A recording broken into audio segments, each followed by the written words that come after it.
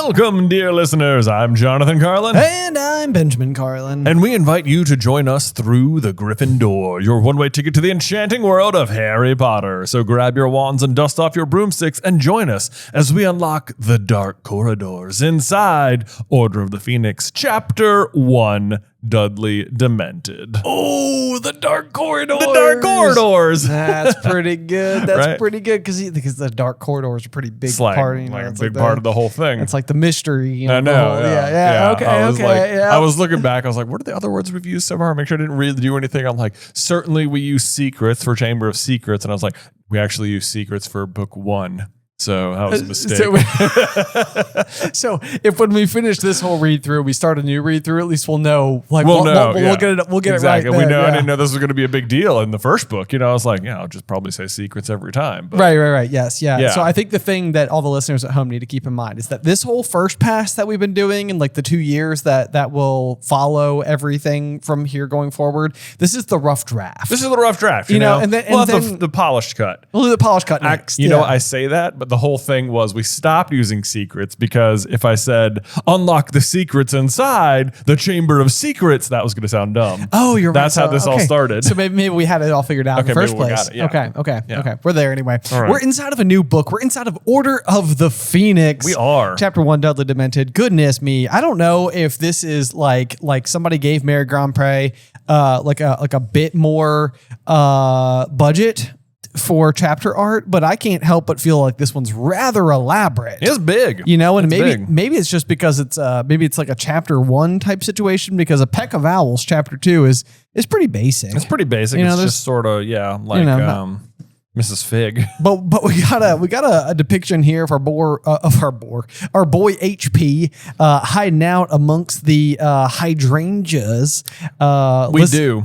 Although is it to me like when he stands up later, he like hits his. I always imagine there's like window shutters that like open and shut, and like that's what he's hitting his head on. Yeah. There's a oh my gosh, if I hadn't even thought to ask, there's a casement window.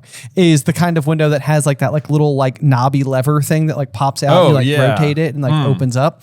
All I can figure is that it's more of like a casement window type situation, or something where the window is not just like a. This is what is depicted here is a double hung window. Yeah, you know, sure. and that's like 2 windows that are doubly hung. You know, one on top, one on bottom. So right, so that you can just slide one up in front of the other. Precisely that. Yes, indeed. Can you tell I'm shopping for windows for my house right now? I can tell. And you're like, hey, based on the artwork and the description of what happened to Harry's head, this doesn't add up, Mary Grand Prix. Yeah, exactly. Exactly. Yeah. But no, I actually do think it's quite a delightful one. And Harry's like growing up. Our boy's getting big. Oh, no. He's getting so much taller. He's like, you know, I think in year 1 he's described as being like kind of short for his age, and now he's like all hitting puberty and stuff in more ways than 12. You know. Yeah. It's true. Yep. He's becoming moaning in his sleep and stuff. Oh gosh, such out of context. I know. I feel like for a second that's what Harry thinks he means. He's like, what do you mean I'm not brave in bed? It's like, I'm fine. I'm fine. It's not really relevant yet or anything. But, you know, I'm waiting for the right person. You know, it's fine. It's fine. It's just, you know? No, I know what you mean. But no, what I also think is interesting about this, though, is that we just exited Goblet of Fire, obviously, and there is this line that is kind of fascinating as it pertains to like where Harry kicks off. Because it says, this was in Goblet of Fire. He supposed that Privet Drive would be hot and leafy. Its flower beds, a riot of color. Riot of color. Right. Which is, you know, it's always interesting the way that, like color is used in the Harry Potter series to like describe things. Like emerald green is certainly always going to be better than like puke green. Right. Well, not just in the Harry Potter series. That's true. That's just true. In all narratives. It's hard to describe things as puke green in like a positive way. Right. Yeah. But I do think it's kind of interesting because he's thinking before he leaves school about how it will be hot and leafy and the flower beds. And here it's kicking off and it's very hot and he's lying amongst the leaves and the flowers of the flower beds. Yes. Although it's not like blooming with color. It says it's lay parched and yellowing. Right. Yes, Yeah. indeed. Yes. So there's a significant amount of drought that has hit the city. Right. And just like fun fact, this is actually in the book, this is happening in 1995, and in like the Britain area in the summer of 1995, there was a water ban. Was there really? Yes. Did you go and look that up? Yeah. Well, yes, I did. Nice. I love that. I love that. Okay. Well, so without any further ado, let's go ahead and kick things off. Actually, Ben, let's do a little bit more. Oh. Because this is the first, so we can look at the cover art on this one as well. Hey, you're right. You can look at the cover art. Yeah. The fun fact that we have been informed by listeners of the show is that the kind of pencil drawing sketch cover art that we have that we've been using for the entire Through the Griffin Door experience, if you set them side by side, make like a big continuous like image. Yeah. In fact, if you look on the inside of the cover, you can sort of see it a little bit lined up. You can, yeah. So there's like a very serpentine shape that is sort of like filling a lot of the a lot of the artwork. It's actually, I think it's actually Nagini. That's the snake you're seeing the whole time. That's Nagini. Okay. Yeah. Do we get like a picture of her head somewhere? Yeah, in Deathly Hallows. Way down there at the bottom, you see the head of the snake. I see. Yeah. Oh yeah, look at that. It's just been going the whole time. And then there's the sword. There's the sword. Oh man, so you're gonna get your head chopped off. Get your head chopped off.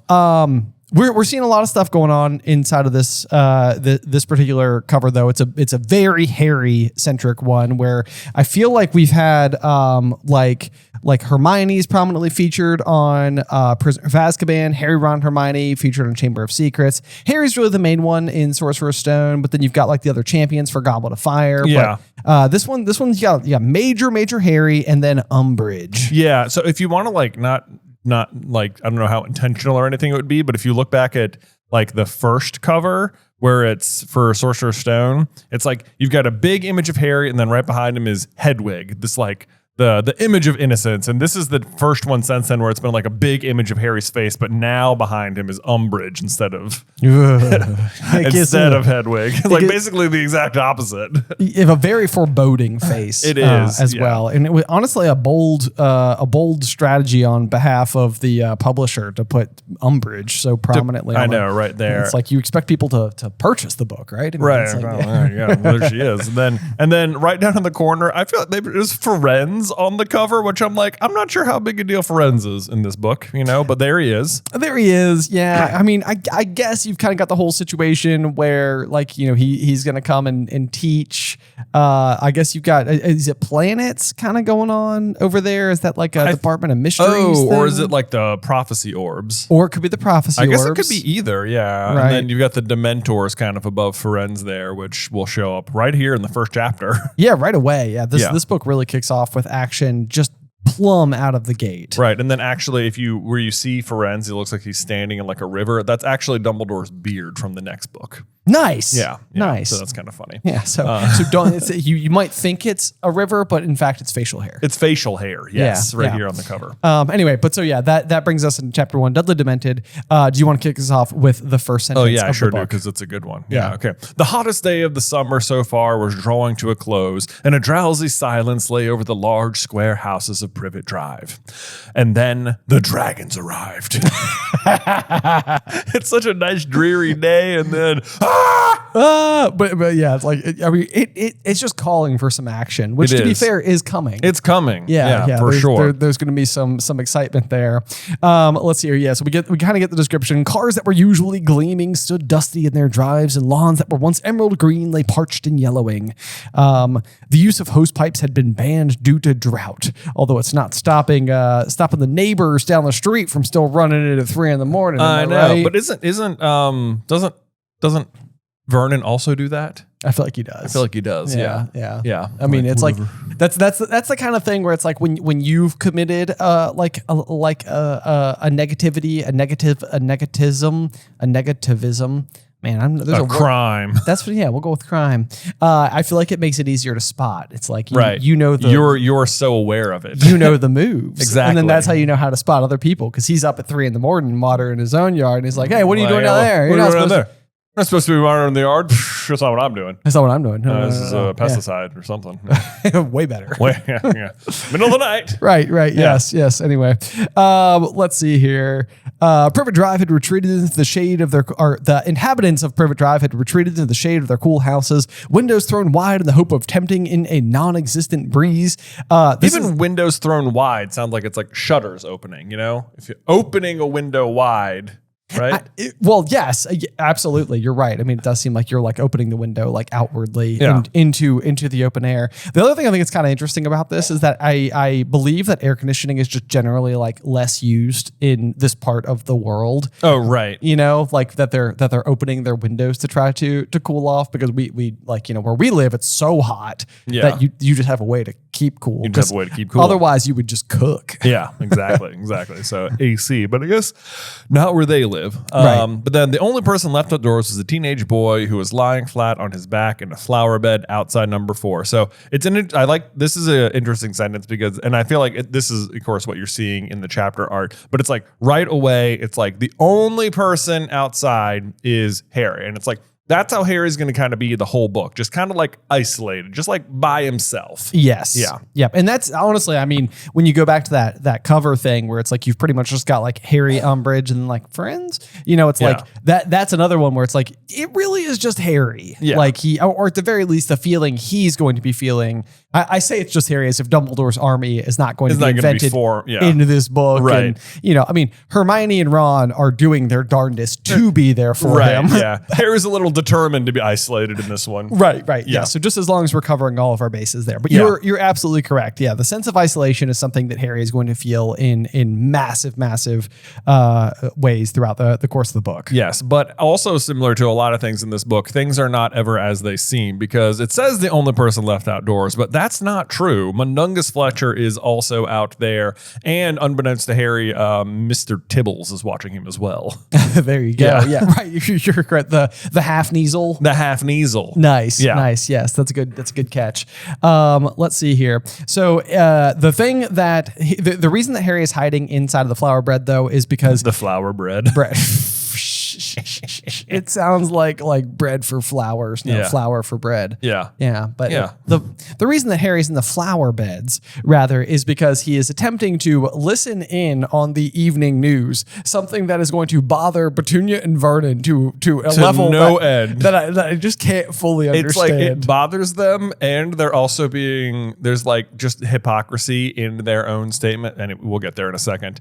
It says Harry Potter's appearance did not endear him to the neighbors. This is another one of those, like, Vernon is caught between a rock and a hard place in some ways. Like how he's like, I want Harry to be miserable, but I also don't want him in the house. So if I let him go to the Quidditch Cup, he'll be happy, but he won't be here. Right. So it's like his appearance did not endear him to the neighbors. Like the Dursleys care so much about their appearances and their looks. And it's like, people know where Harry lives. And it's like, part of them is like, we need to deprive Harry of nice creature comforts like clothes that fit. But also, I guess that means we're going to have to deal with people knowing we're not dressing him or something. It's like it seems like they are fighting a battle between the perception of their household and being nice to Harry. Yes, you're exactly right. And it's like, it's even going to show up a little bit later as well, where like the other kids of the neighborhood have become far more afraid of Dudley than they are of, quote, that Potter kid. That Potter boy,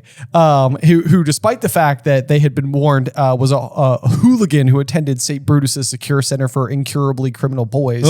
Dudley is still the one who is out there just like beating up kids and wreaking havoc. So you're right. I mean, the hypocrisy is just flying in this chapter, where it's like they're so worried about how Harry's going to ruin their reputation, and Dudley's out there doing it for them.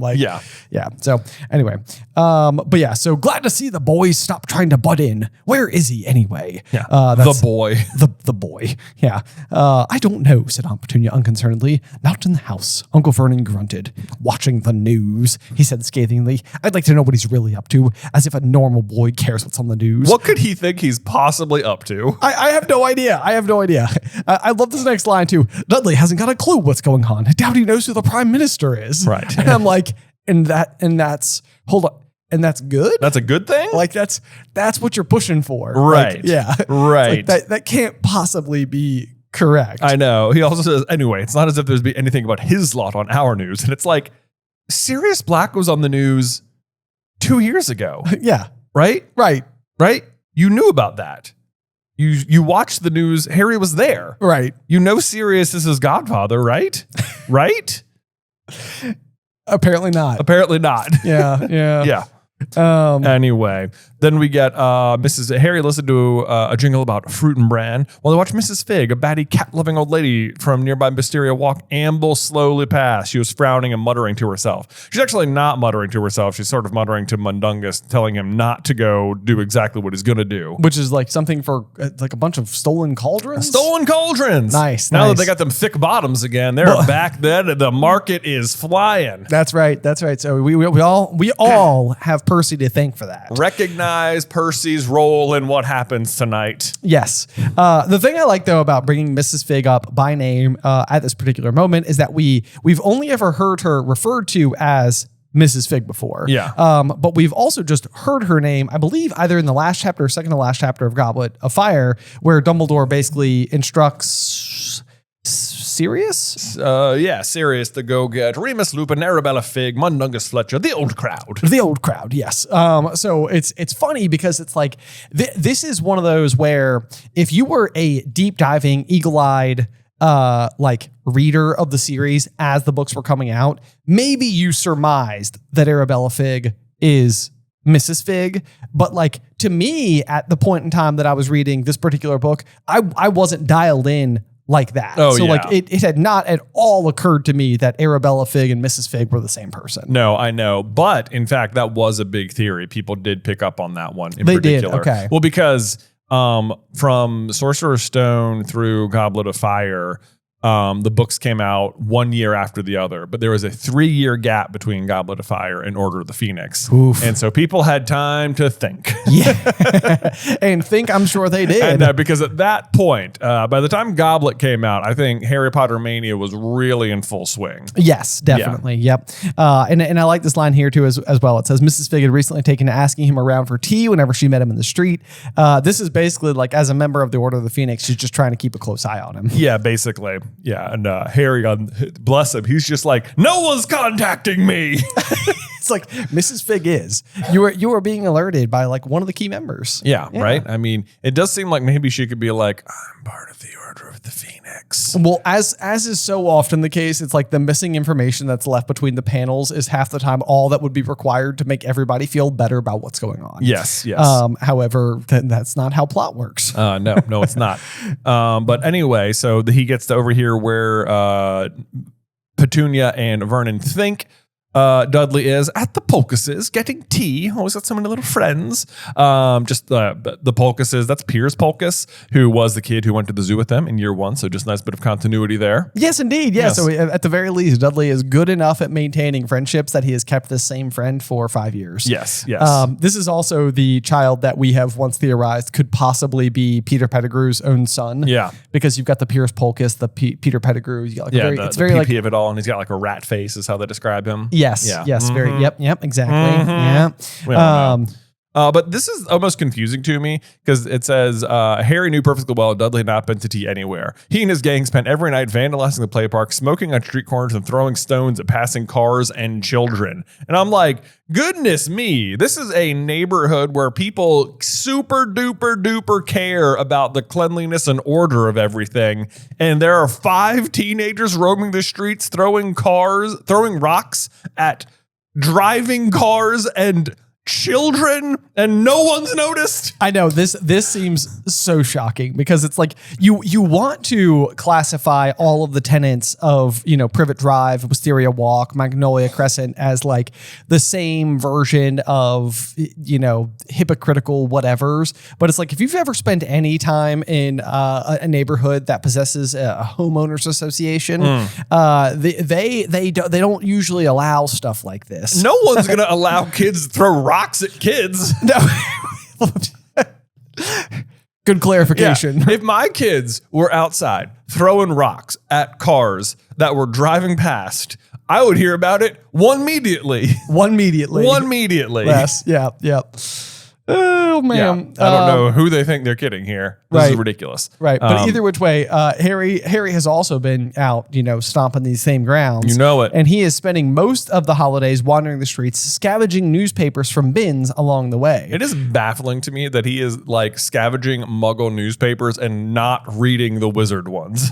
Well, that is rather shocking. Yeah. But the thing that I think is kind of funny about this is that I think Sirius basically has taught him this trick in Goblet of Fire, where he like says that he's doing the same thing, like nicking papers out of bins. Yeah. And so he's just like, just like my godfather would do. Exactly. Let's see. And then so the news starts, and perhaps after a month of waiting, he'll hear word of something. But it's like a maybe he'll hear something, but also he doesn't really want to hear something. Right. Yes. And it seems like he's having a kind of like anxiety circuit that you can only imagine would just drive even the best of us absolutely mad. Yeah. Because he's basically like building up a massive amount of anxiety every night that he's going to hear something on the news that indicates that Voldemort's wrath is being unleashed upon the public. And every night it will be immediately like quelled because there is no news of anything of the sort. And he will feel this great sense of relief and feel like a lot better, only to realize that now you have to wait and go through the whole same process again the next day. Right. And the fact that it isn't being reported means that people still don't know he's back, which is also bad news. So also, it's like, yes, good news is bad news, but like the no news is bad news, and bad news is bad news, and good news is bad news. So it's like, there's no really good thing for him to be here. And honestly, but this feeling, the tension, the expectation, the temporary relief, and the mounting tension again, always growing more insistent all the time. The question of why nothing, this reminds me so much of just being a teenager, though. Not, worrying about the Dark Lord coming back or anything, but sure. I remember feeling this way in teenage relationships and constantly needing that reassurance and the insecurity that maybe the person you're with doesn't really like you, or they're going to leave you, and you're you need the reassurance, and you're like, oh, good, thank goodness. But wait a second. I know it's I feel good for now, but then it's 2 days have passed, and it's a lot of time has passed. A lot of time has passed. I don't know. I know. I actually remember a period of time in high school where going on vacation, with the family, stopped being fun because it always felt like, well, they're going to forget about me. They're going to forget about me. And it's so now I'm leaving for 7 days. Right. 7 precious days. Right. Yeah, they're going to move on. What could happen? Yeah, exactly. Oh man, high school's tough. But that is what Harry's dealing with. It is what he's dealing with, except for a much more tragic version of it. Yes. Anyway, so then the first piece of news that comes up, and this is total trivia alert, is record number of stranded holiday makers fill airports as Spanish baggage handler strike reaches its 2nd week. There you go. I tried to look up to see if whether or not this was a real thing, and I got a prompt right away, the Spanish baggage handler strike on Google, and I was like, oh, it was a thing. And then I clicked on it, and it was the Harry Potter wiki talking about this. Oh, that's so funny. I know. Oh man. And then Harry kind of has a sigh of relief because he feels like if it's anything to do with Voldemort, it's going to be murder and disappearances and stuff like that. But it goes on to say, then after that, it says, followed by news on the drought in the southeast. And Harry's just sort of yeah, nothing's going to be happening here. And there's then a helicopter that had almost crashed in a field in Surrey. And he's Harry's writing all this off. But I think, is it just the next book, or maybe in Deathly Hallows? I think it's the next book, right? Yeah, it's the next book. The other minister. The other minister, where guess what? He's oh, the Dementors are responsible for all this mist. So it's actually Voldemort is affecting the weather. And it's it looks like there was a hurricane up north. And it's that's not that different from the helicopters almost crashing. And I think even Draco in year 1 says something I almost got spotted by a helicopter on my broom or whatever. And it's maybe these could be more magically related than you think. You don't know. Right. Exactly this kind of news is going to start happening, and it is going to be Voldemort, but I don't know. The Brockdale Bridge. The Brockdale Bridge, governor. Yeah. No, I know. So you're absolutely right. And I was trying to look at all these pieces of news and try to figure out if there's ever any other plot related circumstances that might connect them to anything. I don't think they do. There's nothing specific that immediately jumps to mind. But if there's anybody out there who's wait, I've got it. Here we go. Mm-hmm. Let us know. The last little piece there though is a famous actress's divorce from her famous husband. And then Petunia chimes in as if we're interested in their sordid sordid affairs, despite the fact that she had been obsessively reading the case in every magazine she could lay her bony hands on. I know. I'm like, who could that possibly be? An actress's divorce from her famous husband. Like, I'm like, is there any like Wizarding World equivalent of this? Does this something like this happen or something? That'd be. Or like in 1995, is there like what like would there be like a famous like situation that would be going down? Oh gosh, I have no idea. No idea. Is this when like David Beckham would have been doing his stuff? No, I think he was like too far after. Yeah, I Yeah. thought about like Princess Diana, but that may have been earlier. Yeah. But I don't know if she was an actress either. I knew she was just a princess. Right. Maybe. Yeah, I don't know. know. The people in Britain are like, What are you doing? stop speculating on our lands. Meghan Markle was an actress.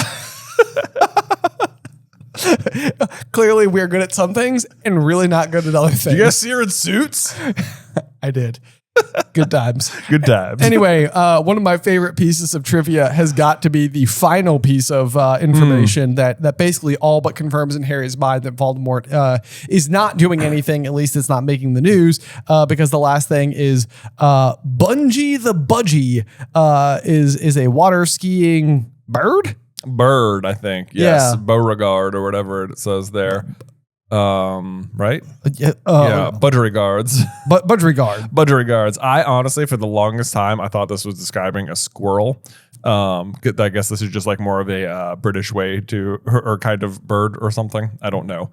But I think in Anchorman, they end a newscast with a water skiing squirrel. And I was like, they're probably talking about the same exact clip. Like...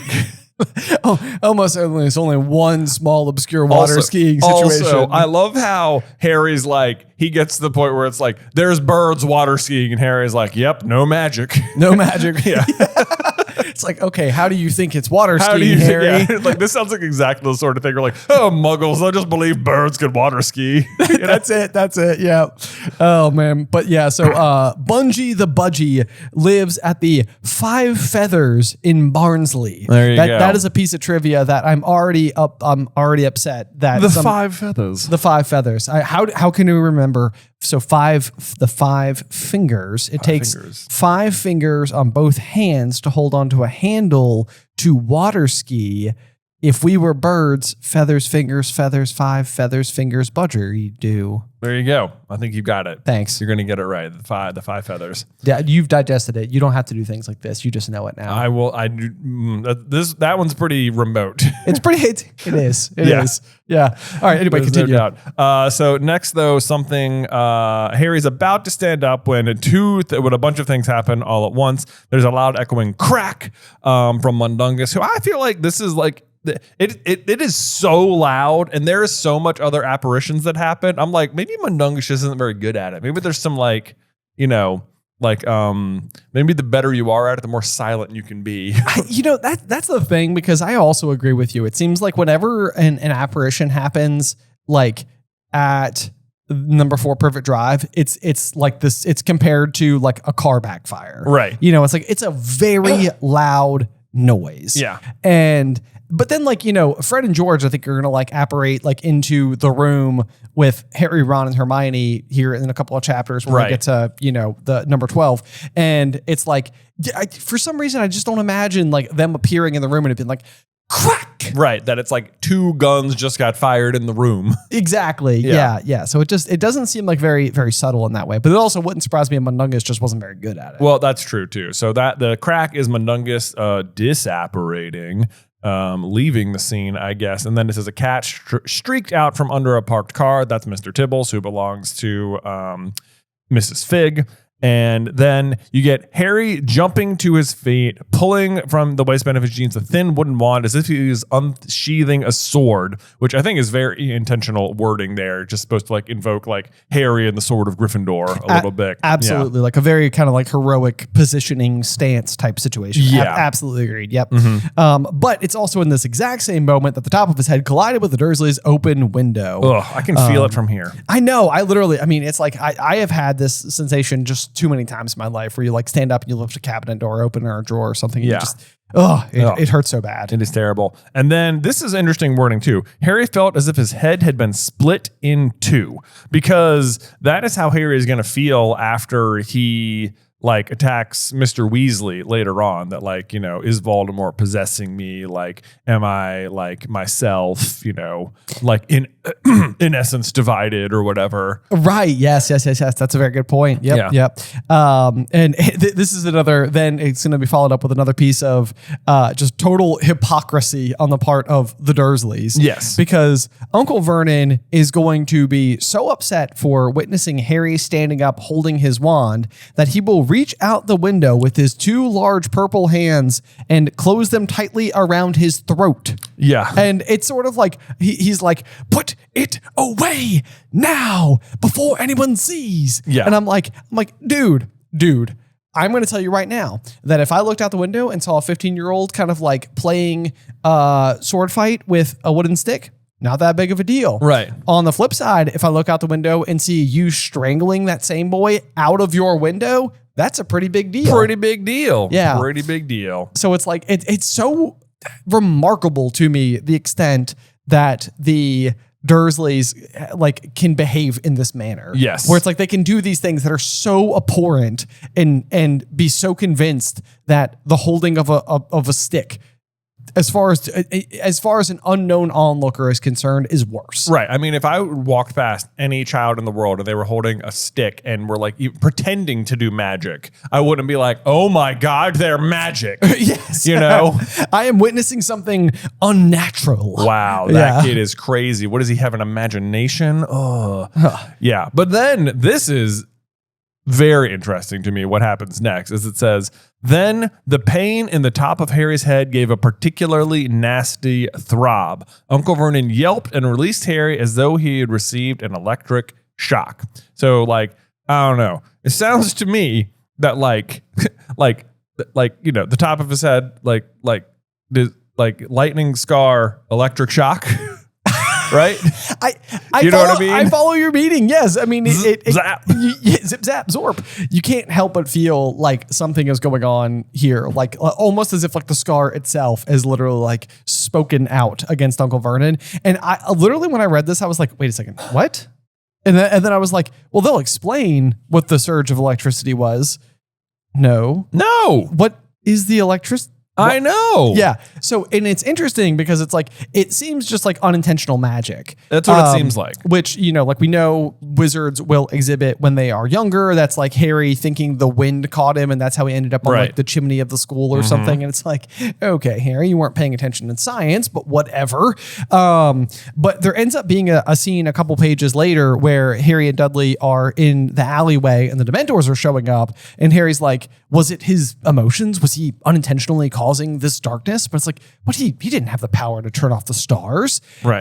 And so all I can think is that this is just an example of unintentional magic. And go ahead. Maybe, but in Prisoner of Azkaban, when Aunt Marge is there, he does unintentional magic and blows her up, right? Right. And the Ministry knows he did that because he runs into Fudge and he's like, oh, we don't send people to Azkaban for blowing up their aunts. Right. So they're able to track the fact that he did unintentional magic. They just don't punish him for it. Right. And Umbridge is trying to literally frame him for this exact thing on this evening, almost at this time. Sure. And there's no notice of it. Good point. Right. So someone else? So, well, okay. I don't know if you think about this as a weird theory. Because Uncle Vernon is not blood related to Harry, could Harry be protected from him by the bond of blood? Whoa.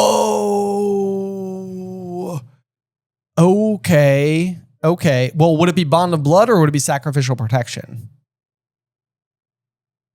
Bond of blood. Bond of blood. I mean, that says you can't find them in their residence, but it's maybe like a loophole because he also is a resident there. Right. That is very interesting. Like that Vernon would qualify so much so as like an opponent that some measure of magical enforcement was literally being like administered in this moment as like an autocorrect. Right. Is that what you're suggesting? That's what I'm saying. Because like the Death Eaters can't come find him when he's there. Right. But Vernon lives there. He's married, so he's like technically part of the family, but it's not a blood relative. Right. So like, there's like a loophole for him. I mean, I like it. Right? I like it. Yeah. Right? Yeah. That's pretty cool. Yeah. Okay. I got you. That's what you mean. Yeah. That's Nothing fun. like this ever happens again. You're right. I don't know why we've never paid more attention to it until now. Yeah. I mean, literally, as I read that, I had to read it like 5 times because I was like, what is this? Because it feels like if it was Harry, the ministry would know about it and they would be like, yo, that guy just did magic. Get him expelled. So, but I mean, would this suggest as well that like, because I know that there's some point in time like where Petunia swings like a frying pan at him, and that's like one of those things where you're like, well, if you got hit in the head with a frying pan, well, that would hurt awful bad. Yeah. But like maybe Petunia can. But I'm trying to think: is there ever an instance where Uncle Vernon has physically mistreated Harry? I mean, there's like the scene where they're all kind of getting whacked by the smelting stick a little, and there's a lot of like threats. I'm not sure he ever outright chokes him. Like he's like strangling him. You know, his life is in danger. Right. In a kind of way here. So that, I mean, that would basically be the other thing that was that. And obviously Dudley punches him a bunch, but they're blood related. They are blood related. You're right. So I think Petunia and Dudley would be safe from this. Right, but Vernon uniquely is because it's the bond of blood. Yes. But Vernon's not. Right. Yeah, that's what I think. It's possible. Okay, I love it. Right? Yeah. Very good. Because then it's not Harry doing the magic. Then it's just the spell that Dumbledore did reacting to the magic, which must in some way register as like more subtle or not. Wouldn't show up as like magic being used on the property. Right. Yeah. Well, like in the same way, this apparition doesn't register either. Also true. Right. Also very true. Like, we just did apparition right there. Right there. Yeah. It's not like, it feels like when he gets to court, there should be like, there was a Patronus charm, there was an apparition, there was some lightning zappy stuff. We're not sure what that is. No specific verbiage. Yeah. Exactly. But we are meant to understand that a Muggle man was badly damaged. Yeah. For like a second. Yeah. So anyway, there you go. Maybe. The thing I think is most remarkable about this is the extent to which Uncle Vernon then is able to look at Mrs. Number 7 and shout, "Lovely evening. Did you hear that call backfire just now? Gave Petunia and me quite a turn." Ooh, that was a doozy. Like everyone looks outside because maybe a car backfired, but no one's looking around or seeing who's throwing rocks at cars. Exactly. Yeah. No one's 10-year-olds are showing up beaten up, and they're like, I guess that's normal. You know how kids are. Running into stuff. Run in the danger, beat it up. Yeah. Whatever. Anyway, so like then Uncle Vernon starts grilling Harry and he's like, "What the devil do you mean by it, boy?" And Harry's like, "What do I mean by what?" And he's like, "Making a racket like a starting pistol right outside our..." "I didn't make that noise," said Harry firmly. Yeah. And then Aunt Petunia, she's looking all sorts of livid. And then Harry's just like, "Oh, I was just listening to the news." And Harry is packing the sass in this chapter. He really is. He's got some zingers. Yeah. I'm here for it. Oh man, yeah. Harry and his sassiness is pretty fun. Yeah. But yeah, it is funny. I mean, just no context whatsoever. If you were to just take these 2 lines and just be like, "What were you doing under our window?" "Listening to the news," said Harry in a resigned voice. His aunt and uncle exchanged looks of outrage. It's like, I need to know the rest of the story as to why they could possibly be so upset. And then I loved listening to the news again. Like, well, I change these every day, you see. Don't you be clever with me, boy. Oh, man. And don't get any word of this listening to the news. You know perfectly well that your lot. It's like, well, Sirius was on the news, so. Right, yes. Yeah. Careful, Vernon, breathes on Petunia, because this is, again, like one of those things where it's like, we can be seen yelling at our child. We can't be seen talking about some other lot of people that we may be associated with. I know. Even though they haven't explained other lot. Right. Which would just be the other kids at St. Brutus's, I guess. Sure. Yeah. That's all you know. So maybe they don't know Sirius specifically was the one who's his godfather. Maybe not. Yeah. I don't know. Let's see. And then, boy, they think they corner him here. This is a weird little exchange. She says, "You nasty little liar. What are all those owls doing if they're not bringing you news?" And then it said, Harry hesitated. It cost him something to tell the truth this time. "The owls aren't bringing me the news," said Harry tonelessly, which is a straight up lie. They're bringing him the paper. I think you're right. I mean, he's like, it's going to say that he had to like wake up at 5 a.m. to pay the owl that delivered the Daily Prophet. So he's 100% getting literally paying for the news. But I guess what Harry means is this is probably like where he's being a little bit of a teenager about the situation, where he's like, I'm not getting any news. And it's like no news that I want anyway. Right. I mean, I get the paper, but yeah. Look at us that. Right. Yeah. But I do think it's funny that there's like these lines that Petunia keeps bringing up where, oh my gosh, what am I trying to say?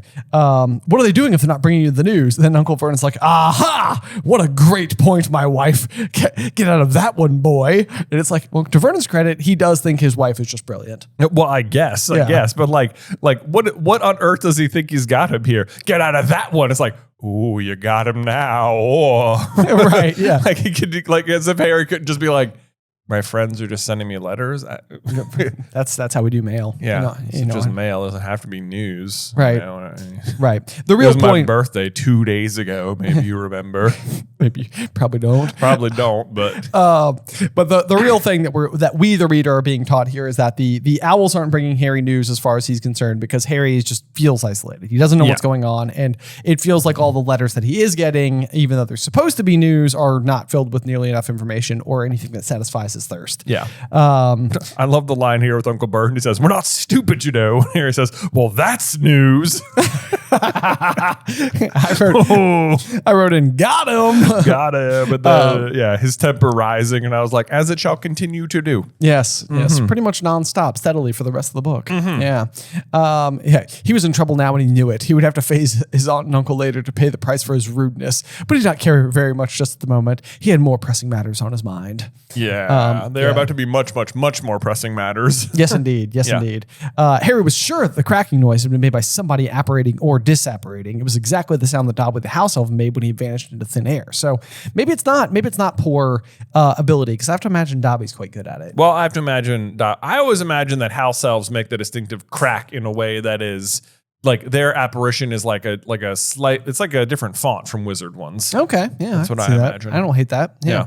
Let's see here. Because like Dobby can apparate in like the spells that stop wizards from apparating don't stop house elves. Right. Right. So I feel like it's just like, it's clearly like a similar power, but not exactly, it's not like copy and paste this code from one to the other. That's a good point. Yeah. Cause you can, the house elves can like apparate in and out of, like Malfoy Manor, whereas like other people can't. Right. But speaking of house elves, it's interesting because Harry's then like, could Dobby be following him right at this moment?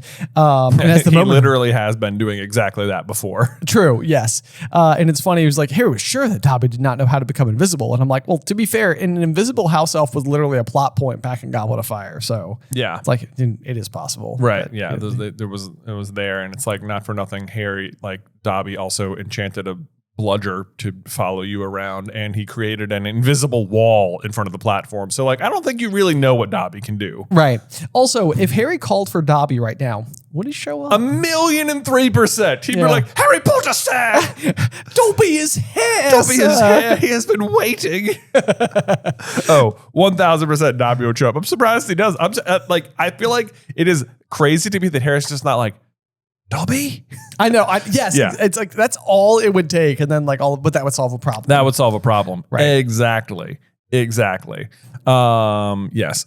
Excuse me. Dobby, sadly, is not there. Even though Harry's sure he can't become invisible. Was sure that he couldn't become invisible. And then the other thing is that like Harry says he was positive someone had been there. Why hadn't they spoken to him? Why hadn't they made contact? Where were they now? He's like positive that it was like, this is the state of Harry's mind. He's super worried about Voldemort coming back. He's listening to the news every day. He's ignoring all news that isn't Voldemort. And yet when there's a magical person near him, he is he has such a feeling of isolation. He assumes it is an ally who is not speaking to him rather than a Death Eater spying on him.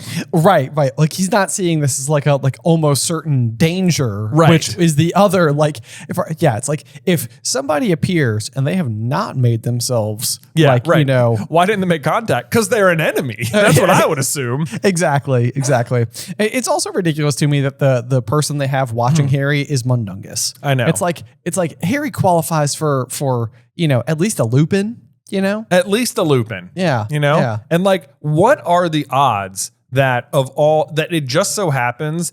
Like, I don't think Umbridge is aware that Mundungus left. She's not aware that he was even there. Exactly. Like, the odds that Umbridge picks this night to send the Dementors and Mundungus just happens to have left is like bananas lucky. It is. Yeah, it works out really well. Although, again, it's like one of those instances where it's like, we see what Mundungus does in the Battle of the Seven Potters. He bolts. Yeah. So it's like if the Dementors showed up, I don't think he would have been helpful. Well, that's true too. That's true too. That almost would have been like better. He like shows up and he's like, "What? See ya. Sorry, boy." Yeah. There was nothing I could do. They were Dementors. Yeah. It's like cast a Patronus, and he's like, man. I can't. Oh. Well. Take Harry. I don't know. Right. Yeah. So let's see. Harry had a dull sinking sensation in his stomach, and before he knew it, the feeling of hopelessness that had plagued him all summer rolled over him once again. That's kind of like interesting writing too, because that's sort of the feeling Dementors give you, and it's like, are they already in the area? Are they like circling around or something? Right. Like it's almost like their essence is like nearby somehow. Yeah. Yeah, that's true. But then it says tomorrow morning he would be awoken by the alarm at 5 o'clock so that he could pay the owl that delivered the Daily Prophet. Why is it there at 5 a.m.?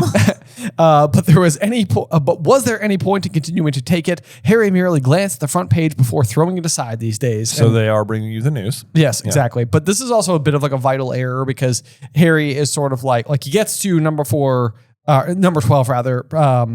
Grimmauld Place. I almost said Privet Drive. And he's like, no, there has been no news. I've been taking the Daily Prophet. And they're like, well, have you been reading past the front page? And he's like, well, no. If there was anything to see, it'd be on the front page. And Hermione's like, well, not necessarily. You kind of had to read a little bit further because they're effectively slowly slandering Harry's name. Right, which he is unprepared for, even though he could have been prepared for. Right. Yes. Yeah. Yes, indeed. Yeah. So that's kind of the same way he's reading the Muggle news too, where he's like, oh, he's only really looking for like a very specific kind of story. Yes. But that's just not how Voldemort's operating. At least not yet, anyway.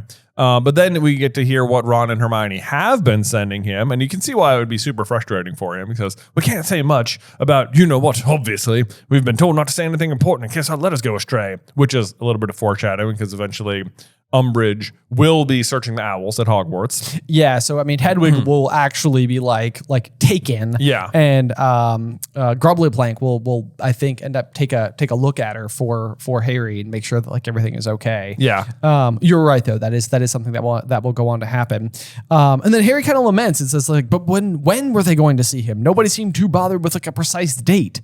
And that is like one of those things where I'm like, this feels like what most of the letters should be about is like coordinating getting together. Right. Like it almost feels like for plot reasons that it's like they're sending such scarce information. Yeah, it is really frustrating, especially when you're Harry and it's like, I literally just saw him come back and now clearly you two were together. He even says that.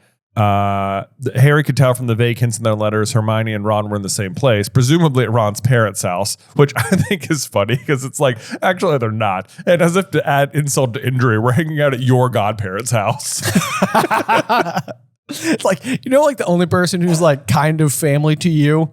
We're there without you.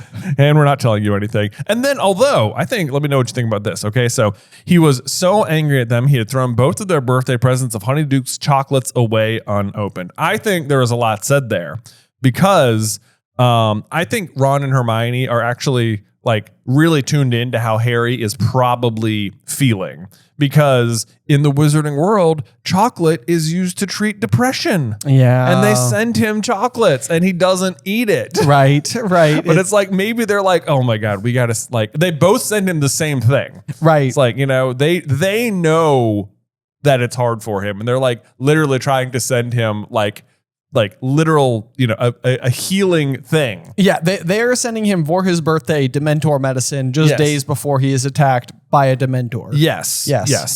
I have to assume it's because they know that he's in a really bad state. Yes, absolutely. Yeah. They must be aware of that. I think that they would know him well enough at this point for that. Yeah. Yes, although it says, just for what it's worth, it says, he had thrown their birthday presents of Honeydew chocolates away unopened, though he had regretted this after eating the wilting salad Aunt Petunia had provided for dinner that night. Like, you couldn't get the chocolate back yet? How quickly she taking out the trash here? Or where did you throw? You have that loose floorboard, man. I know. Throw it away in the loose floorboard. Right. You might want it later. Yeah, come on. But I hate this line that he has to like ask himself this question, because it's like, when you feel like you have to ask the question, it's almost like giving yourself a kind of credit that's hard to give yourself, even if it's true. But it says, why wasn't he Harry busy? Hadn't he proved himself capable of handling much more than they? Had they forgotten what all he had done? Hadn't it been he who had entered that graveyard and watched Cedric being murdered and been tied to that tombstone and nearly killed? It's like, these are questions you don't ever want to have to ask yourself. Oh, I know. And he knows it too, because the very next line is, don't think about that. Harry told himself sternly for the 100th time. Or maybe he means the tombstone and Cedric dying and stuff. Right. Yeah. Yes. Yeah. But to his credit, later on, when he's at the DA meeting and people are asking him all about these exact things that he has done, he's just like, well, I don't really want to talk about it. And really, it's kind of luck. And I don't really know what I was doing or anything. Got lucky. I usually had a lot of help. Right. Yeah. It's like he's building this narrative in his mind right now because he's upset with the situation, not because he really believes it. Yeah, I mean, I think it's kind of like classic insecurity doing what insecurity does. Like, I think a lot of times if you know somebody who constantly presents as like overly confident on a specific topic, it's probably because they feel moderately insecure about their knowledge on that topic, or insecure about something else entirely. And they're trying to use that topic as a way to like leverage their own brand of intelligence. Yeah. Yeah. Yeah, I think you're right. Anyway, let's see here. He turned a corner onto Magnolia Crescent. Halfway along, he passed the narrow alleyway down the side of the garage where he had first clapped eyes on his godfather. Clapped eyes. Interesting word choices. Sirius at least seemed to understand how Harry was feeling. Admittedly, his letters were just as empty of proper news as Ron and Hermione's, but at least they contained words of caution and consolation instead of tantalizing hints. I know this must be frustrating for you. Keep your nose clean and everything will be okay. Be careful and don't do anything rash. Yeah. And Harry's just like, yeah, like you do. Yeah, I know, right?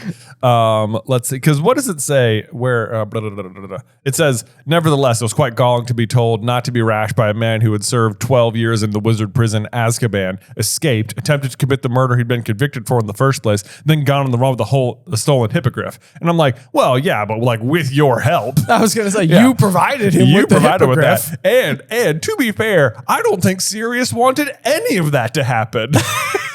It's like this. Yeah, it's not. He wasn't guilty in prison. He was innocent. He was in prison. innocent. He had to do all those things. Right. Yes. Yeah. Not exactly a walk in the park, which is exactly what you're literally doing right now. Oh wow, that was a weird sound from the microphone. That was a weird sound. Maybe we peaked a little bit. Maybe a little bit. Anyway. Yeah. Yeah. So then he reaches the swings, which the other thing is how like thorough Dudley and his gang are, because it seems like they've largely like wreaked havoc everywhere in the general area, and now they're at the park in this very fancy neighborhood, mind you, and all the swings are broken except for the one that Harry sits down on, because all of them have been broken by Dudley and his friends. Yeah. So I guess, get one left to swing on there.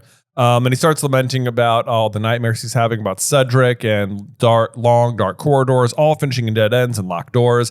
So he's kind of like Voldemort's already thinking about the prophecy and started to dwell on it a little bit. Right. And that's why Harry's having these particular dreams. Although, let me ask you this then, though, Ben, if Voldemort's having these obsessions and thinking about the corridors, do you suppose that means that Voldemort himself is then also having dreams about Cedric dying? I had the exact same thought. And I was just sort of like Voldemort like wakes up like in a cold sweat and he's like, do I regret that one? It's like, no, I'm so okay. What is this feeling? Or does he just wake up in a good mood? He's just like, whew, I had that dream again, Wormtail. He's like, guess what? He died again. He died again. Right. No, I like to think that Voldemort like sort of has this like weird inner turmoil over Cedric's death. Like at all times. Yeah. Like, it's just like, and he doesn't know why. He just doesn't sort of know like, why. It's like, I keep having these dreams and I'm devastated that I've killed this boy. This boy, I'm like, is it because I didn't physically hold the wand to do it? I let Wormtail do it, but I wanted to do it. I don't know. I'm stuck. I dream about it every night. Every night. Oh, Cedric. I even know his name. I didn't know who that kid was. Oh my gosh. That'd be so funny. I think for sure Voldemort's having dreams about Cedric. Right. Yep. But no, it's also interesting as well because this information that Harry gets, he doesn't have any context for, but it's actually very important information. Yeah. Like the hallways that he keeps going down in his mind are the Department of Mysteries, and it's basically like what the whole book is going to be leading up to. It's the mystery that the whole book is just barreling towards the whole time. And it's where the climax of the action of the story ends up. Yeah, and interestingly, he's actually going to see the door itself in like a week's time or so. Also true. Yeah. Also when he goes in for his hearing. Yeah. Yep. Let's see here. But then this is like the most relatable teenage experience ever. But the injustice of it all welled up inside of him, so that he wanted to yell with fury. If it hadn't been for him, nobody would have even known Voldemort was back. And his reward was to be stuck in little whinging for 4 solid weeks, completely cut off from the magical world, reduced to squatting among dying begonias. Yeah. I mean, I get it. This is where it says Budrigars.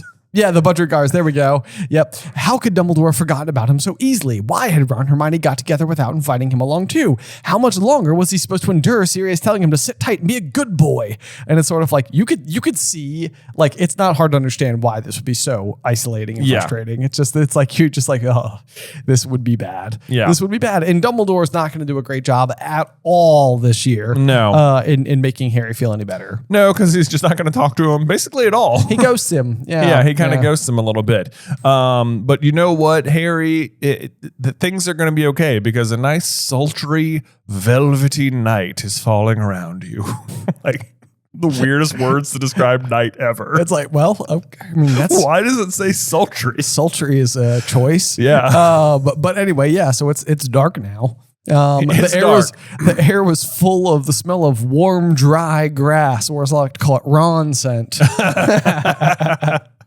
That's freshly mown grass. I'm sorry. Yeah, come on now, Ben. Let's see here. He did not know how long he had sat on the swing before the sound of voices interrupted his musings, and he looked up. And of course, what he is hearing is Dudley and his gang working their way along down the street. And this is where we get like a little bit of like a new piece of insight into Dudley, who basically like is basically bigger than ever, but like in a different capacity than we've known Dudley in the past, because he has basically found a sport that has brought about quite a change in his physique. The noble sport. Boxing. Yes, Dudley has become the heavyweight interschool boxing champion of the Southeast. There you go. Yeah. So just a few modifiers on there, but probably pretty impressive. Probably, yeah. Nonetheless, I actually think that while Dudley is almost always the worst, and it seems like the things that him and his gang get up to are the worst, I actually feel like Harry is provoking him in such a specific kind of way that Dudley is trying to ignore himself. Yeah. Like Harry is holding back from just basically exploding every second of the chapter so far. Yeah. And what's going to happen is that like Harry is going to see these kids from afar and literally think to himself, like, look around, come on, look around. I'm sitting right here all alone. Come and have a go. And it's like, he's got this kind of like relatable angst where it's just like, punch me. Yeah. Let's go. Do it. Like, it's like, let's have a fight, because I have a lot of pent up frustration right now. And I kind of want to just like let that out on you guys, even though my fight's not really with you in particular, but you're here. Right. Yeah. So anyway, let's see here. But the boys do not end up seeing them, and Harry masters the impulse to not call after them. Seeking a fight was not a smart move. Correct. Yes, but it also, and it says, and he must not use magic because it would be risking expulsion again. And so that's just good for the book to remind us that is in fact a problem. Yeah, something we need to be aware of. For a few pages from now. Right. And then Harry says, there you go, Sirius. Nothing rash. Kept my nose clean. Exactly the opposite of what you'd have done. And that is a pretty nice little setup for later in this book when we get into Snape's worst memory, because he is 100% correct. It is exactly the opposite of what Sirius would have done. Yes. Because a very similar situation presents itself to Sirius and James. And James is like, I'm bored. And Sirius is like, hey, look, Snape, let's go pick on him. Exactly. Yeah. Yeah. So there you go, Harry. Way to rise above the low bar that was Sirius as a high school student. Yes. And yet you did. So there you go. There you go. We get a lovely description here of Magnolia Road and Privet Drive and their square houses and their square owners. Which I'm like, square owners. That's funny. That's all. And then we get to hear Dudley and his gang sort of say goodnight for the evening. Squealed like a pig, didn't he? Malcolm was saying. So we get to learn 4 of the 5 members of Dudley's gang here. We have Malcolm, Piers, Gordon, and Dudley, and some other kid. And some other kid. Goodness gracious. Malcolm. Like, I just read this chapter and already forgot Malcolm. Yeah. No offense to all the Malcolms listening. Oh, I or know. anything. I wrote them all down. I was like, people are going to trivia us on this so hard. This is definitely another one that's going to come up. Piers, we got that. We know Gordon, that one. Malcolm. Yeah. Yeah, their own little marauders there. And some other kid. Yeah, and some other kid. Okay. Peter, probably. Which one do you think is the Lupin, you know? I think Malcolm. You think Malcolm? I think Malcolm feels like the Lupin. Yeah. Gordon feels like the Sirius? Yeah, the Sirius. Because Piers has to be the Peter. You're right. Yes. I made a Peter joke before as if I was, yeah. Piers is definitely the Peter. And then so Dudley's James. Dudley's the James. Yeah, for sure. That hurts. Right. Yeah, I mean, it does hurt. Yes. They're not really good comparisons. No, and there's a 5th kid that we're not even mentioning. That's Snape. Yeah, that's Snape. Sev. It was Mark Evans. He's the 5th kid. The 10-year-old? The 10-year-old. Who was asking for it. Yeah. So we got a bunch of names for Dudley here. We got Big D. We got Dud, which Dud is such a funny nickname because, like, what a terrible name. What's up, Dud? What's up, Dud? It's It seems like something that like didn't work. Like, oh, it was a dud. Yeah. You want to know a fun fact? What's that? Is that if you had a firework that didn't go off, that was a dud. You know what it's called? No. A squib. No way. Yeah. I did not know that. There you go. That's brilliant. Yeah. Okay. We got Ickle Diddykins, Dinky Didyums, Popkin. Lots of good Dudley nicknames in here. Right. Yeah. So Harry basically comes in and just immediately he's cranking the sass again. Right. Like Dudley is walking home. This is what you have to picture. Dudley's walking home by himself. Yeah. Harry runs up behind him and goes, "Hey, Big D." And then Dudley goes, "Oh, it's you. How long have you been Big D then?" Yeah. "Shut it," snarled Dudley, turning away. "Cool name, but you'll always be Ickle Diddykins to me." "I said shut it," said Dudley. "Did the boys know what your mom calls you?" "What about Popkin and Dinky Diddy Dums?" Right, yeah. So who you been beating up tonight? Harry asked, his grin fading. "Another 10-year-old. I know you did Mark Evans 2 nights ago." Which, fun fact, when Harry gets his letter from the ministry here for doing the Patronus charm, it's going to say that it was August 2nd, which means 2 nights ago was July 31st, which was Harry's birthday. Nice. Okay. Yeah. Yeah. So he was asking for it, snarled Dudley. "Oh yeah, he cheeked me." He cheeked me. Did he say you look like a pig that's been taught to walk on its hind legs? Because that's not cheek, Dud. That's true. A muscle was twitching in Dudley's jaw. It gave Harry enormous satisfaction to know how furious he was making Dudley. He felt as though he was siphoning off his own frustration into his cousin, the only outlet that he had. So just so you know, in high school, bullies, that's what they're doing. Like Harry is not like a bully across the board. Yeah. But it is it's a good description of what bullies are doing to other kids. Right. Like they are taking their own frustration and they're making themselves feel better by putting that frustration elsewhere. Elsewhere being other students that they feel weak enough to not be able to withstand their Yeah. meanness. Exactly. Yeah. Yeah. So anyway, let's see here. They turn right down the alleyway where Harry had first seen Sirius and formed a shortcut between Magnolia Crescent and Wisteria Walk. So a bit of a trivia there is, where does the Dementor attack happen? It's at that cross section. Yep. And then Harry is laying it on. I feel like he gets a little thick here. He says, "Not as stupid as you look, are you, Dud? But I suppose if you were, you wouldn't be able to walk around." Like, geez, man. That's what I'm saying. Yeah. So he pulls out his wand, and Dudley's like, "You're not allowed to do that. I know you're not. You get expelled." And Harry's like, "How do you know they haven't changed the rules, Big D?" Yeah. And he's like, "They haven't. They haven't, probably." Right. Yeah. But then I love this exchange here. You haven't got the guts to take me out without that thing, have you? And then Harry's like, "Yeah, but you just need 4 mates behind you before you can beat up a 10-year-old. It's like, yeah, it's pretty good. It's true. It's true. Yeah, it's a good point. But so yeah, Dudley does defend his title, saying that he was his opponent was 16 for his information. And he was out cold for 20 minutes after I'd finished with him, Which and he was is twice impressive. It is. That's what I'm saying. Is that Yeah. it's like Dudley may have, like, boxing is a real sport. It's a violent sport. Yeah. But he is at least within the confines of an agreed upon match. Right. Yeah. So there's that. Yeah, there are weight classes in boxing, so Exactly. Yeah. Yep. But then Dudley, I think at this point in time, and it's like, to be fair, Dudley didn't lead with any of this. yeah, Like, he's just reacting to the situation. he is. "Not this brave at night, are you?" sneered Dudley. This is night. night, Diddykins. That's what we call it when it goes all dark. And then we get to when you're in bed, Dudley snarls. Harry's like, "What do you mean I'm not brave in bed? Completely. Have you been talking to Hermione?" No. What am I supposed to be frightened of my pillows or something? "I heard you last night," said Dudley breathlessly, "talking in your sleep, moaning." And this actually is kind of funny because this has been established for quite some time, but the walls at number 4 Privet Drive are quite thin. Yeah. And he's been able to hear Uncle Vernon snoring through the walls for years. Yeah. So that actually makes sense. Yes, it does. Yeah.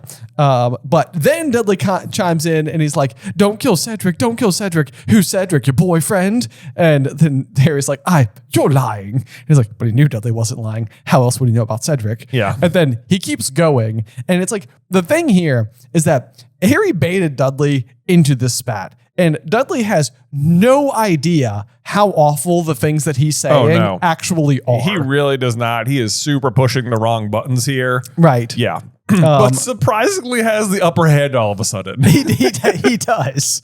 So it's an odd exchange, to say the least. But yeah, so either which way, it makes Harry so upset. And I mean, again, in the same capacity, it's like, it's not a joking matter. No, it's not. And I mean, clearly at some point, Harry's parents start to get involved here, and then it's like, you know who they are, at least. Right. Or that, Yes. Yeah. Yeah. "Dad, help me. Dad, he's going to kill me. Dad, boo-hoo. Shut up, Dudley. I'm warning you." It's like, "He's killed Cedric. Dad, help me. He's going to." And that's when Harry loses it and he pulls the wand out. Yep. So, Which, understandably, Harry's just like, "Oh my God." Right. "Don't ever talk about that again," Harry snarled. "Do you understand me?" "Point that thing somewhere else. I said, do you understand me?" And he keeps going back and forth. And it goes back and forth. Yeah. I wonder how this might have ended, but we don't find out because instead the Dementors show up. That's right. And yes. then the Dementors arrived. Yeah, unfortunately this time it's just true. Yeah. Let's see here. Something had happened in the night. The star-strewn indigo sky was suddenly pitch black and lightless. The stars, the moon, and the misty street lamps at either end of the alley had vanished. The moon, yeah. And it's funny because it's going to say that Harry didn't have the power to turn off the stars. And I highlighted that and I wrote a note just because Dumbledore's Deluminator is awfully unique because it's a very specific invention that is capable of removing light. Dousing lights. Yeah. Nothing else that we know of in the wizarding world other than an Obscurus can do that. Can do that. Yeah. Exactly. Do you suppose then, or maybe Dementors, I guess. I don't know. Well, also possibly Dementors, but it wouldn't even surprise me in the slightest if there was some type of relationship between an Obscurus and a Dementor. Oh, not even the slightest bit. Yeah. They seem like cousins at bare minimum. They do seem cousins at bare minimum. Do you suppose that though, if he turns off the moon, that Lupin could be around Dementors and not transform? It's an interesting thought. Of course, then you have a whole different problem that you're surrounded by Dementors. And then if you get rid of him, then he transforms. Ah! Hey, so it's the classic Hate it when that happens. Classic werewolf Dementor conundrum. I know. If I get rid of the Dementors, then I'll turn into a werewolf. What do I do? What do I do? Yeah. Let's see here. But the thing is that unfortunately, because Harry's pulled his wand out, Dudley is absolutely certain that everything that's happening now is coming Because from of Harry. Harry. Yes, and because it's gone completely dark, it is like dark outside that you can't see at all. And it's like if you've ever been in a cave where it is like dark, like you can't, like when you have no lights on, like it is true darkness is, scary. It's you feel blind. You do. It's like it is alarming how little you actually can feel the sensation of your eyes being opened or closed. Yeah. Because when you're in absolute pitch black darkness like this, it's like it doesn't matter. Yeah. It doesn't matter. Like it's almost like you could sleep with your eyes open and you wouldn't know. You wouldn't know. Yeah. That is the kind of darkness they're dealing with here. So as far as Dudley's concerned, he has gone blind and Harry's done some sort of spell on him, which is all just really bad timing because Dudley's just going to totally just rear back and clock him. Yes, which now that you have the context that Dudley is this like boxing champion and Harry's already never been described exactly as like a bulky lad. Yeah. You can only imagine that this is a punch that hurts. Yeah. Just a big old wham. He gets it says it lifts Harry off his feet and small white lights popped in front of Harry's eyes. So for the second time in an hour, he felt as though his head had been cleaved in two. Mm-hmm. It feels again pretty deliberate, I think. Because like he's gonna have that's what he's dealing with. Like Voldemort is like sharing his thoughts all year. You're right. Yeah. You're absolutely right. Yep. I mean that's really what we got going on. But so then Dudley runs for it, but he's running basically not having any idea where he's going. And then Harry, to his credit, does immediately try to start shouting instruction to Dudley, like Dudley, keep your mouth shut. Whatever you do, keep your mouth shut. And Harry is like frantically like on the ground looking for his wand. This is another one of those like weird situations, but he shouts Lumos without holding his wand. And it says that the spell automatically, desperate for light to help him in his search. Wait, no. He said the spell automatically, desperate for light to help him in his search. Oh, there we go. Yes. And to his disbelieving relief, light flared inches from his right hand. The wand tip had ignited. This seems like a bizarre kind of magic to me. I know. It's like he can send like an electric current through the air or something. Weird. Yeah, weird. Does his wand have like Bluetooth now, though? Yeah, right? That's it. Harry snatched up and scrambled to his feet and turned around. His stomach turned over. A towering hooded figure was gliding smoothly towards him.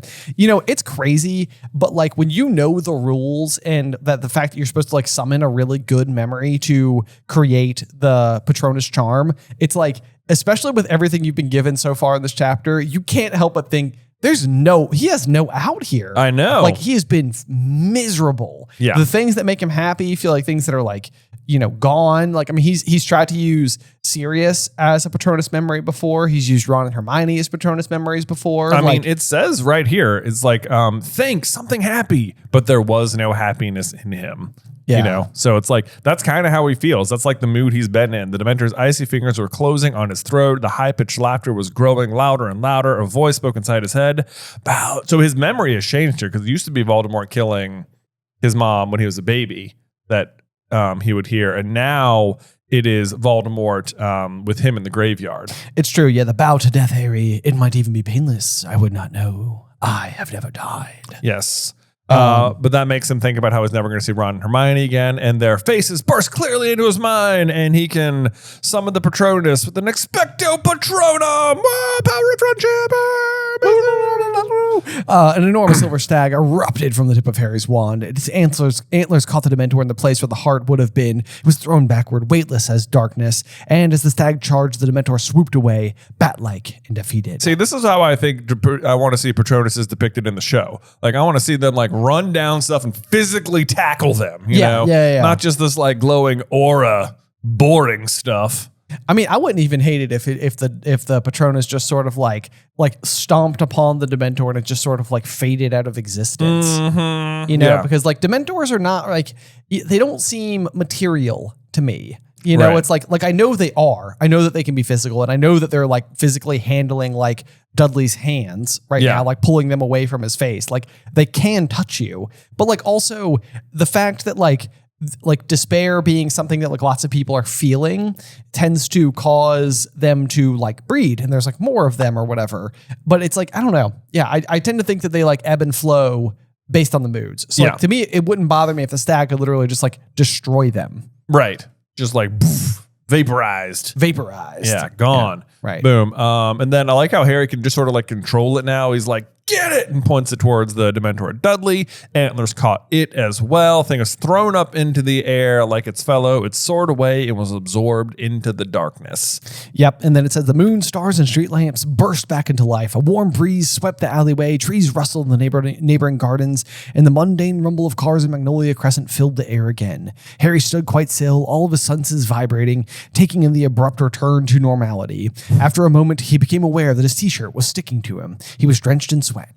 The abrupt return to normality feels like a sentence taken out of Hitchhiker's Guide to the Galaxy.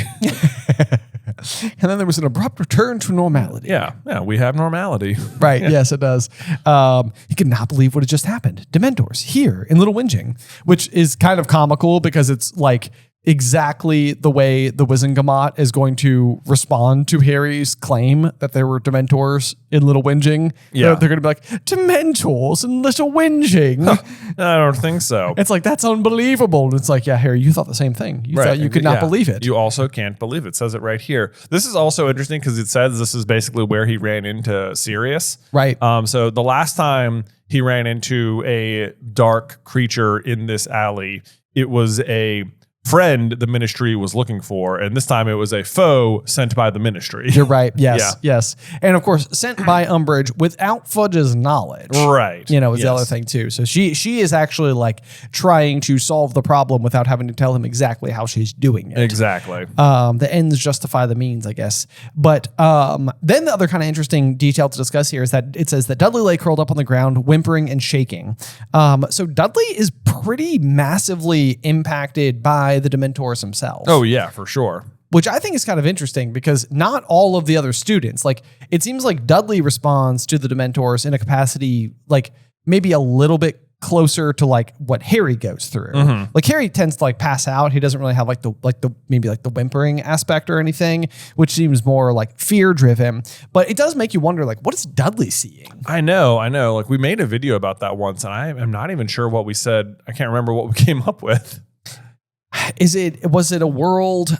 Like the things that race through my mind a little bit would be like a world where like Dudley was magical, you know, and it would be like a contrast to like Petunia's being jealous that Lily had magic, you know, like it would almost be like sorting Dudley into a position where he would like be on the receiving end of like hatred from his family. Oh, I see. Like that. So his worst memory is like the idea that he's magical. Yeah. Like the fear that he could be magical or something. Right. Yeah. I don't know, but yeah, that'd be an interesting one. So any thoughts on that one, be sure to let us know what you're thinking. But either which way, now Harry is not completely alone because the knight in shining armor is about to show up. One Mrs. Fig. Their batty old neighbor came panting into sight. Oh my gosh, she's annoying in the next chapter. Yeah, her grizzled gray hair was escaping from its hairnet.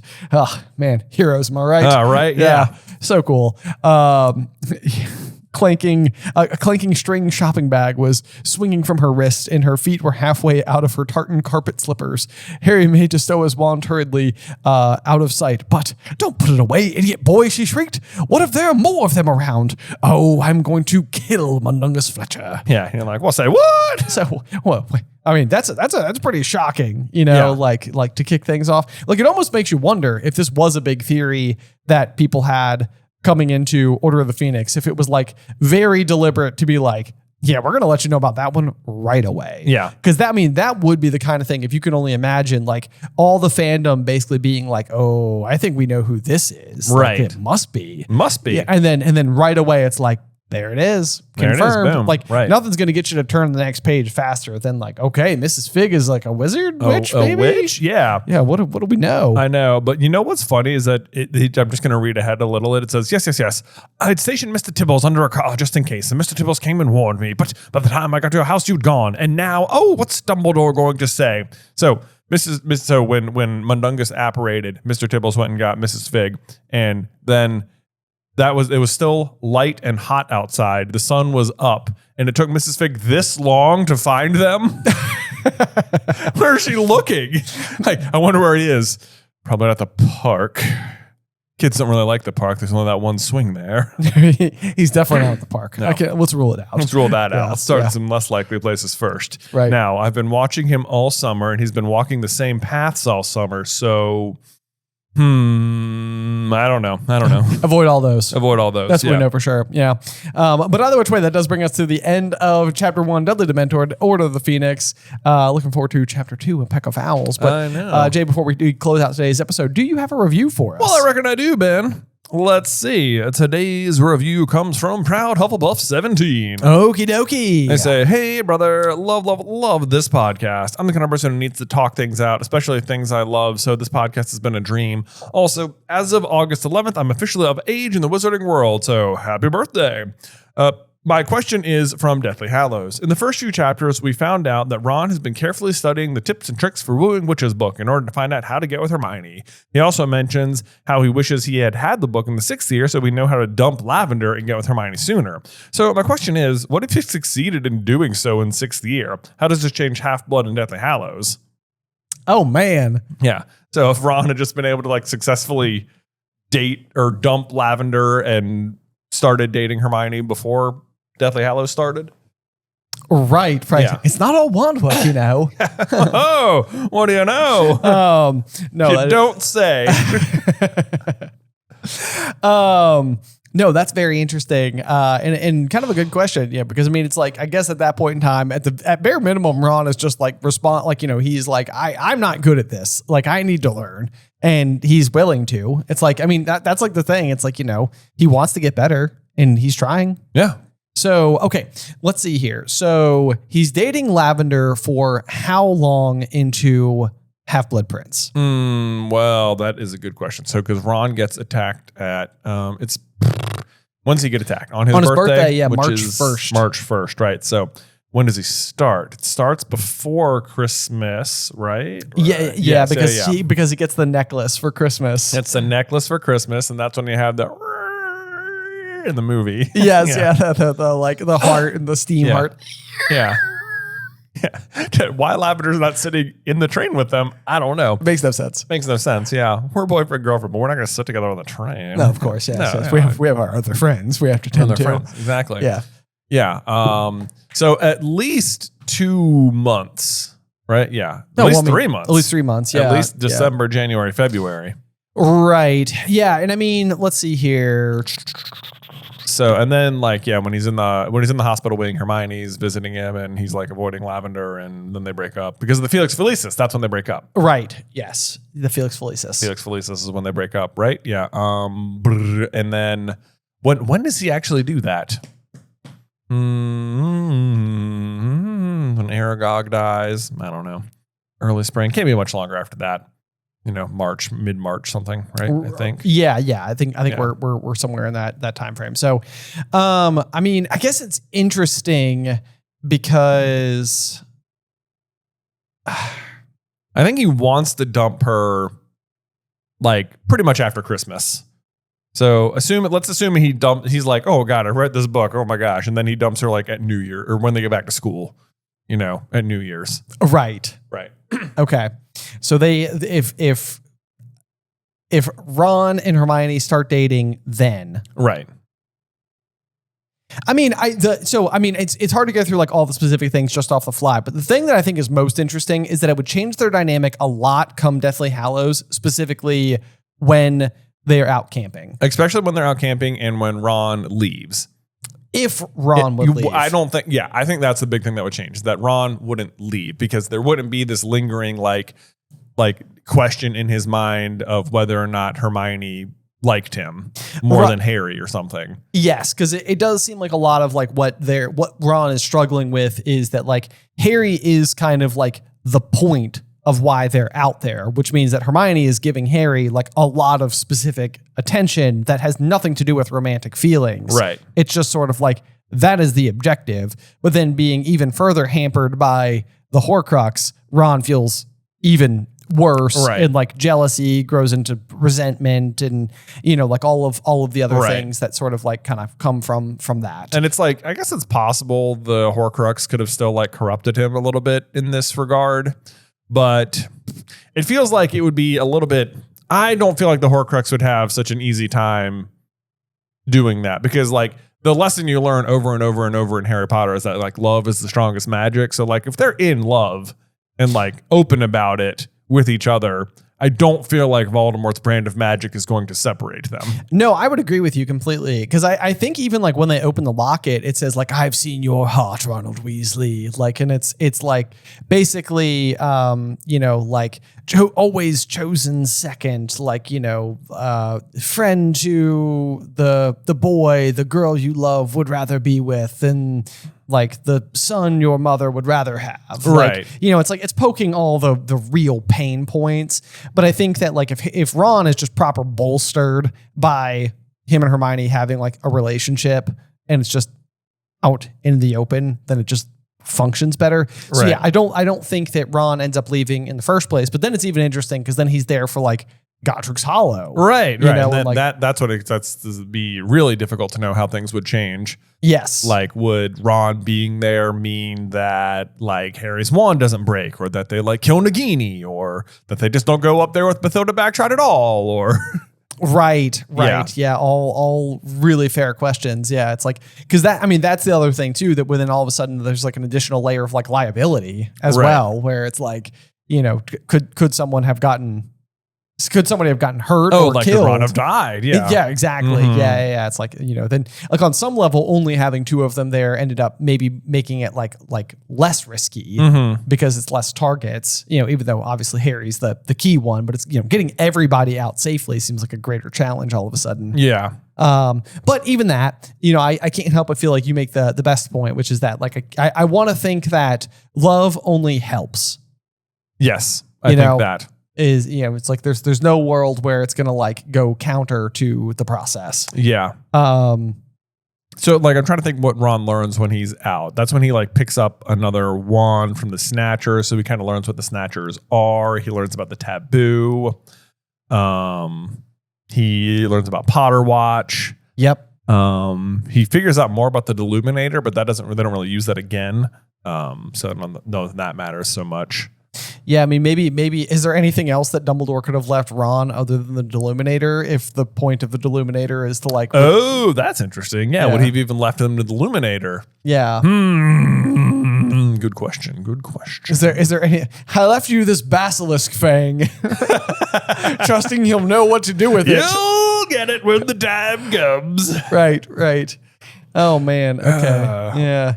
I think that's probably the next step that would happen, because if like I think basically Dumbledore knows the nature that like is the way in which Ron will be afflicted, and I mean it works out so well because you get that perfect line like he must have always known I was going to leave, and then Harry's like he always knew you were going to come back, Right. like and it works out really well that he's got it, but maybe he doesn't need it. Yeah, maybe he wouldn't need it. You're right, because Dumbledore would have already known they were together.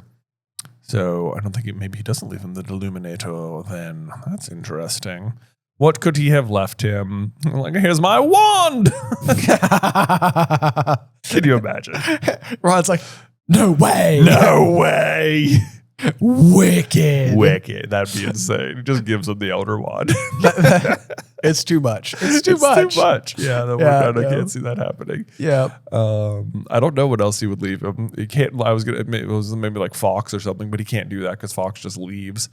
Dumbledore has so many little instruments and stuff, but they're never really super described. It's like, you get the pensive. Probably not. The pensive. Oh my gosh. I know. Can you imagine? It's like, again, probably not his to give. Probably not his to give. Belongs to the school.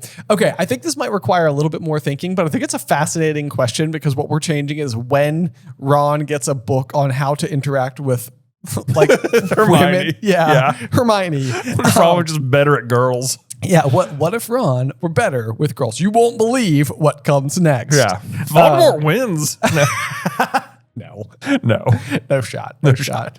Great question, though. Thank you so much for tuning in, and happy birthday. Yes. As of recording, it's just August 12th here, so that means that your birthday was just yesterday as far as we're concerned. Thank you for leaving your review. To everybody else out there who's listening in, if you would like to go and leave us a review on all of the various platforms and ask us a question along with it, we'll try to answer it in a future episode of the show. We sure shall. But otherwise, thank you so much for listening to today's episode. Make sure you join us next week for Chapter 2, A Peck of Owls, here on Through the Griffin Door.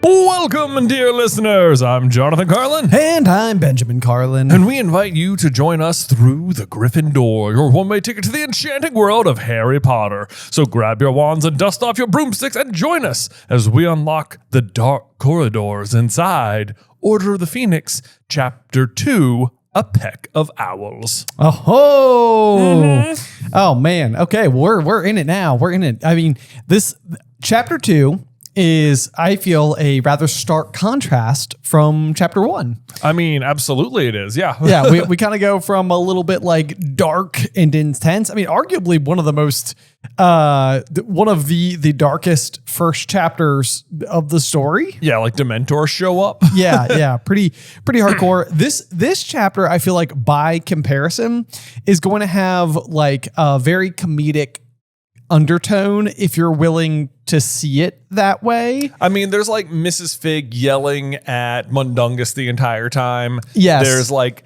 Vernon not being able to pronounce Dementors. And I think he takes like 11 different stabs and chooses a different word each time. It's really not the words you're choosing are harder to say than Dementor. Well, you know, the major irony too is that the title "A Peck of Owls" is actually a it's not a misquote, but it's Vernon attempting to say a pack of owls. A pack of owls, yeah. And he says a pack of owls. Yes. You know, and it's kind of funny that the chapter title comes from Uncle Vernon. It kind of is. And then what's even like a little bit more fitting is that like you wouldn't call a herd of owls or a flock of owls a peck. Like this is one of those animals that has like a funny word for its like group name, like a flamboyance of flamingos. Yes. Yes. Oh gosh, I feel like it's like a very government sounding, like a Congress. It's a parliament. A parliament. Parliament of owls, which is also then very fitting because it is he's getting a lot of owls from the Ministry of Magic in this particular chapter as well. And then I also found out just about this chapter is that there is a chapter in the Silver Chair in the Chronicles of Narnia titled A Parliament of Owls. So it's like possibly like a reference to that. I don't know. Oh, I could totally see that. Yeah. I think actual owls come together to discuss things in that chapter. Oh, wow. Okay. Because, in Narnia, the animals all talk and stuff. Right. And a parliament would be like them doing governing things. Yeah. Yes. But it's also a double play because it also works for the collection of a group of owls. Exactly. Yeah. Very clever. Very clever.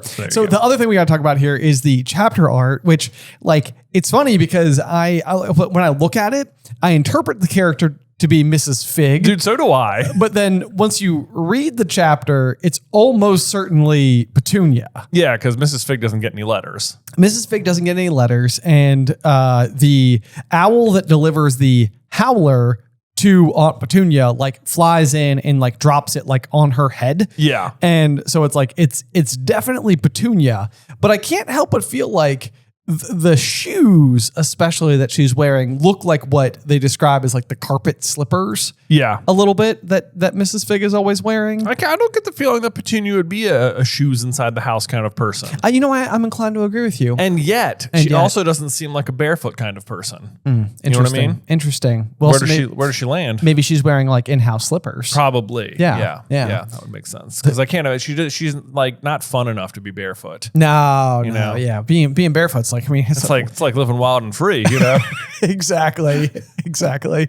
But also, it's funny because it's like Petunia's never described as particularly like a looker, maybe. No, yeah. But I almost feel like this one is doing her like a small disservice. She looks significantly older than you'd expect her to be. She does, yeah. Especially considering the fact that it's funny because we're starting to like age into the age that like most of the adults are supposed to be in the Harry Potter series. But she's probably like 37, 38. Right. Yeah. You wouldn't look this old, I don't think. She looks like the like mean vice principal in every 90s movie ever. Oh, absolutely. Yeah. Or she could be like Madam Pince. No issues. Right, like if this was the depiction of Madam Pince, I'd be like, oh, of course. Yeah. Yeah.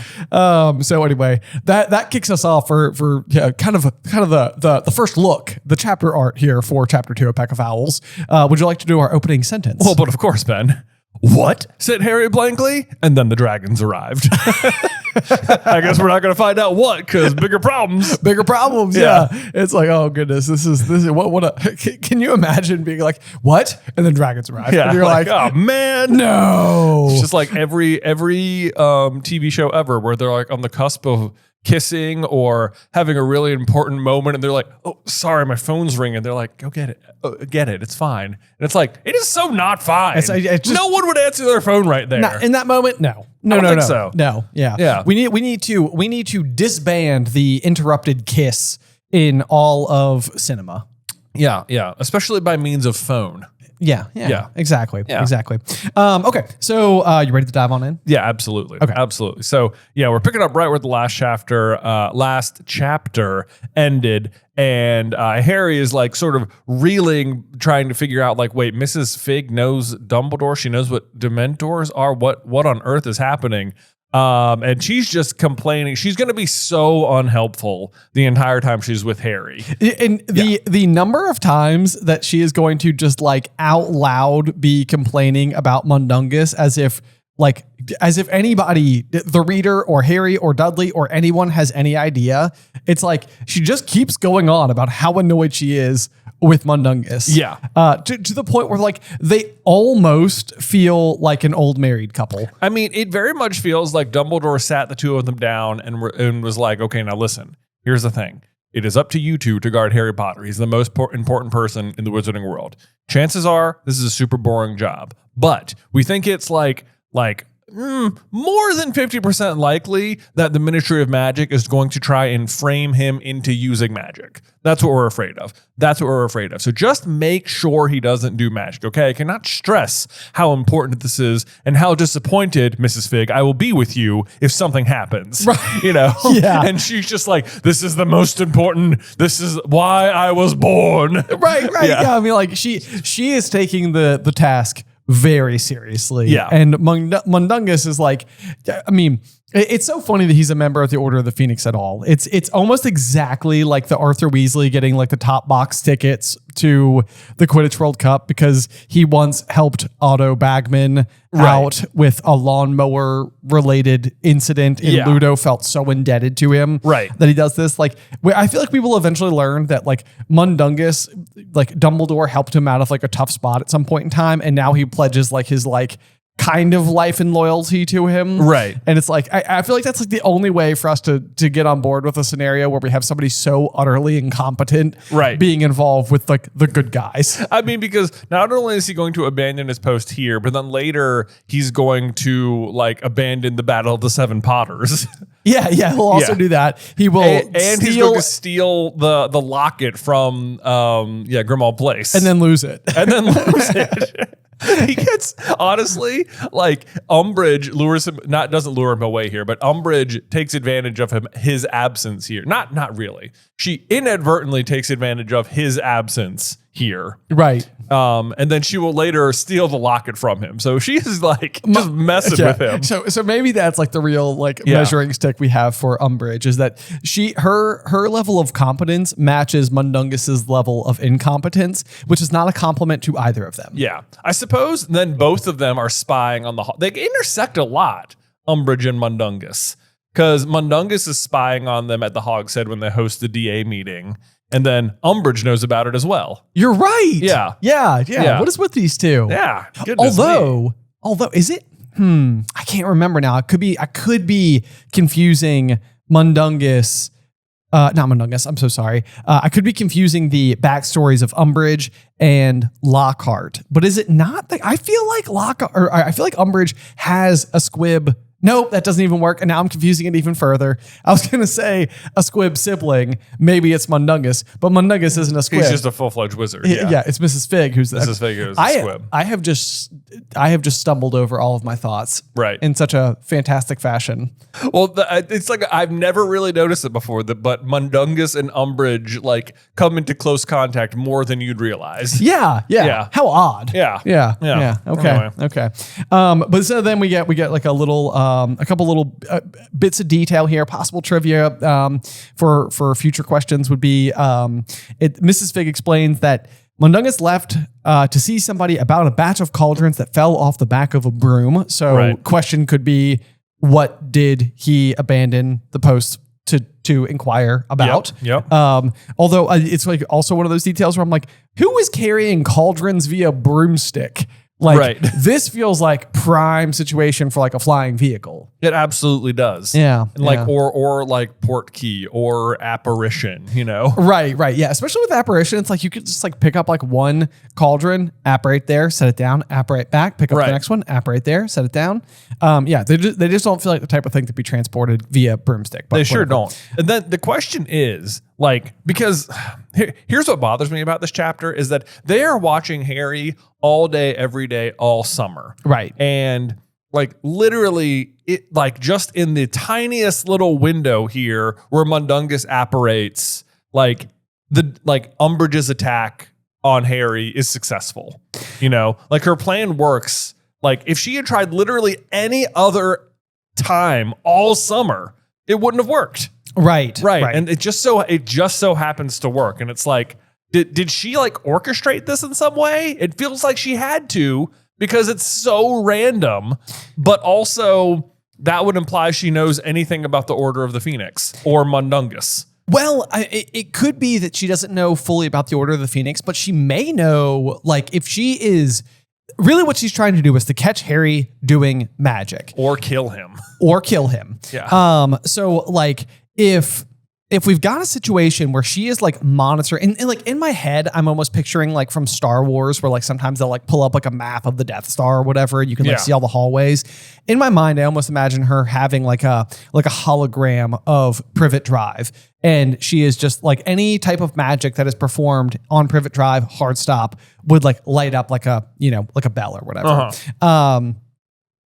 So it's almost as if like she knows that people are like apparating to and from Privet Drive. And it's like she knows that the apparitions can't be Harry because he like doesn't have his apparition license or whatever. Right. And so it's like she could be like, people are technically performing magic there. I have no reason to know why, but they keep showing up, and you know, it's specifically like in front of Harry. So like maybe she assumes that Dumbledore has somebody looking out for Harry, and like that's the best she can do. Right. Because but she then has to know it's Mundungus. Because of the circumstances under which he's lured away. Wait, why would she know it's Mundungus? But because he leaves to go try and like take advantage of these dropped cauldrons. Right. But what I'm saying though is that like if because they're not at Privet Drive when the Patronus charm happens. Oh, so you're saying that she just notices someone's not there. She notices that someone's not there. I see. Correct. Yes. Mm-hmm. Or she could possibly even track the disapparition of a wizard. Right. And you might point to Dobby in that situation and be like, well, what about Dobby when Dobby was doing the same thing? Because Harry's been comparing the loud crack to the sound Dobby makes. But house elf magic is different from wizard magic. It is true. That's true. And none of the apparition stuff is brought up in the trials or anything. True. So they may or may not be able to track apparition, but you're right. Like it wouldn't register as like a problem for Harry because obviously he doesn't know how to do it. Right. Yeah. Right. So that it's kind of like you could even theoretically know like, okay, there is a magic happening nearby, but it can't really be Harry, and we can't really accuse him of that because it's just not going to like it doesn't feel like it would stick very well. But then Harry using like the Patronus charm, it's like that's one of his signature spells. Like that's going to stick out like a sore thumb because like we know he can do that. Well, especially if it's against Dementors, which shouldn't be there, because then it sounds like his story is ridiculous. Exactly. Yeah. Exactly. Yeah. So I think you're right. But what I'm trying to say is I think there's a decent chance that Umbridge saw the window open and sent them in that moment. Okay. And it's not because of the disapparation. Correct. I see. Yeah. Okay. Fair enough. Although even then, it's like it's a little while after. You know, it's like he disapparates and then Harry walks around for a while, goes to the park and sits on the swing for an hour. Well, maybe Dementors just kind of have to like drift slowly. That's true. That's true. Maybe it takes them a while to get there. Right. Okay. Right. That's fair. Yeah. All right. Yeah. All right. I think that solves that for me. Okay, cool. I will let that be the reason. Anyway, we're gonna get back to Mrs. Fig here on the first paragraph. It was like, I put Mr. Tibbles on the case. Yes. And I feel like Mrs. Fig, if it takes the Dementors a while to find Harry, I mean, it takes her even longer. Like, and they're apparently coming from the Ministry. She lives across the street. And in the last chapter, Harry says he'd walked these like well-worn paths around Privet Drive. And it's like, you guys are observing him all summer. You know the paths he takes. Exactly. It's like there's not that many places he's going. Not that many places to go. And he's been stationary for an hour sitting on that swing. So, like, what do you mean Mr. Tibbles came to tell you and you came back and he was gone and you couldn't find him in all of that time? Like, where were you looking? Dumbledore, you need more like astute agents. Yes, absolutely. Watching your number one most important asset, which is Harry James Potter. Yeah.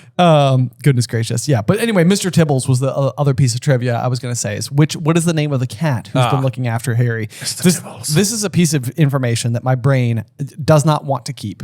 I don't know why. I don't know if it's because it's such a generic cat name and it's just sort of like... I think Mr. Tibbles is the only one I can remember because the other ones are all equally generic cat names like Muffin and like Dewdrop or something. Or Snowball. Snowball might be one. Yeah, like whatever. Yeah. Just name random cat name. Right. You know. Chances are that's one of them. Okay. Anyway, so Harry is now kind of like reeling because he's sort of like, Mrs. Fig, you... And this must have been so fun for all those people who were doing fan theories in between Goblet of Fire and Order of the Phoenix, because this is like them getting to learn, like, in fact, that Arabella Fig is Mrs. Fig of Privet Drive. Right. And like, boom, bam, bing. Like, this is almost like it's nearing probably fan service only if you existed and were a deep fan in between those two sectors. Yeah. You know, but otherwise it's just sort of like, cool. Yeah, but like the thing is, that was a ton of people. It was a ton of people. It was a ton of people then, yeah. Exactly. Like Pottermania was such a thing. No, it totally was. Yeah. But yeah, so Harry's like, you're a witch. And then we learn that she's, of course, a squib, as Mundungus well knows, and how she was supposed to help fight off Dementors because when she can't do magic, when he completely left her without cover, I want him. That means they had a whole conversation. She was like, you doing okay? You watching Harry? And he's like, well, I think I might go pick up this cauldron. She's like, don't do it. Don't do that. Do it. Yeah. Don't do it. Yeah. And he's like, okay, I won't do it, wink. And she's like, why'd you wink? She was like, just because of my mind. She's like, I'm going to say, fine. I don't believe you. Mr. Tibbles, go watch. Yeah, exactly. And he's like, okay, good. She's gone. Crack! Right. Yep. Yeah, so then it's interesting too, because Harry is going to keep using the word following instead of like watching over. Everything is going to be taken in the worst possible sense. Yes. Yeah. So basically Harry is going to respond with, this bloke Mundungus has been following me. Hang on. It was him. He disapparated in front of my house. And it's like following is like, it feels like you're really looking at it the wrong way. Yeah. Like, you know, basically this is sort of like, Harry, what you're learning right now in real time is that you haven't been forgotten about and that people were looking after you to make sure you were all right. Yes. You know, it's like that's what he's learning, but all he's going to take it as is like, but why didn't you tell me? And why were they following me? And right. It's not like he says protecting and she's so angry. She's not like, I wouldn't say following, more like protecting. Yeah, exactly. Yeah. Yep. Yep. But so anyway, yes. But luckily I'd stationed Mr. Tibbles under a car just in case. And Mr. Tibbles came and warned me. By the time I got to your house, you'd gone. And now, what's Dumbledore going to say? Yeah. Like, why did it take you so long to find him? I don't know. She had to get those slippers. Had to get those slippers and fill her purse with cat food. Exactly right. She apparently is still carrying around the cat food the whole time. Yes. Well, it sounds like a lot of it. What sounds like a lot of it. Yeah. We're gonna get to that in just a minute. Yeah. But then she just keeps making it worse, even though she's trying to make it better. She's like, of course I know Dumbledore. Who doesn't know Dumbledore? And it's like, this is the worst thing you can say to Harry here. He's like, you, Mrs. Fig, have been in contact with Dumbledore when I, Harry the Chosen One Potter, have been sitting here all by my lonesome. All by my lonesome. It's like there's not a really humble way for me to explain how bad that makes me feel. Yeah, like it doesn't look good though, because I saw Voldemort come back and I've been stranded here, and now I find out that one, no one told me you were a squib, and two, that Dumbledore's talking to you, the apparent squib, and not me. No offense. No offense. Yeah. But if you could explain anything right now. Right. That would be super helpful. Yeah. Then Mrs. Fig is going to go and start being kind of like rude to Dudley, which is kind of interesting as well. Cause it's like pretty much since like Hagrid showing up on the Hut in the Rock, it's so infrequent that we see anybody else interact with Dudley other than like the Weasleys. Well, the Weasleys, yeah. And then obviously the Dursleys, the parent, Petunia and Vernon. Yeah. And so it's just funny how it's kind of like as enamored as the Dursleys are with their son, Mrs. Fig is so not. Not even a little bit. Yeah. Get up, you useless lump. Get up. Yes. Jeez.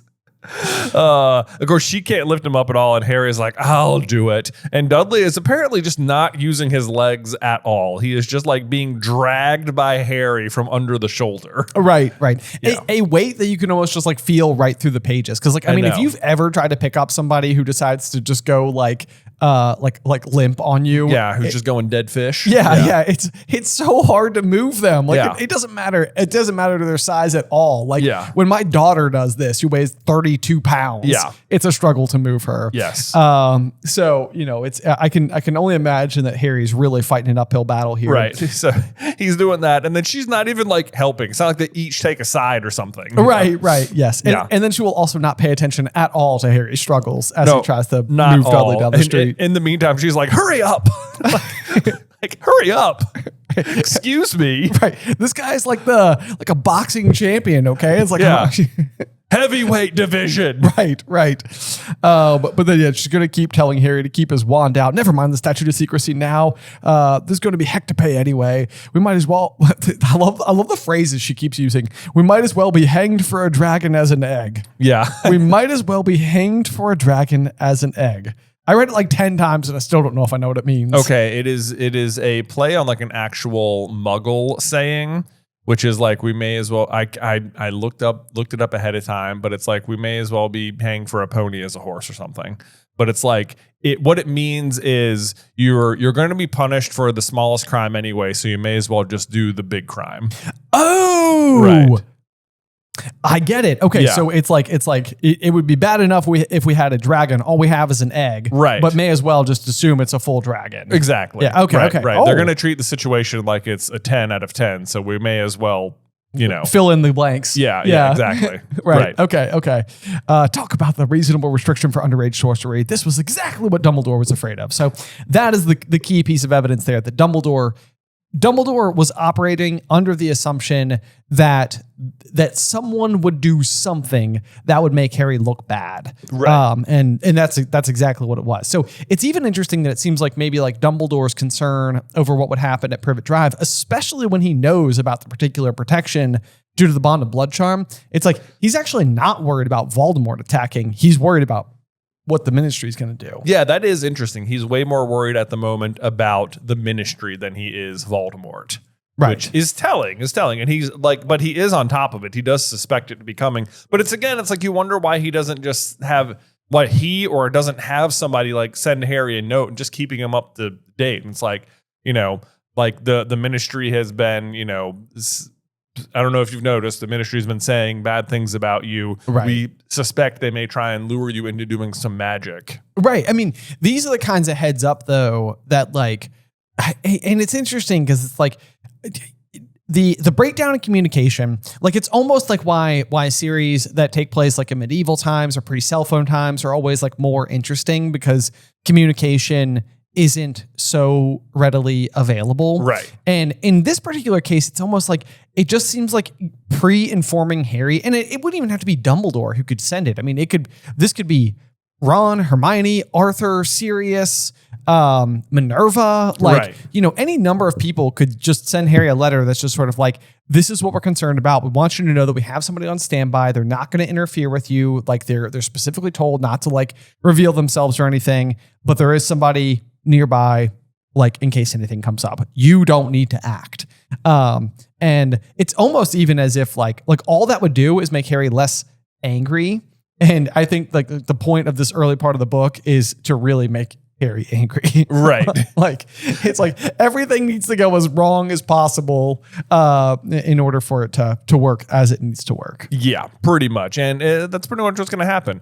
And then he says, why didn't you tell me you were a squib? Which like also that, why couldn't she tell him that? And she's like, Dumbledore's orders. And it's like, why? Why are those the orders? I don't get it. It feels absolutely ridiculous. And yeah. The explanation is that like, I'm sorry I gave you such a miserable time, but the Dursleys would have never let you come if they thought you enjoyed it. It wasn't easy, you know, which I love. The implication is that Mrs. Fig actually a hoot. Right. She's like, I had to be, you don't understand how hard it is to be that boring. Yeah. It's like, I'm really fun. I breed measles. Yeah. Right. Newt Scamander's my friend. Yeah. Oh, you can my path. That'd be so great. That would be great. And that's what Newt does too, right? Doesn't he? I think he does. Yeah. Like half measles or no, maybe she does breeds half measles. And he has whole measles. Yeah. Whole measles. Yeah. They probably know each other, perhaps. Yeah, I bet so. Yeah. Communities like that are small. But like Dumbledore's orders. I mean, yeah, like to what end? And it's like the Dursleys would never let you come if they thought you enjoyed it. I mean, how would they even possibly know? Exactly. It's like, this is like one of those where it's like, by the way, I'm a squib. I'm here and I live in Privet Drive on Dumbledore's orders. That's like the whole point of me being here. Yeah. It's like, when you come, I can teach you things. I can show you books. I can, like whatever. Like I can inform you about the wizarding world all the time. When you leave, all you need to say is that you didn't enjoy being here. Right. And make it sound terrible. They'll let you come back. They'll let you come back. Right. Yeah. But it is so the Quidditch World Cup dilemma that we talked about, where like Uncle Vernon is so struggling between getting Harry out of the house and letting Harry go do something that would be fun. Yeah, right. Exactly. But as long as, it's like if she just comes by every day and is even just like, could Harry come over and have tea? I enjoy it. He's like, and Harry's like, not here. I'm not here. And he's like, I'll send him over. Yeah. He'll be right there. I'll send him with the lawnmower, shall I? Yeah. Right. Yes. Let's see. And then she's being so frustrating though. Like I cannot stand it. We don't really get to see her very much at all. But she says, how am I going to tell Dumbledore what's happened? I can't apparate. And it's just like, you didn't, which to me, this is another impossible breakdown in communication. It's like, you don't have a way to contact Dumbledore, even though you're on site for Harry Potter? like on Dumbledore's orders? Right, exactly. And then it's like, I think later in this exact book, Dumbledore's going to be like, the members of the Order of the Phoenix have more effective means of communication than Dolores Umbridge's fireplace, Harry. And it's like, yes, that's great. But I guess not good enough to give one to Mrs. Fig, whatever it is. Dumbledore's like, well, you understand she's a squib, right? She's a squib, right? I mean, like, what's she gonna do? Who's she watching? Anyone important? You? Harry, you handled it, man. I knew it. You're a little full of yourself, honestly. Yeah, I know. And then Harry's like, well, I've got an owl. You could borrow her. And she's like, you don't understand that. How's that gonna help? And it's like, that's literally the next best option. I don't know how that's not helpful. She's treating Harry's like, you don't understand. Dumbledore would need to act as quickly as possible. It's right. And this is, as of this moment, the fastest way you can communicate with him. Right. Yes. So what are you complaining about here? Dude, it reminds me so much of like the adage about planting a tree. It's like the best time to plant a tree was 20 years ago. The second best time is today. Right. It's like, okay, I understand that there are other faster ways in the wizarding world of communicating. Let's use the slow one because we don't have other options. Exactly. She's like, no, but now it won't be good. Anyway, it's just so annoying. And she's like, oh, and then another, like, she says, but I was getting rid of Dementors. How to use magic? They're going to be more worried about what Dementors were doing floating around Wisteria Walk. Surely. Just, oh my dear, I wish it was so, but I'm afraid. Mundungus Fletcher, I'm going to kill you. It's like, what was she going to say? Oh, I wish it was so, but it's like, finish that sentence for Harry, please. Well, it's interesting as well because it's like, this is another one where it almost feels like the loud crack needs to be the thing that interrupts what she's saying. Yeah. Because instead, she's just announcing her frustration with Mundungus to the air. And then he shows up. Right. It like works or something. Right. Yeah. It's like, is this the means of communication we're talking about? Like, is there some world like where, I don't know, like Deluminator technology is going on and she says Mundungus Fletcher and because that's Mundungus's true love. Maybe Mundungus is part house elf and he can hear it when people say his name. Like half elf, you know, like the lady in Fantastic Beasts. That would be a twist. It would be a twisty twist. Right? Yeah. Okay. Well, so it's either that. Or the other situation that we have, like I said before, maybe, you know, they keep arguing like an old married couple. Like maybe Mrs. Fig is his true love. And so like when Hermione says Ron's name in the tent and then Ron can like hear what they're saying. It's like if he's got the Deluminator, you know, from Dumbledore, when she says Mundungus Fletcher, I'm going to kill you. Yeah. Then the little blue orb showed up in his heart and then he was apparating to the spot. Wow. Right? That'd be pretty. Right? I mean, I don't want to Are like. you shipping Mundungus and Mrs. Fig? Listen, I don't want to be the one that causes the absolute onslaught of fanfic around these two. But I mean, around Figdungus? It's too good not to be a thing. It's too good. Yep, there you go. All right, ship it, y'all. Figdungus. Figdungus. It sounds terrible. Like a fig you found in poop. They are high in fiber. They are in fiber.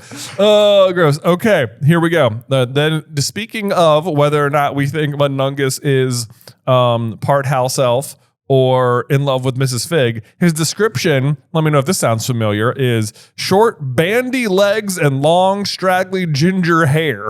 That is Crookshanks. It's Crookshanks. No wonder Mrs. Fig likes him. Exactly, because he's he's half Kneasel. Mundungus is half house elf, half human, half Kneasel. Solved.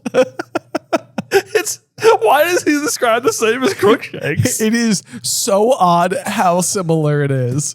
Yeah, and yeah. She takes care of Kneasels, and he looks like a cat apparently. Well, I mean, literally the next sentence is that his bloodshot baggy eyes give him the doleful look of a basset hound. Okay. So I guess more doggish than So cattish. he's got like the shape and hair color of Crookshanks, but the appearance of a basset hound. Yeah. Okay. Yeah. He's a real strange one there. Mundungus. This guy, Mundungus here. Whew. Yeah.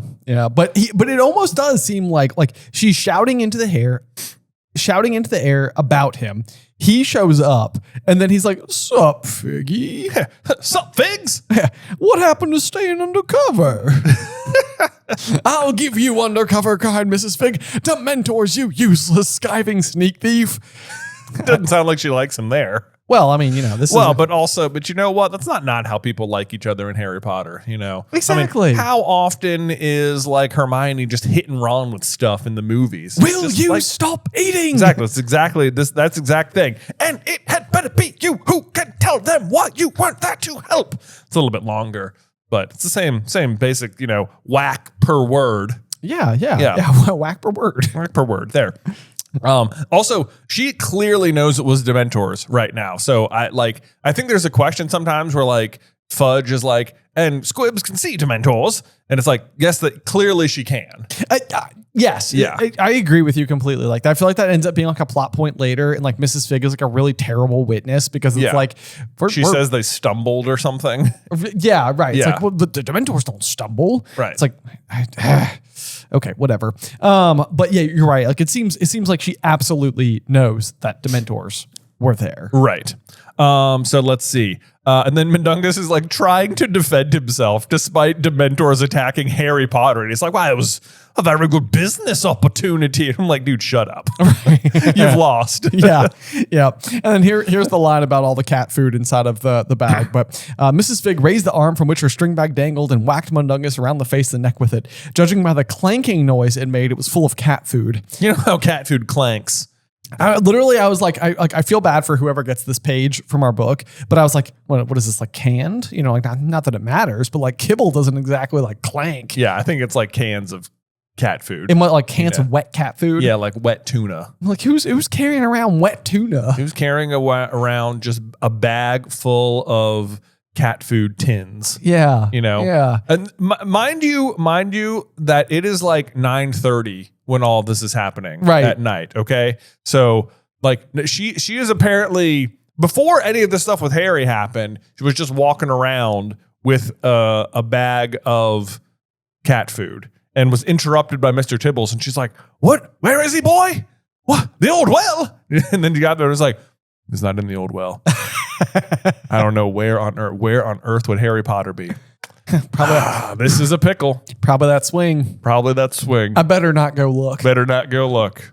Probably have time. Yep. Yep. Oh man. But anyway, so now though we kind of get the explanation as to why we're not going to end up using the owl, because basically Mrs. Fig is like, someone's going to tell Dumbledore. Or no, I'm sorry, that's what Mundungus says. And Mrs. Fig is like, yeah, yes, they have, and it better be you. And so then basically he's like, all right, I'm going.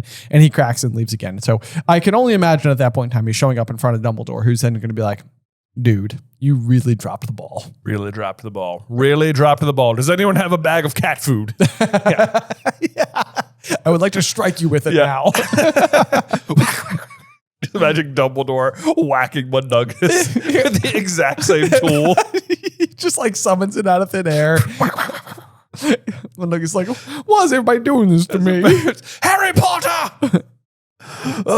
Anyway, let's see. And then Mrs. Fig is also going to just straight up, she's so scatterbrained, you can tell at this moment, but she's like walking Harry back.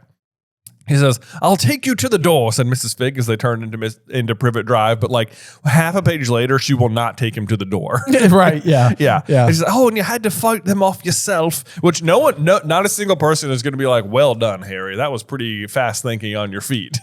Like, good job saving your cousin. We appreciate that gesture. Right. Literally everyone's going to be like, that was the dumbest thing you could have done. You saved my son. Get out of my house. Yes. Yeah.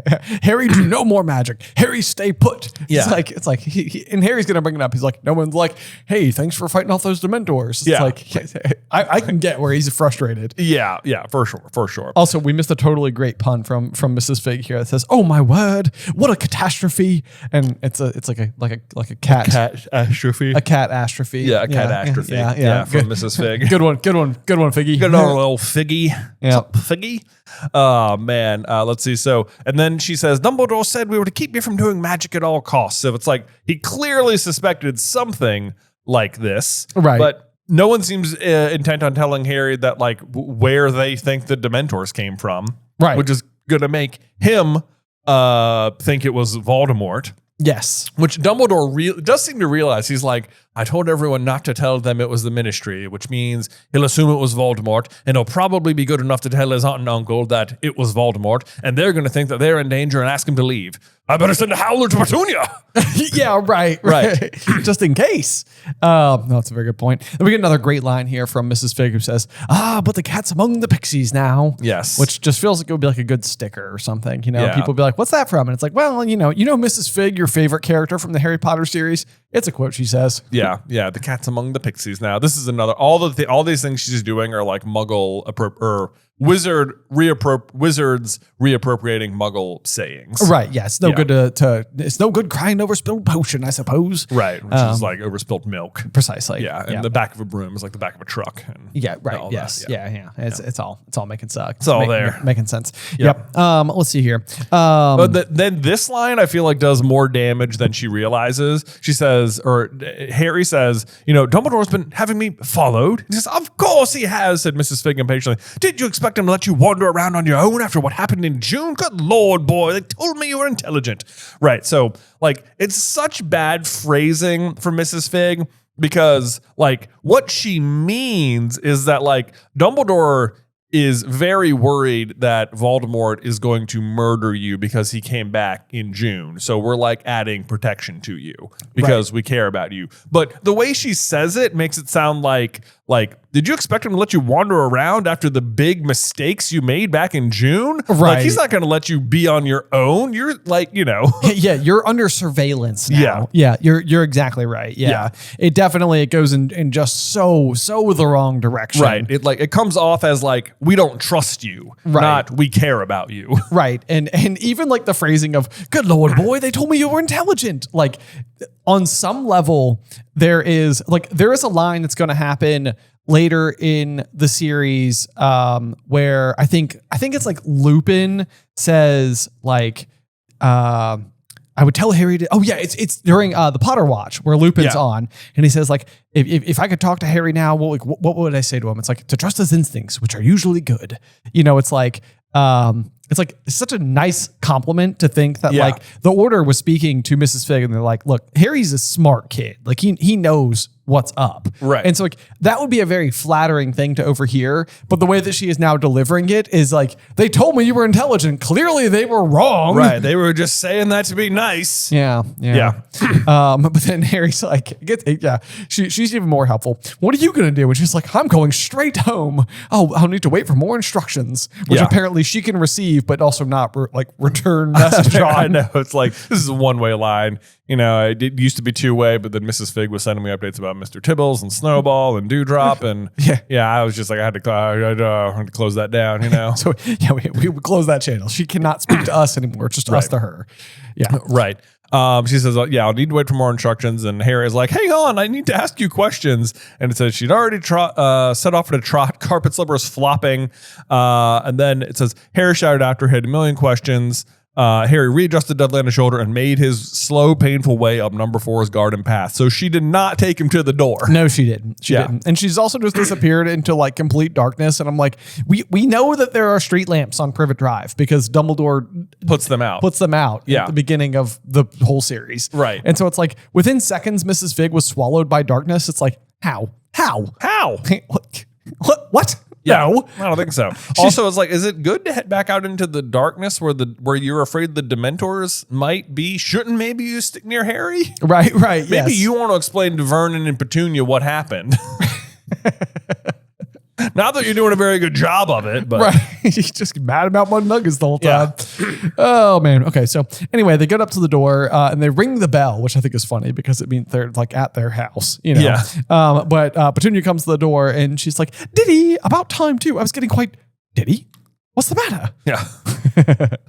You know what's funny is that the only other, it's like, it makes me think of like Diddy Kong, which is like the exact opposite of Dudley.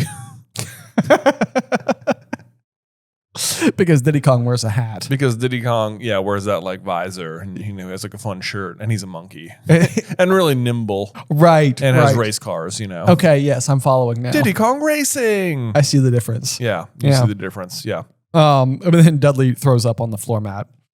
Which is there. Which is just really too bad. Yeah, bad timing. Yeah. But then on the next page, I'm sure you're about to say this exact thing. Harry's uncle came galumphing out of the living room, which just 10 out of 10 use of the word galumphing.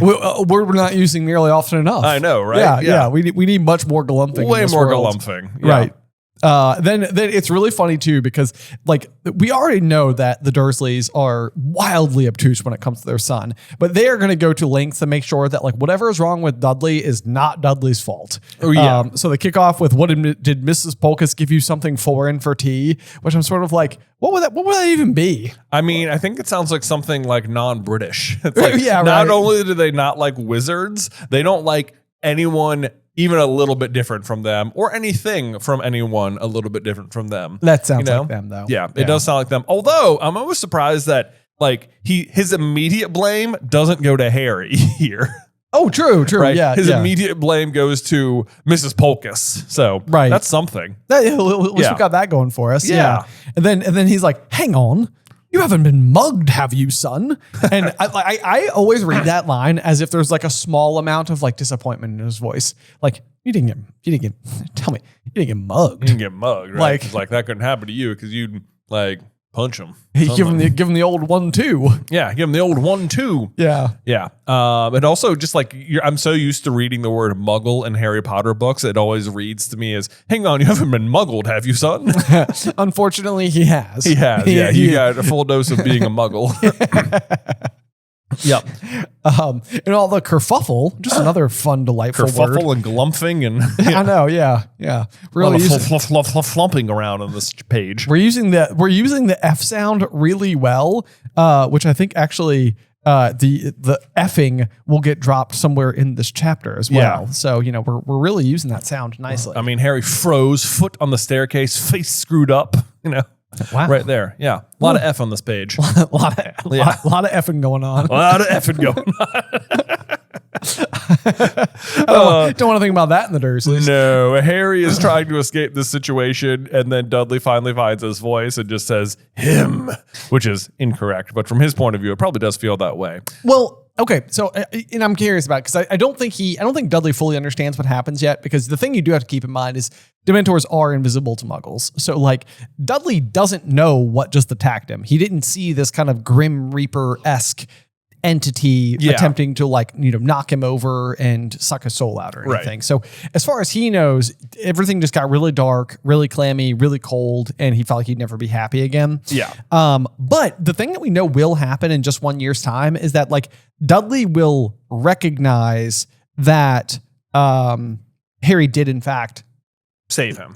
And he leaves like the teacup out, and I think Harry thinks that Dudley's like booby trapped his door or whatever, but really it was almost like Dudley trying to do like a kind thing. Right. And so whether or not he has fully figured out, because he's going to speak in like very vague isms, he will eventually say that Harry pulled out his wand, which makes it sound like he's accusing him. But like, there's a part of me that almost wonders if like in this moment, Dudley is just like incapable of speech. And he's like almost trying to be like him, almost as if like it didn't necessarily have to be a negative thing, but the interpretation based on the circumstances seems negative. Yeah, I could see that. That could be possible. Yeah. Because Dudley's like the only Dursley who's going to have much of a turnaround at. I would say 180, but it's maybe more like a 90 or something, like an 89. He turned a little to the left. I turned like a little. I'm not even giving 90%. I'm going to give him. He pulled a full 89. Nice. Yeah. He's like he turned almost enough around where like if he moves his head some, he can see the other side. Right. Yeah. Now, okay. So then the next kind of thing we have here is the scrupulously clean kitchen was had an oddly unreal glitter after the darkness outside. This is almost reminding me like sometimes in like TV shows or movies or whatever, you'll have somebody like have like a flash go off in front of their face, and it's like you almost get like a layer of like tunnel vision, and everything is like very like high stress, and you can only take in like small amounts of information at once, like almost as if like the lights in the room are reflecting off all the surfaces, causing it to be like a blinding space. Right. Because the next piece of the scene that we're going to get reminds me so much of like a scene from the TV show The Bear, where like it's going to be like very stressful, like as if the camera angles would be like very close to everyone's faces. Yeah. And it's like it's a lot of noise. It's a lot of people talking at the same time. It's, owls flying in, it's letters being read, it's expulsions, it's howlers, like everything about what's going to happen next just feels like chaos. Right. And I feel like the kitchen too is like the cleanliness of it is like serving as like a metaphor for the Dursleys' own like ignorance. It's like here they have their son who has been affected by Dementors, is literally covered in dirt, is suffering from this ailment, and they're just like they're so stubborn and ignorant of like what's going on that they're living this like idyllic, sterile world, despite the evidence literally on their table in front of them. It's true. Yeah, that's a very good assessment. Very good assessment. Yeah. So finally, the focus gets pointed right at Harry. What have you done to my son? And then Harry goes, nothing. And it's like, this is like where I feel like Harry is starting to do the thing where it's like, he is not saying nearly enough fast enough. Harry is like given the serious black defense in the kitchen here. Right. Yes. Yeah. It's like, what did you do? I might have killed him. Yeah. It's like, I may as well have. It's like, Harry, calm down. You need to be a little more like situationally aware here. Right. It's like, understandably the Dursleys are not going to respond well to anything you say under any circumstances, and not to be wrong, like to no fault of your own, they are the worst. Right. Like they're going to put up a challenge. However, you could probably be like, here's what happened. Yeah. Like what have you done to my son? You could be like, I saved him. Like, yes. Yeah. Don't say nothing because clearly something did happen to Dudley. Right. Yeah. Yeah. Nothing. I didn't do anything. What are we talking about? That's a weird question to be asking right now. Yeah. What's the matter? Wait, I mean, a Dementor did something to him. Is that what you mean? Yeah. Like, I was confused because you asked what I did to him. You need to be a little more specific because like, I didn't do anything. When we were growing up, our dad would often say the phrase, hear what I mean. Yeah. And what it meant was in this specific situation, he would have asked the same question and we would have said nothing. And he'd be like, okay, back up. You know, I meant what happened. Yeah. Well, because our favorite way of dodging questions was to answer them very technically or very like specifically. We did? Well, I think that's why why he would do that. Oh, yes. I see what you mean. Like he would say something and you would answer only the most narrow, you would know what he meant, but you'd only answer the most narrow version of the answer. Yeah. Right. Yeah. Like poking our little brother with a stick or whatever. Yeah. Like, stop touching your brother. And he'd be like, I'm not touching him. Right. The stick is touching him. Exactly. I don't know what you're talking about. Sorry, Dad. Yeah. So it says, what did he use his thing? Slowly, tremulously, Dudley nodded. I didn't, Harry said sharply. Also not true. It's like, Harry, yes, yes, you did. Yeah. Like, you did use magic. Yeah. Yeah. But then, I mean, he does clarify. I didn't do anything to him. It wasn't me. It was...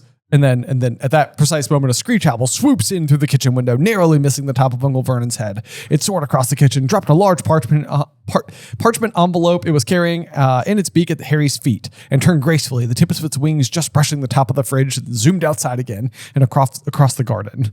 Boom. There you go. Owl just in and out. Whoop, whoop. Yeah. In, out, boom. Yeah. And then Vernon's going to slam the window shut, which is not going to be great for the next owl. Which probably was like flying moderately behind this owl. It was like, oh, perfect. I see my landing zone. I know. Like they probably crossed paths. He's like, you see that exit? That was a professional exit right there. And he's like, I'll show you professional.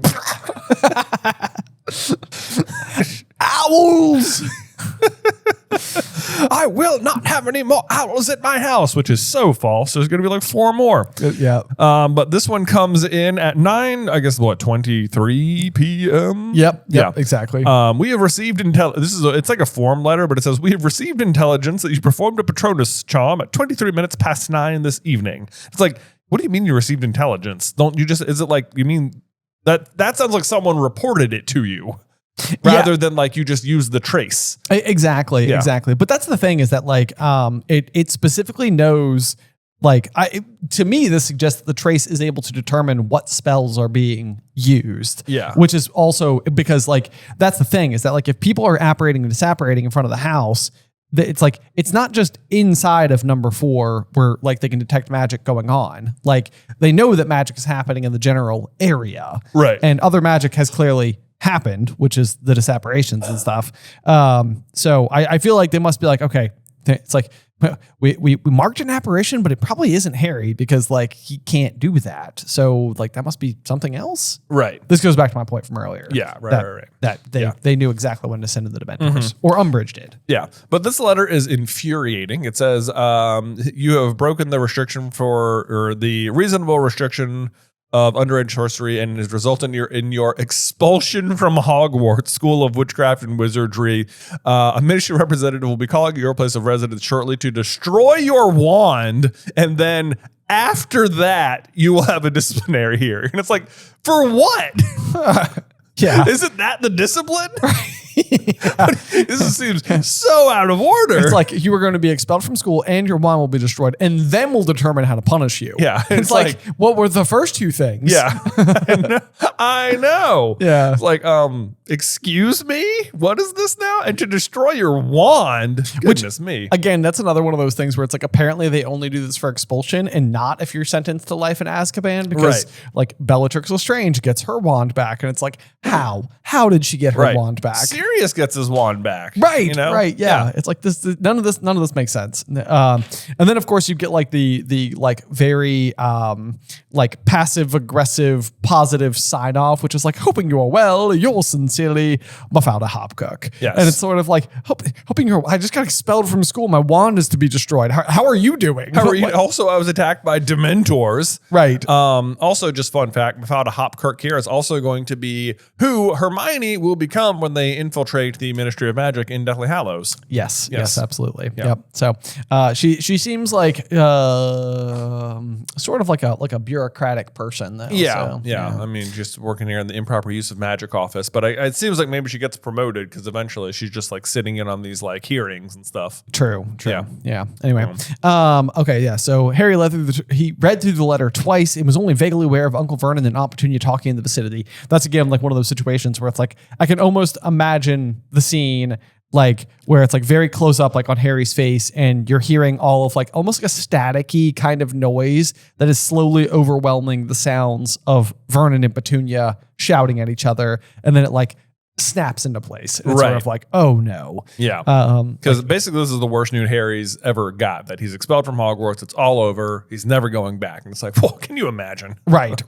And this is another funny one too, from like a reader's perspective, because you're sitting there holding this book that has no fewer than 857 pages in it. Yeah. You know, and it's like, he's not going to get expelled. It's like there's too much book left. Too much book left. So this is like one of those like situations where it's like, more than Harry. It's like the story can't be over because there's too much book left. And yet the other thing this does nicely though is because like you're right. Like you're reading this and you're like, no, come on, calm down, Harry. Like clearly you're going to school, okay? Right? Like you've got enough plot armor for that. But what it sets you up for then is book 7 where Harry's like, I'm not going back. And you're like, well, yeah, you are. Like, of course you are. But then he doesn't. Yeah. He actually doesn't do his 7th year. Yeah. It's a very good point.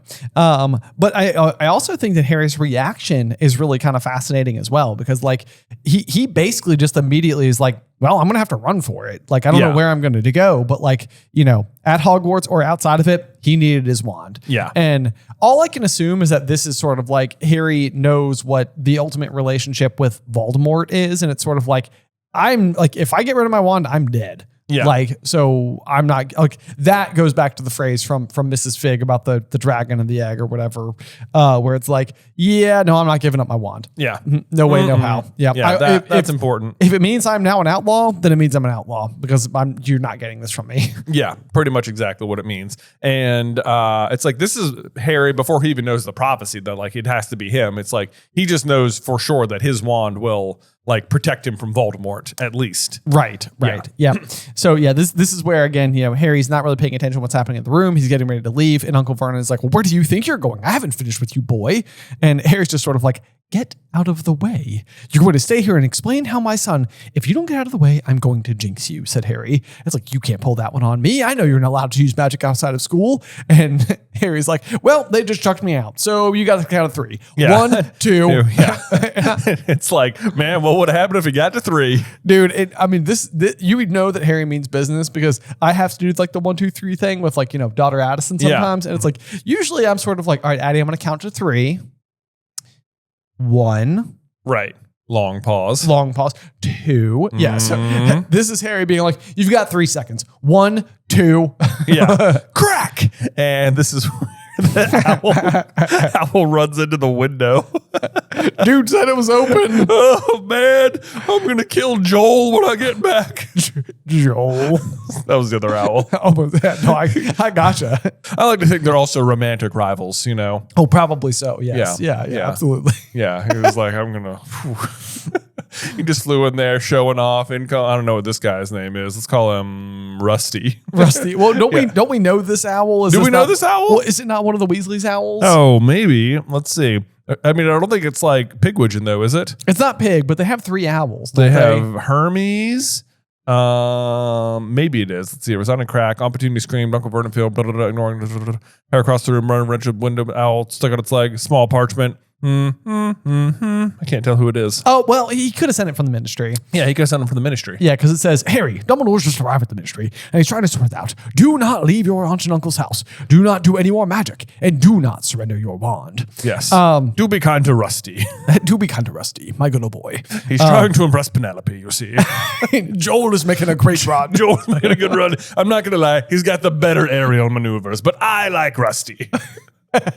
Therefore, we do too. Therefore, we do too. Take that, Joel. Take that, Joel the owl. Right.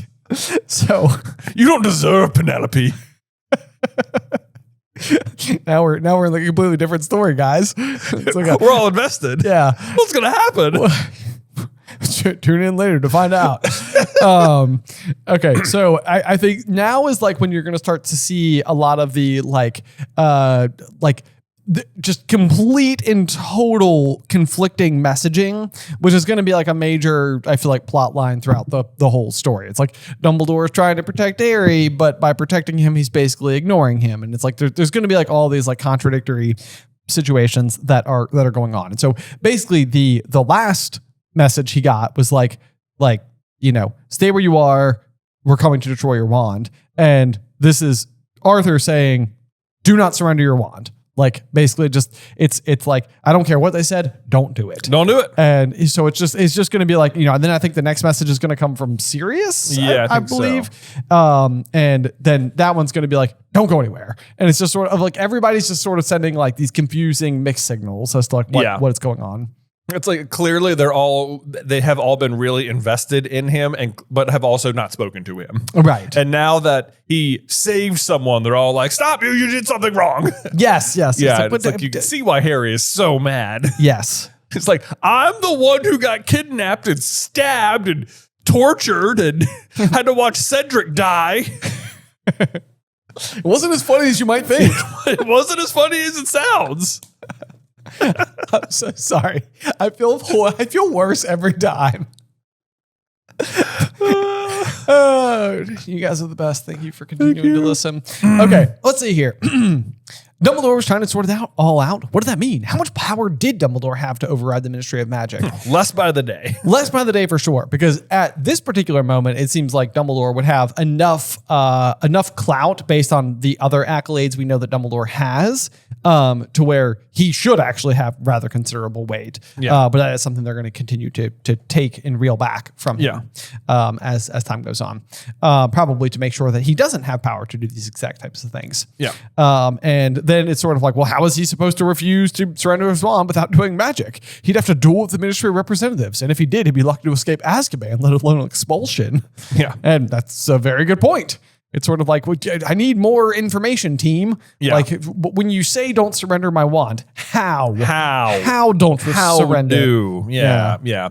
His mind was racing. Let's see, but this is interesting. But he knew Mr. Weasley had his best interests at heart, which I feel like that to me feels like Dumbledore was like, Arthur, you send the letter. Yes. Yes. He'll believe it the most from you. Right. And I do love that too, because the Weasleys have always been so ridiculously kind to Harry that it's like, Harry's like, I don't really see a world where like Arthur is trying to like get me to do something negative. So, right. Can I also point out that it's 9:23 at night and apparently everyone's still at work at the Ministry? That's a good point. Yeah. Including Arthur. Which is kind of surprising because the Ministry is not concerned that Lord Voldemort is on the loose. Yeah. Like if he was, it might be like, hey guys, it's all hands on deck for a while. All hands on deck. We got stuff to do. Right. Yeah. But instead they're like, hey guys, business as usual. You know what that means? You stay at work till 10. Right. Exactly. Yeah. So then this is where the Dursleys are probably like, what is going on? Because Harry's like, right, I've changed my mind. I'm staying. Like, wait, what? Okay. And he flung himself down at the kitchen table, which I sort of imagine as like a very overly dramatic, like, yeah, exactly. Yeah. He's like really like just falling flat on the table. Yeah. Like, I guess I'm just gonna sit here for a second. And then I love this. It says, "Who?" And then Vernon's like, "Who are all these ruddy owls from?" And then Harry is just like, "The first one was from the Ministry of Magic expelling me," he said calmly. And I'm not surprised he's angry here. I know that's exactly right. Yeah. Yes. It states very obviously that he's essentially shouting. He's shouting. Yeah, no doubt. And then Uncle Vernon's like, "Ministry? People like you in government? Oh, well, this explains everything. No wonder the country's going to the dogs." And it's like, that has nothing to do with that, actually. This is a whole different round of complaints you have with other people. Right. Yes, exactly. I like when Harry did not respond, Uncle Vernon glared at him, then spat, "And why have you been expelled?" It's almost like when he said, "No wonder the country's going to the dogs." Like Uncle Vernon really thought that was going to get Harry's hackles up. Yeah. like Harry's like, "I'm not taking your bait. Yeah. I have nothing to do with that. I don't know what you mean." And why have you done? Yeah, it's like this is because I did magic. And he's like, "Ha! You admit it. What did you do to Dudley?" And it's like, Harry, you got to be a little more helpful here. Right. "Nothing," said Harry, slightly less calmly. So I can't even imagine what that means. I know, slightly less calmly. I mean, Harry, no reason to like shout through the roof. Hey, I mean, the one of the walls of number 4 Privet Drive is gone. It is now number 3 Privet Drive. Exactly. "That wasn't me. Was," muttered Dudley unexpectedly. Like, "Dudley, speak up or shut up, man." Right. Yes. Yeah.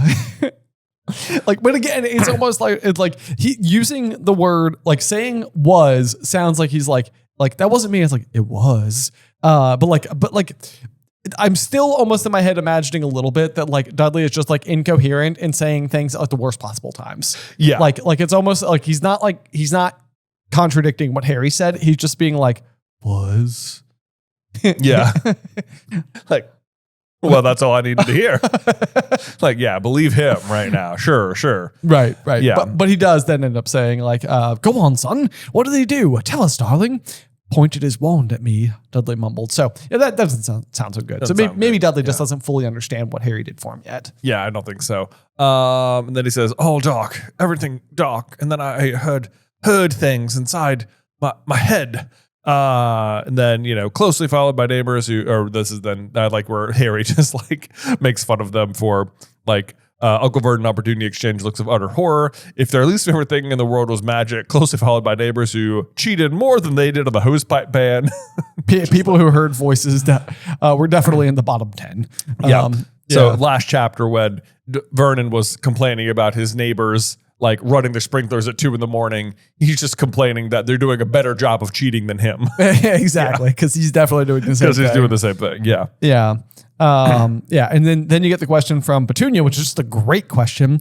"What sort of things did you hear, Pumpkin?" Yeah. And then Harry sort of like dials down on it and says, "What would spoiled, pampered, bullying Dudley have been forced to hear?" Yes. Well, that we actually have something of an answer. We made a video about this, and there has been like comments from the author who said he saw himself for the first time as he really was. This was an extremely painful but salutary lesson that began his transformation. So basically, despite growing up and spoiled and having all those like magical catastrophes happening around him, what Dudley actually sees when the Dementors come is like all the pain he has like caused others, and he's feeling like all the guilt of that at once. I mean, it's very interesting because like it's, even if you apply it to Voldemort in the end, like remorse is the incredibly painful thing that like Voldemort, I mean, Hermione theorizes that Voldemort would be incapable of doing because it would be too painful to put himself basically back together by extending this level of like empathy to all those he's harmed. So it's, I mean, I don't want to put Dudley in the same camp as Voldemort because that's just not fair. But it is interesting that like feeling the ramifications of the negative things that you've done to others being so painful is kind of like a theme that holds true. Yeah. As the story presses forward. So yeah, I could definitely see that. It makes a lot of sense. And Dudley, like you mentioned, is the one who makes that 89-point turn. Yeah. Right. So To which end it's like maybe this was the cat. I mean, obviously this whole situation is the catalyst for it, but perhaps feeling all of that guilt is also part of it. Yes, definitely. Yeah. Yep. He's putting his own soul back together. Exactly. Look Wow. at him Well, go. look at Dudley. Yeah. Good Look for at him. Diddykins. Right. Look at little Diddy Kong racing. Diddy Kong. How come you fell over, son? What you fell over for? I didn't do it on purpose. No, he says, tripped. And then he gestured at his massive chest. Harry understood. Dudley was remembering the clamming cold that filled his lungs, the hope, as hope and happiness were sucked out of him. Horrible, cold, really cold. Felt as if, and then Harry supplies, as if you never be happy again.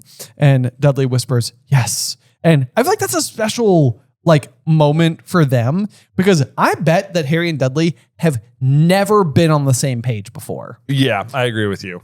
So it's like this is one where it's like Harry is able to literally finish his sentence because he's like, I know what you felt, man. That sucks. And I even think that kind of goes a little bit further. It's like Dudley can't help but know, you just put words to the exact sensation I went through, which must mean you've also felt it. Yeah, I think he probably comes to terms with that later on. Yes. Yeah.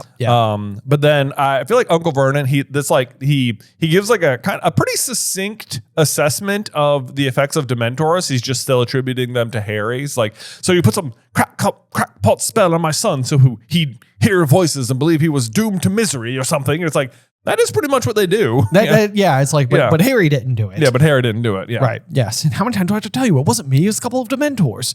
And it's like, that's where I feel like Harry needs to have just a little bit more awareness to complete the sentence with they're a kind of magical beast in the wizarding world that protects our prisons and stuff like that. Right.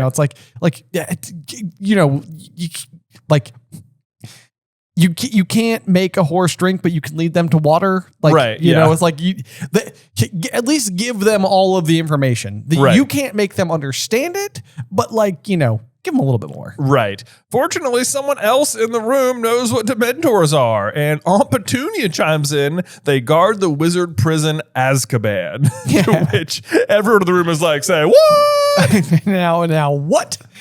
How did you know that? Yeah. Aunt Petunia looked quite appalled with herself. Mm-hmm. She glanced at Uncle Vernon in fearful apology and then lowered her hand slightly to reveal her horsey teeth. She says, I heard that awful boy telling her about them years ago. And this is such a fun little sentence. It is. Because that awful boy, we the readers all assume must be James Potter, but it is in fact Severus Snape. It is. Yes, and we get to see the conversation later on in The Prince's Tale. We do. Yeah. It's gloriously well set up. Yeah. But even Harry doesn't end up figuring that out in the moment, obviously. He just says, if you mean my mom and dad, why don't you use their names? Because she doesn't. There's even a hint. It's because she doesn't mean them. Right, exactly. Yes. Yep. Aunt Petunia ignored him.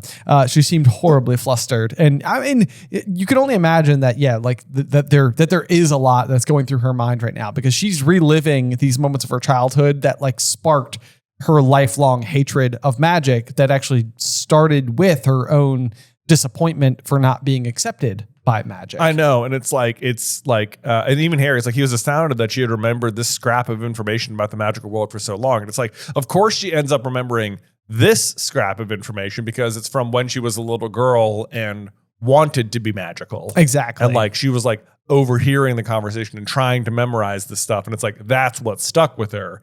And since then she has shunned it all, but she can't help that she still remembers that. Yeah. Yeah. And I mean, that's basically the very next thing. Yeah. It's she had usually put all of her energy in pretending it didn't exist, but back then she wouldn't have been putting her energy into that. Yeah. So you nail it.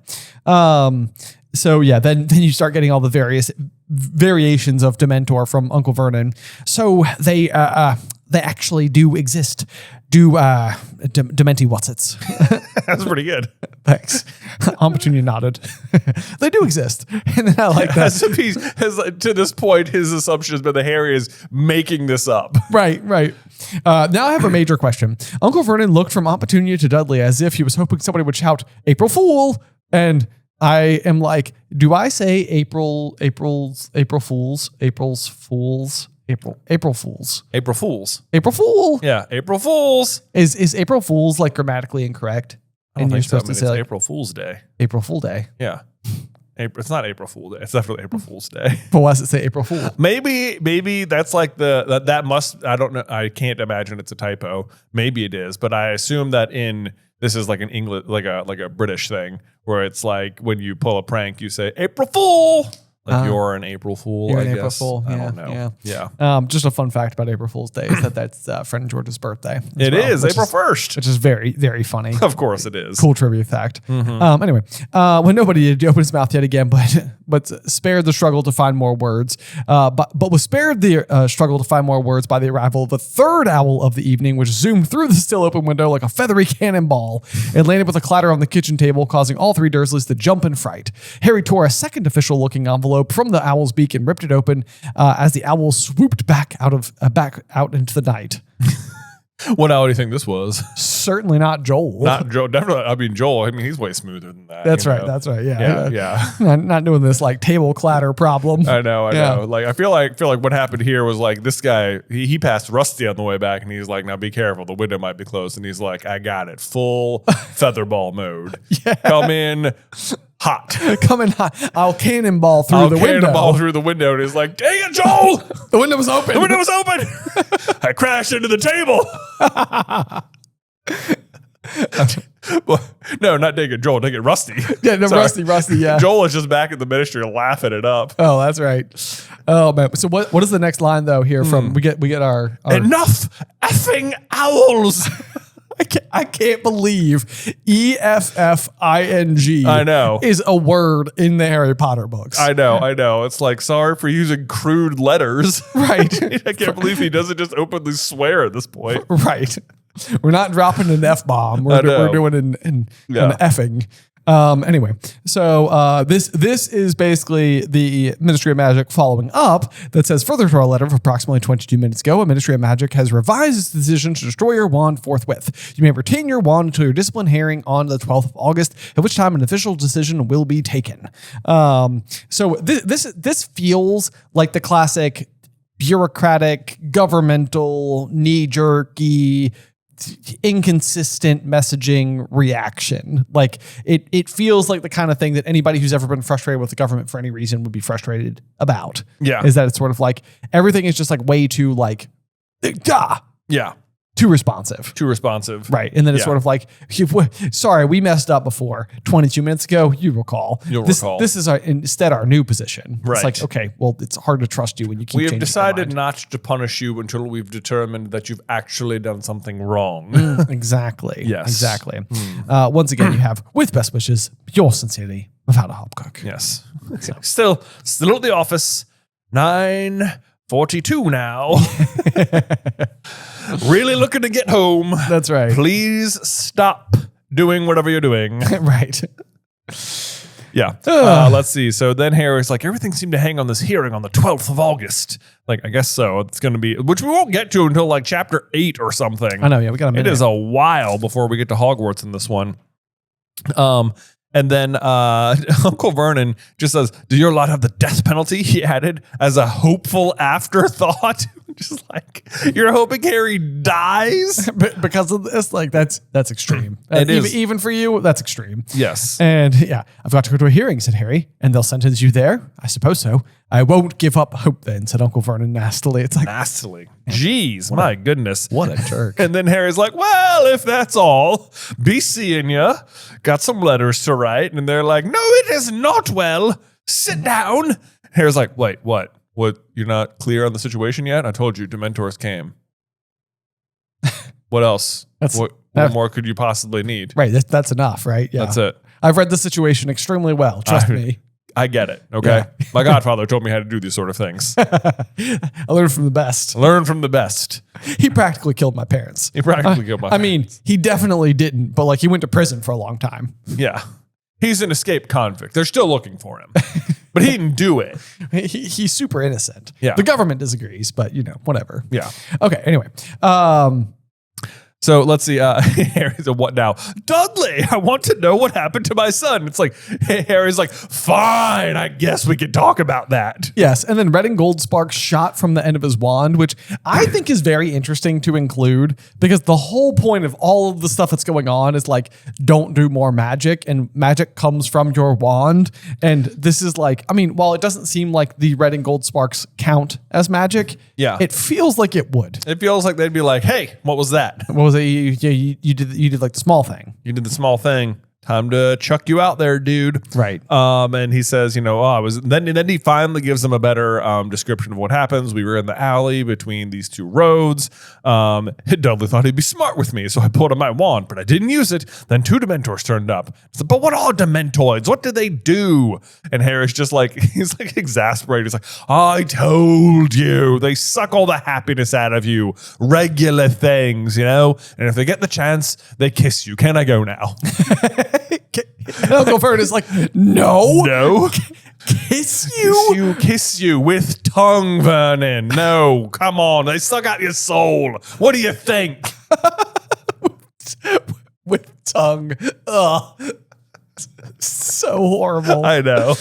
Oh man, yeah. His soul, they didn't take. He still got his. It's like, this is like one where you can even like see the Dursleys struggle with like their spiritual relationship a little bit, where it's like we don't want his soul to be gone. I'm not even sure if he's got one, but we don't want it to be gone. But like, I guess I'm not sure if I believe you that people can have their soul suck out, but I definitely feel like I want Dudley to have his. So what?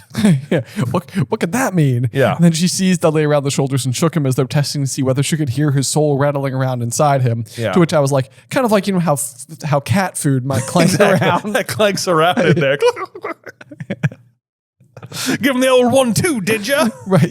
Which I will say this, he at least believes in his son, True. Believes he could fight him off. That's a good point. Yeah. You can't give a Dementor with the old 1-2, said Harry through clenched teeth. Can't give a Dementor.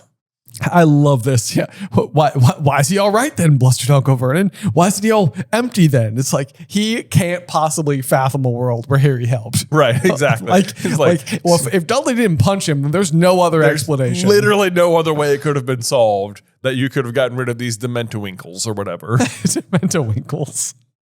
Makes him sound so delightful. Right? New from Little Debbie. Dementowinkles. Dementowinkles. Oh man. Whoosh, with a clattering and whirring of wings as in a soft fall of dust, a 4th owl came shooting out of the kitchen fireplace. For God's sake, roared Uncle Vernon, pulling great clumps of hair out of his moustache. The 3rd owl was just like, you know what? I don't know if the window's going to be open or closed. Just go to the chimney, okay, man? The chimney will work. I got bad info from Rusty. I don't know about that guy. I don't know what Penelope sees in him, but you know what? Try the chimney. Although, you know what? The chimney also should not work, because if you remember from Goblet of Fire, that's where Arthur, Fred, and George all... Oh, yeah, they got stuck. Yeah. I guess when Mr. Weasley put it back together, he didn't do that part. He was sort of like, listen, I know you had it covered before. Don't do that. Don't do that, because we might do this again. You know? Yes. I might just decide. So let's see. This owl comes in. This one's from Sirius. But before the 4th owl causes Uncle Vernon to pull out great clumps of hair from his mustache, which let me just tell you from experience, does not feel good. Yeah, no, it doesn't seem like it would be good. Yeah. I mean, just pulling on it a little hurts, Right. Yeah. So how he has anything left even.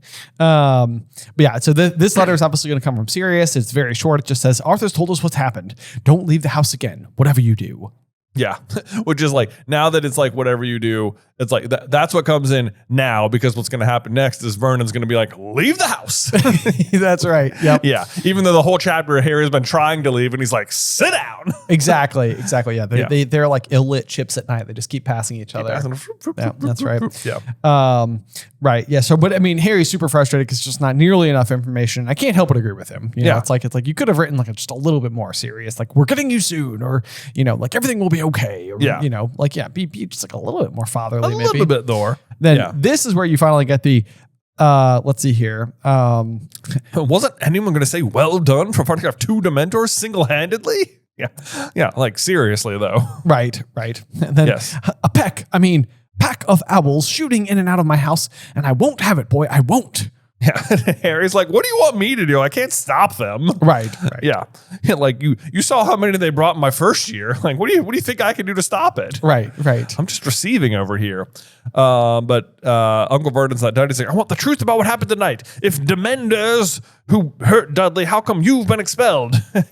And he finally is able to give them the explanation. He says, I did the Patronus charm. It's the only thing that works on them. And then Vernon gets to the heart of the question that Harry has, which is, what are Dementoids doing in Little Whinging? And Harry's just like, exactly. Right. Yes. And I almost feel like that would be like a better response here. It's like nobody is willing to validate each other's like concerns. But if they were, and Harry, like, because what he ends up saying is, I couldn't tell you, said Harry wearily. No idea. But it's like if Harry had been like, yes, Vernon, okay, we're on the same page here. I have the same question. I have no idea. They're not supposed to be here. That was an incredibly weird thing to happen, even for like the world that I live in. Yeah. You know, it's like, even that I could see like Uncle Vernon being like, okay. Yeah. You know? Oh, but then I feel like he'd come to the same conclusion he does anyway, which is, it's you. It's got something to do with you, boy. I know it. Why else would they turn up here? Why else would they beat down that alleyway? You've got to be the only you know what for miles. And he's right, of course. It does have to do with Harry. It's true. It's true. Yeah. And yeah, that's where Harry is basically like, he does have a good point. Why did this happen? Had the Ministry lost control of the Dementors? Because to be fair, that is something that Dumbledore had just predicted at the end of Goblet of Fire. So like, you know, that's like, he basically instructs Fudge to go to Azkaban and get rid of the Dementors as the guards. And now here they are in Little Whinging attacking Harry himself. Yeah. And so it's kind of like the most obvious conclusion is that that's exactly what happened, that the Ministry is not in control. Yeah. The unfortunate thing is that it's the Ministry being in control that is what sent them there. Right. But this is all just great misdirection for you, the reader, then, because you're right. It's like Harry comes to the conclusion that seems like it makes them more sense, which is, that Voldemort sent them. Right. When in fact, no, it was the Ministry who sent them. It is not, it will soon be what Dumbledore said comes to pass, where the Dementors are working for Voldemort. But right now, it doesn't matter who they're working for. They're all against Harry. Right. Yeah. No matter who's sending them, they're against Harry. Yeah. But so then of course, you know, Vernon kind of comes to what somebody in an outsider's perspective, it's a probably fair conclusion. Like, why are prison guards coming for you? Like, and he's like, you're on the run from the law. And Harry's like, of course I'm not. Right. And it's like, then why? And it's like, he must have sent them. You know, it's like it's not unreasonable for Vernon to be like, the police are looking for you. Like, you must have done something wrong. Right. You know, like, because it seems like that would be, under most circumstances, why the police would be looking for you. Yeah, reasonable conclusion. And then Harry finally gets to it. He and Harry's like, Lord Voldemort. And this is such a funny thing because they're saying like, you know what, talking about just the word wizard, but they don't mind saying Voldemort, but they flinch at other words, whereas it's like the exact opposite in the wizarding world. Right, exactly. Yes. So Harry says it out loud to them, and then Uncle Vernon's sort of like, Lord, hang on. I've heard that name before. That was the one who murdered my parents. Yes, Harry said. But he's gone, said Uncle Vernon impatiently, without the slightest sign that the murder of Harry's parents might be a painful topic to anybody. That giant bloke said so. He's gone. He's back. Yeah. And I feel like what Harry could have said is, well, he's back. He kidnapped me last year and took my blood into his body, and I barely escaped, and he killed my friend. Not as funny as you think. Right. Yeah. You remember how like I pointed my wand at Dudley? It's because he brought up the fact that particular person died. And I've been talking about it in my sleep, which I'm not proud of. It's not a good thing. It's not a fun thing. Not a fun thing. But Dudley was making fun of me for it. Dudley was making fun of me for it. And as you know, the walls are paper thin here. So maybe you've heard me mention his name. Okay. All right. It was bad. I'm not happy about it. And he's back. And yeah. Okay. Right. Cool. We good? Yep. So Harry says he's back. And then Aunt Petunia says, back? And she was looking at Harry as though she had never looked at him before. And all of a sudden, for the very first time in his life, Harry fully appreciated that Aunt Petunia was his mother's sister. And this actually reminds me so much of a really great deleted scene from the Deathly Hallows movie where Aunt Petunia pulls Harry aside, before they leave. And she's like, you know, you're not the only one who lost somebody that day. That doesn't happen in the books, does it? It does not happen in the books, yeah. Which is unfortunate because, I do think at Petunia's core, really what's happening is, it's her jealousy that's getting the best of how she feels about magic. But, she still, as a child, loved her sister. Yeah. And so it's like she's allowed this jealousy to like block everything, like all the real emotions that she must feel about like what's happened. Because on some level too, like Petunia may choose a particular position to stand in terms of like why she hates magic and her resentment of Harry, and like it may all fit together rather nicely, but like she would even have some right to hate magic because magic is what ultimately led to the death of her sister. Right. Like that's not unreasonable. Like right. We've so many times talked about like Salazar Slytherin before, and like maybe he didn't have pure blood mania. Maybe he had like his own wife killed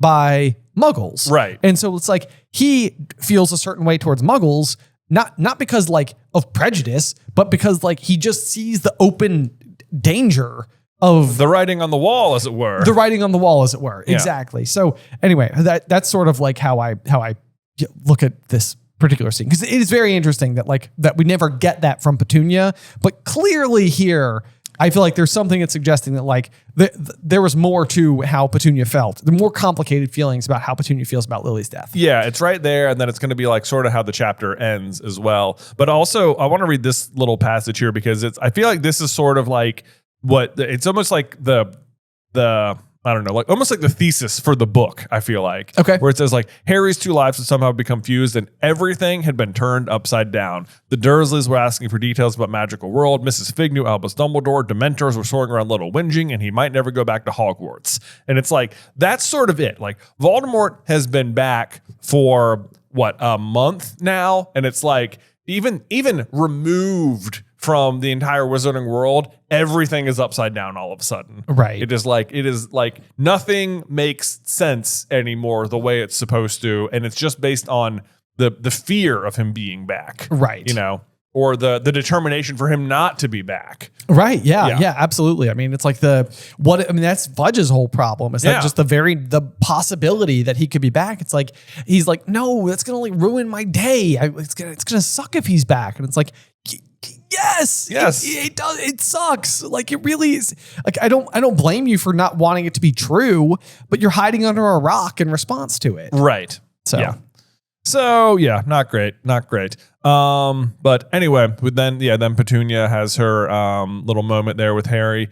And then Harry confirms, like, he came back about a month ago. I saw him. Doesn't mention how he saw him, which feels like maybe could have won him some points. Yeah, right. Yes. But maybe he doesn't want to talk about it. So I guess that's fair.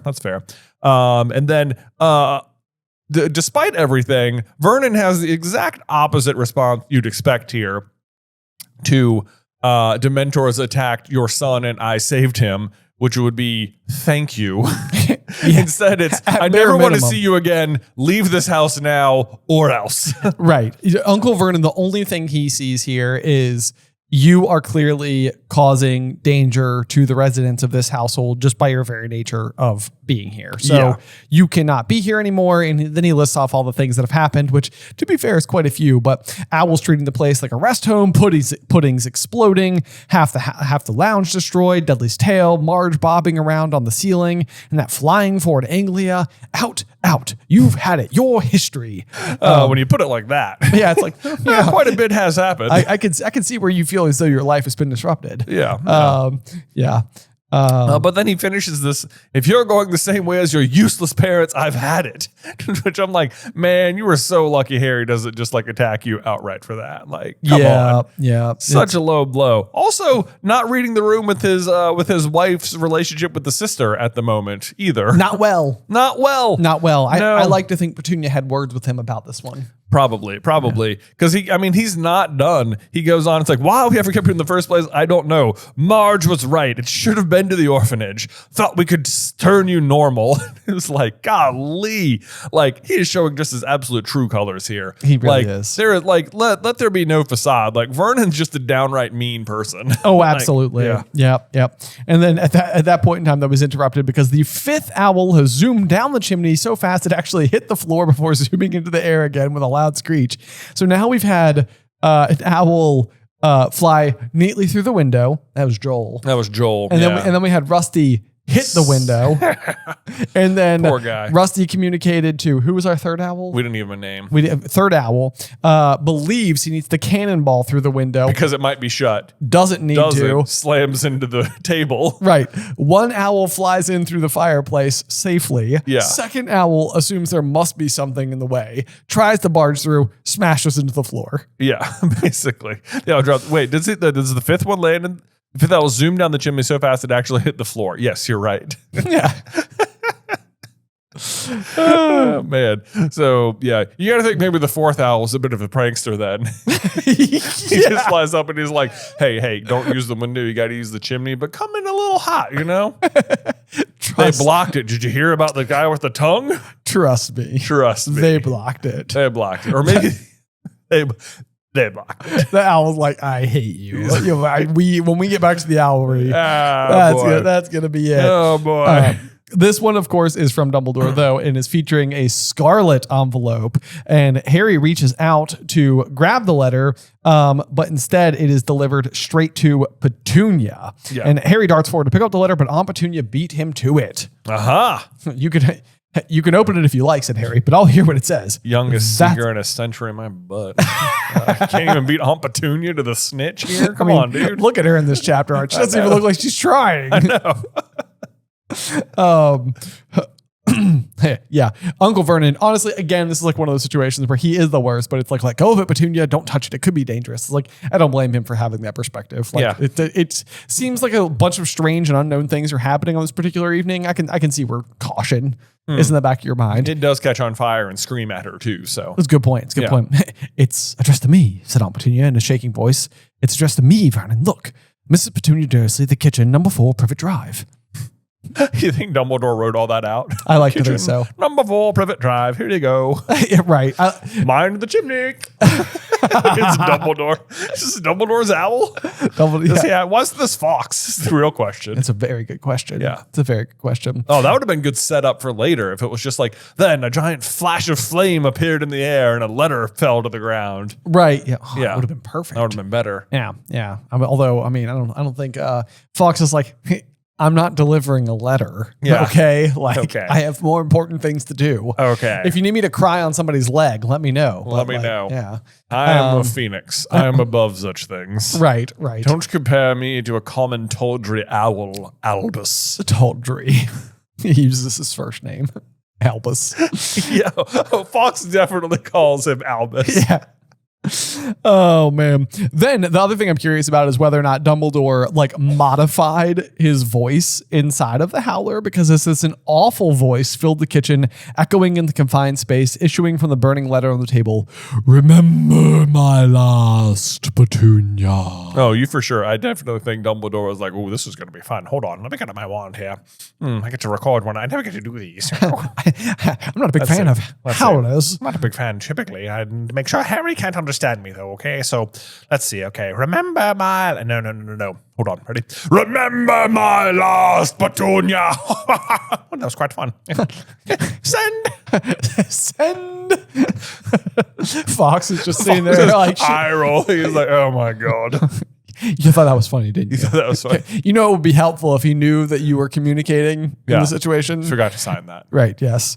But yeah. Anyway, this is a situation where, obviously Petunia knows what it means because the original letter that Dumbledore left with Harry when he was left on their doorstep all those years prior. And basically this turns Petunia completely around to the point where she overrides Uncle Vernon and his demands for Harry to leave. And it's basically just like, the boy will have to stay, Vernon. She said weakly, he stays. And Vernon's like, but Petunia.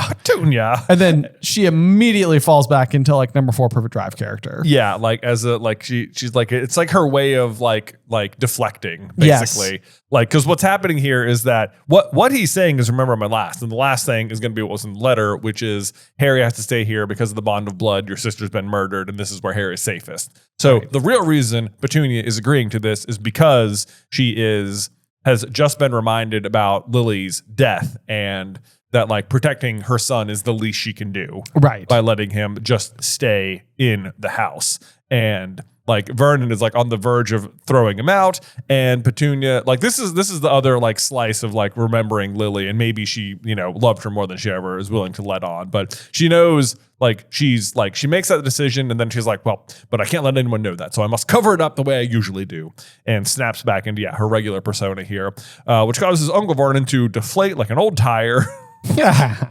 Oh, and then we get a bunch of rapid questions, which let's see if we can answer here. So Harry says, "Who was that howler from?" Of course, it was from Dumbledore. Right. Opportunity says, "Don't ask questions," which is her snapping back into like year one Dursleys. Even right. That was like their kind of attitude here.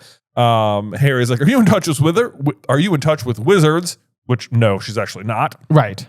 I told you to go to bed, and it says, "What did it mean? Remember the last what?" And it's the bond of blood. So There we go. Yeah, go to bed. How come? We have no idea.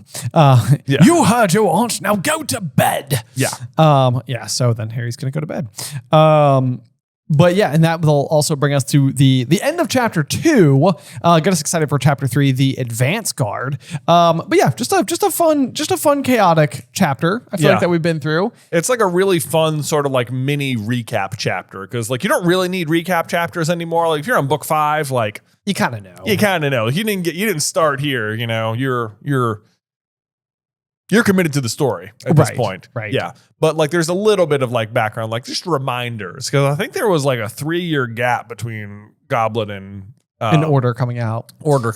Yeah. Right. Like books wise. Yes. Yeah. So get everybody up to speed. We get like a little bit of a basis for Voldemort's return and the fact that he appeared, you know, to Harry and all that type of stuff. So kind of a fun chapter, good recap chapter. We're all up to speed as we press forward to the advance guard. But Jay, before we close out today's episode, do you have a review for us? Well, but of course I do. Yes, I do. Let's see here. This is going to be from Kit1140. It says, podcasters who actually love Harry as a main character, which like, yeah, duh. I guess I'm like, the other podcasts just like hate on Harry, you know? That would be so surprising. I know. I feel like Harry is supposed to be all of us. I know, like, right? He's supposed to be able to be like, yeah, that's me. That's how I hope I would act, you know? Right, yeah. Like you'd be like noble enough, and you'd exactly. What does he get? Moral fiber. I know. This is where people are like, who's your favorite character? And it's like, you can never just be like, Harry. Yeah. You gotta have like some fun side character who's your favorite character. Right, yeah. Who's your favorite character? Harry. What house are you in? Gryffindor. Yeah. What are you talking about? Why wouldn't it be Harry? Harry's literally the best person in the whole story. What's your Patronus? Stag. Duh, come on. Harry had all the correct answers, guys. Yeah, right. Okay. Yes, yeah. I have a snowy owl. What's your problem? Right. Okay, continue. Okay. Kit says, I love this podcast. I especially love that Jan Ben seemed to really like Harry as the main character. So many podcasts I've listened to basically I hate on Harry the whole time. He's my favorite character, so I love listening to people who love Harry as much as I do. There you go. Boom, right, bam. Hey, we got you, Kit. There you go. Here's a question. What if Harry started being able to see from Voldemort's perspective after the graveyard in Goblet of Fire? If I'm remembering correctly, all of Harry's visions, dreams before then are from a third-person perspective, and it seems like the Voldemort perspective only starts after Voldemort has taken some of Harry's blood. It can make sense that the Horcruxes are aware of the original person's experience, but then Voldemort physically linking himself with Harry makes it so Harry can see Voldemort's actual perspective. And then it says, so this would also explain for Nagini, like why he can see through Nagini since Voldemort was consuming her venom as a part of her to become fully alive again, and it seems to be able to see out of her eyes and vice versa. So that's a very interesting question, because we've talked a little bit about that before, especially with like the Riddle House at the beginning of Goblet of Fire, where like you're kind of witnessing everything. Like the only reason Harry should be able to witness any of that dream at all is because Voldemort is there and he's kind of been like, you know, resurrected to that like rudimentary body or whatever. But the end of the chapter sort of has this like reveal moment where like Voldemort's chair is turned around and revealed to the onlooker, so to speak, in this case, Harry's mind, who's in the chair, which is Voldemort. And it's like, if it's from Voldemort's perspective, it doesn't seem like Harry should be able to see all of the like Frank Bryce walking up the stairs type bits of it. Like he's witnessing more than seems reasonable. Yeah. The same thing when he has the dream from divination, where he like flies in from the perspective of the owl and learns about Barty Crouch Sr. being murdered in the woods. Right. So maybe a big piece of it there is that like, if you can almost imagine, I'm kind of picturing like those telephones that are made out of like soup cans, where it's like you've got like a string in the middle and you can like talk to each other through it. It's almost like by Voldemort. I have been doing that like crazy over the past like 6 months, confusing Dumbledore and Voldemort. When Voldemort took a piece of Harry's blood into him, if it's almost like the can got like set up on his side. Right. And like now it's like truly properly like a two-way street. Right. So, because I think, this is interesting. I'm trying to think like at what points is Harry going to see from Voldemort's perspective moving forward, if it's ever the third person view again, or if it's mostly like from behind his eyes after this point. Like, we know like the attack on Mr. Weasley will be from Nagini's point of view, which would kind of make sense because of what they said, like that that's also a piece of Voldemort's soul in there, and like maybe Voldemort was even possessing her while she was in there. Well, and I've additionally had the belief before that we just made a theory about this, but that like Nagini herself, the former human that we saw in like Fantastic Beasts, has almost like been killed by Voldemort's occupation of her magical body. Oh, and, right. And it's almost like you've literally got like one soul, wasn't necessarily like forced out, but he describes occupying other animals in the forest of Albania and how most of them were like ill fit to like withhold his occupation basically. Yeah. So the thought there would almost be that like he encounters Nagini and is able to like because she's like a magical beast, it's almost like the container is powerful enough to withstand even if Nagini's more kind-hearted soul can't. Right. And so in that way, Voldemort's Horcrux inside of Nagini is really just Voldemort. Like, and therefore that pathway would be even more closely connected than just the venom. Right. Is the argument I'd be making. But yeah, so then we see after Gringotts, that would be another occasion where he gets really mad. Yeah, and he's like slaying everybody in the room. You see when he's like hunting Grigorovich, you get to see from his point of view staring down at the town, right? Yep. Yeah. And when he's interviewing Grindelwald. Right. Yeah, this is interesting. Maybe it's like after he has the blood in him, then it seems like he sees rather from third person, he's seeing from first person. Right. And I guess that this is it's like a big part of why Dumbledore is unwilling to like make eye contact with him or really spend any specific time with him, because now it seems like really for the first time, Dumbledore is concerned that Voldemort could use Harry to get to Dumbledore. Because he'll be able to see through Harry first person. Exactly. Yeah. Yeah. So, and of course that's disproved in Order of the Phoenix when Voldemort does occupy Harry, because Harry is like too good for Voldemort to, like, it's painful for him to be inside of like Harry's. Right. But there is the flash when they like lock eyes at Christmas. Or like when they're taking the port key. Right. Yeah. Yes, there is that. You can like feel the snake inside him or whatever is what he describes it as. But that's like maybe Voldemort like noticing it, but it happens so quickly that like, if he ever tried to possess Harry, he basically can't because Harry's soul is too pure. Right. Yeah.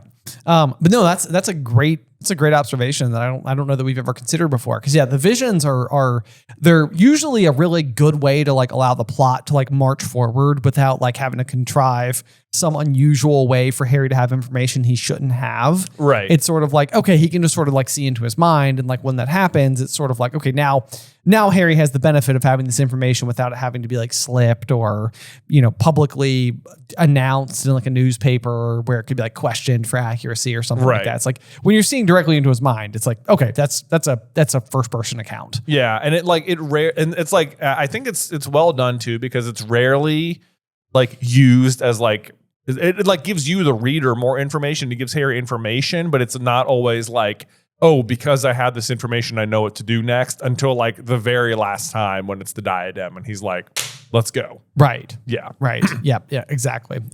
So Kit, great observation. Super love that. We're going to have to go through and Yeah, now I have to go examine them all. Examine them all, but that feels like a total theory worth making too. That's a really good observation. So as always, guys, please continue to head on over and leave a review wherever you're able to, and if you can include a question inside of that review, we might be able to answer it at the end of one of these episodes. Yeah. Or if you have a very specific burning question for us that you would like to ask, you could always sign up for our Owlry tier over on our Patreon page, which not only gets you the ability to like ask a question that we might answer in our additional show, the Owlry, which is an extra, it's usually like 20 to 30 minutes at the end of each week's episode where we record another question from you guys. Yeah. But you would also get like ad-free listening, early access, so like lots of cool perks available via the Patreon. And if you sign up for an annual membership, of course, we'll send you a page from one of our books. We just got the spines removed from our Goblet of Fire copies, so those will start going out fairly soon. Yes. So if that's something you're kind of hoping for, be sure to go check it out. Again, patreon.com/Through the Griffin Door. Yes, we hope we will see you over on Patreon, but otherwise, thank you so much for listening this week. Make sure you join us next week for Chapter 3, The Advance Guard, here on Through the Griffin Door.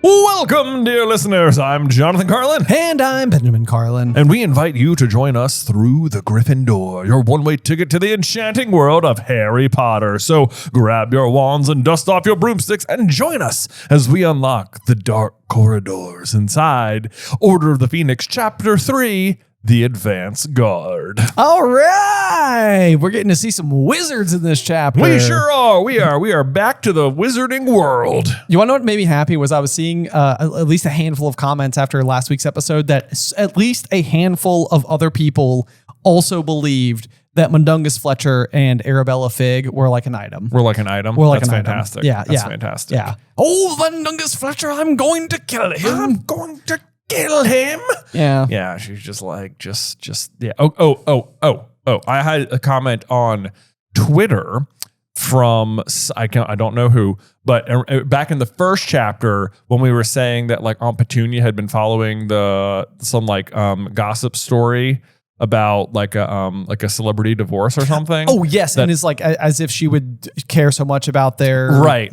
Apparently, it is, and I did not fact check this or anything, but according to the tweet, apparently this is a reference to the real life breakup of Fergie and like Prince somebody. No way. Yeah. Yes. Okay. A famous actress divorced from her famous husband, as if we're interested in their sordid affairs. Okay. Sniffed Aunt Petunia. Well, I don't know. She's like, Fergie, an actress? I don't know. Yeah. Unless this is a different Fergie. It could be. It could be. Yeah. Who's to know how many Fergies are out there? I don't know. I'm not up to date on such things. I like a world where Harry Potter like shadow references Fergalicious. Yeah. That's right. Oh man. Okay. I actually had another interesting thought after reading last week's chapter, A Peck of Owls, where you're getting sort of like the onslaught of deliveries to Harry and Petunia from various members of the Wizarding World. Yeah. And obviously the last one that shows up and where we ended the last chapter is with Petunia receiving the Howler from Dumbledore that says like, "Remember my last Petunia." Yes. And it very quickly changes Petunia's stance on the whole situation, basically related to Dudley being attacked, Harry using magic, like everything that has basically happened that is forced Vernon to reach this conclusion. Like, that's it, boy. Like, ever since you've darkened our doorstep, bad things have happened. Dudley's tail in the den is toffee and the house elves and the exploding puddings and of all those things. Here was my curiosity, and I don't know that this is like anything that's like that important or if there's any major implications, but I wonder if in any way, shape, or form the Bond of Blood charm forces the Dursleys to remain put at number 4 Privet Drive. That's interesting. Like is it, they can't leave? Like they can't leave. Like, are they like, I mean, like was Harry at more risk? Like, obviously not, because Voldemort hadn't quite like found his way back to power yet. Like when they went to like the hut on the rock. Yeah. But that's like the only real place we see Harry go other than the zoo with the Dursleys, where they've like decidedly left home. Right. And they're obviously still traceable to that location because Hagrid ends up finding them there. Like, you know, like he knows to go get them, to get Harry from there.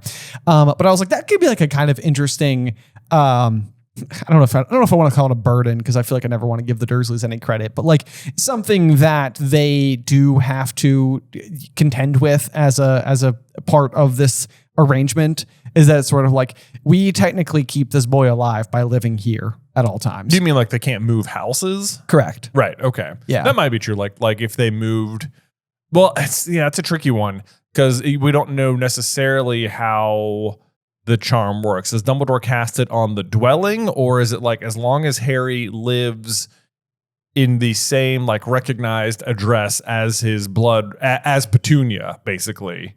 Like, right. Would it work? I mean, it's a fair question. Like, because obviously it breaks as of the Battle of the Seven Potters. Like, it's supposed to break upon Harry's birthday, which is October. I'm sorry, that's Halloween. On July 31st, and they choose to leave like a few nights prior, right? Because they're kind of like, okay, like that'll throw off the scent. Like they're not expecting them to like leave beforehand or anything. But during that particular exchange, I think it's Moody who basically is like, you know, it's like, when we leave here, you will never, you know, come back to this place again. Like, you know, this is it. Like, it is no longer your home. Right. Like they're intentionally breaking the bond by like decidedly marking in the sand that this change has happened. Yeah. But like, think about how powerful the bond of blood is compared to even something like, oh my goodness gracious, Secret Keeper. What is the spell? The Fidelius charm? Thank you so much. Yes. That is, I promise I know. That was my brain doing just a quick little brain fart there. But think about how much more powerful the bond of blood is than the Fidelius charm if it was able to like transfer locations. Oh, yeah, that's true. That's true. Yeah. That's pretty good. As long as you remain in the house, I suppose. But I guess it's the same with the Fidelius charm. Like, you have to stay inside the house for it to work. Right. Yeah. Right. Yeah. True. Yeah. The location is hidden. So as long as you're in the location. Exactly. Because that's even like with number 12, Grimmauld Place, they like, I think Harry has like a moment when they're scoping out the Ministry in book 7 where he like lands on the doorstep and he's like kind of like stumbles backwards, like his cloak billows out or something. Yeah, and they catch a glimpse of the cloak. Right. Yeah. Right. Yeah. So it's like you could be visible the moment you leave property. It's only within the confines. Right. So anyway, I just thought that was kind of interesting because it'd be like a weird detail where it's like maybe the Dursleys do have like one situation because they seem so uppity and like it would feel very, I don't know. I don't even know if this is really like a trope, but like suburban to like constantly be moving from like this good neighborhood to like the next good neighborhood up, like up the rung. Like so to speak. like Vernon seems like a high ranking, you know, drill salesman of sorts. He has his own office and stuff and a secretary and things. Right. Yeah. Yes. And they were going to buy a home in Mallorca. In Majorca. Majorca. Yeah. So anyway, it seems like one big sale was going to put them in a position to buy a vacation home. I mean, so I don't know. Yeah. Maybe they could move house, but they don't. Anyway, so that's all. There you go. Yeah. That is an interesting thought. Okay. Let's look at the chapter art for this one because it's a pretty fun one. You get to see a bunch of familiar and new faces. I really like the chapter art, although I wish it was like bigger. Honestly, it's like they like crammed. Everyone looks so tiny down there. I know. And I was trying to go back to Dudley Demented because we get quite a large chapter art for chapter 1, and this one does seem like it could be like kind of drag the corner, make it a little bit bigger. Literally, I am like so at the point where I've used technology for way too long because when I see images this small, I try to take my two fingers and like zoom as if like it will make it It'll bigger. just go in. Yeah. And sometimes I'm like I get like upset with myself for that impulse, and it's like, Ben, what is wrong with you? But either which way, so you're right. We get to see a lot of familiar and old faces and new faces as well. I labeled as the 4 people I felt like you could identify, which are going to be Mad Eye, who's kind of over there in the 9 o'clock position, Kingsley up there in the 12 o'clock, Tonks over there in 3 with like kind of like the spiky hair. Yep. And then Lupin, who like, I feel like this is a rather like devilishly handsome, but also maybe kind of short Lupin. Yeah, I can't tell if it's just like the way it's framed. He does look a lot shorter, right there. But it's you don't get many like canon drawings of Lupin in the books or anything like that. So this, honestly, like they give him a lot longer hair than I always imagine him looking like he does in the movies, basically. You know, it really is one of those where I think that the film depiction is kind of just like eclipsed any type of mental image I've ever had of what Lupin was supposed to look like. Right. Which is also like fairly, I don't want to say inaccurate, but like Lupin should be considerably younger, but of course Lupin as a character notoriously looks a little bit like older and shabbier due to the lycanthropy. So, so there's something to be said for that. So maybe his film depiction is actually like a scooch more accurate. A scooch more. I feel like he has the least like defined qualities other than like he's just sort of shabby, but it's like, Sirius has like the jet black, like wavy hair, and like James basically looks like Harry, and Peter basically looks like Scum, and he's got the watery eyes. Yeah, he's short and like mousy. Yeah, exactly. Yeah, we got Peter. Yeah. All right. Anyway, let's dive on in here to our lovely first sentence, which reads: "I've just been attacked by Dementors, and I might be expelled from Hogwarts. I want to know what's going on and when I'm going to get out of here." And then the dragons arrived. Did you add an extra sentence onto this one, like for funsies? Because I feel like it would pop on after Hogwarts. Oh, you know what? I totally did. It's just where I drew a little arrow, and the arrow covers up the period, and I thought it was a comma based on where my drawing was. So allow me. I've just been attacked by Dementors, and I might get expelled from Hogwarts. And then the dragons arrived. All around bad day for Harry. I literally wrote kind of a bad day. First Dementors, now dragons. What's going on? I know. No, this is really kind of interesting too. Yeah. So Harry is just at the point where he is at his absolute wit's end. And you, the reader, are kind of right there with him, where you're just sort of like, someone tell him something. Like, he is so alone. He is so like singularly important. Like it feels like maybe like amongst the more unbelievable aspects of a story about wizard school is how he could be so important to this entire equation and how left in the dark they would leave him. I know. Absolutely. He's so left in the dark. And it's like, I feel like a lot of people complain about, or one of people's complaints about this book is how Harry is just like angry the whole time. And it's like, it's easy to discount like, oh, like that happened to Goblet of Fire. This is a new book. But it's like, if you're Harry, the character, like you just witnessed one of your classmates get murdered in front of you. The evil Dark Lord, your arch nemesis, just revived himself. He stole your blood. Right. You just had like a traumatic experience where you somehow escaped, managed to see your parents, and then the entire government turned against you, and now you're left alone with people who are abusing you. It's like, of course he's mad. Of course he's mad. Yeah. Like, it's like, because for you, it was a couple turns of the page and, you're right back in it. But for Harry, it wasn't. Like, so much bad stuff happens. No, I think Harry is completely valid in the way that he's feeling. But I think the other really huge aspect that happens with Order of the Phoenix being number book 5 and Harry's 15th year is that like he's also like in that moody teenager. Like, it's like all of us were the moody 15-year-old. And so we all see a little bit of ourselves in this version of the character, even though none of us probably went through quite the caliber of things that Harry has gone through. Yeah, certainly not. Yeah.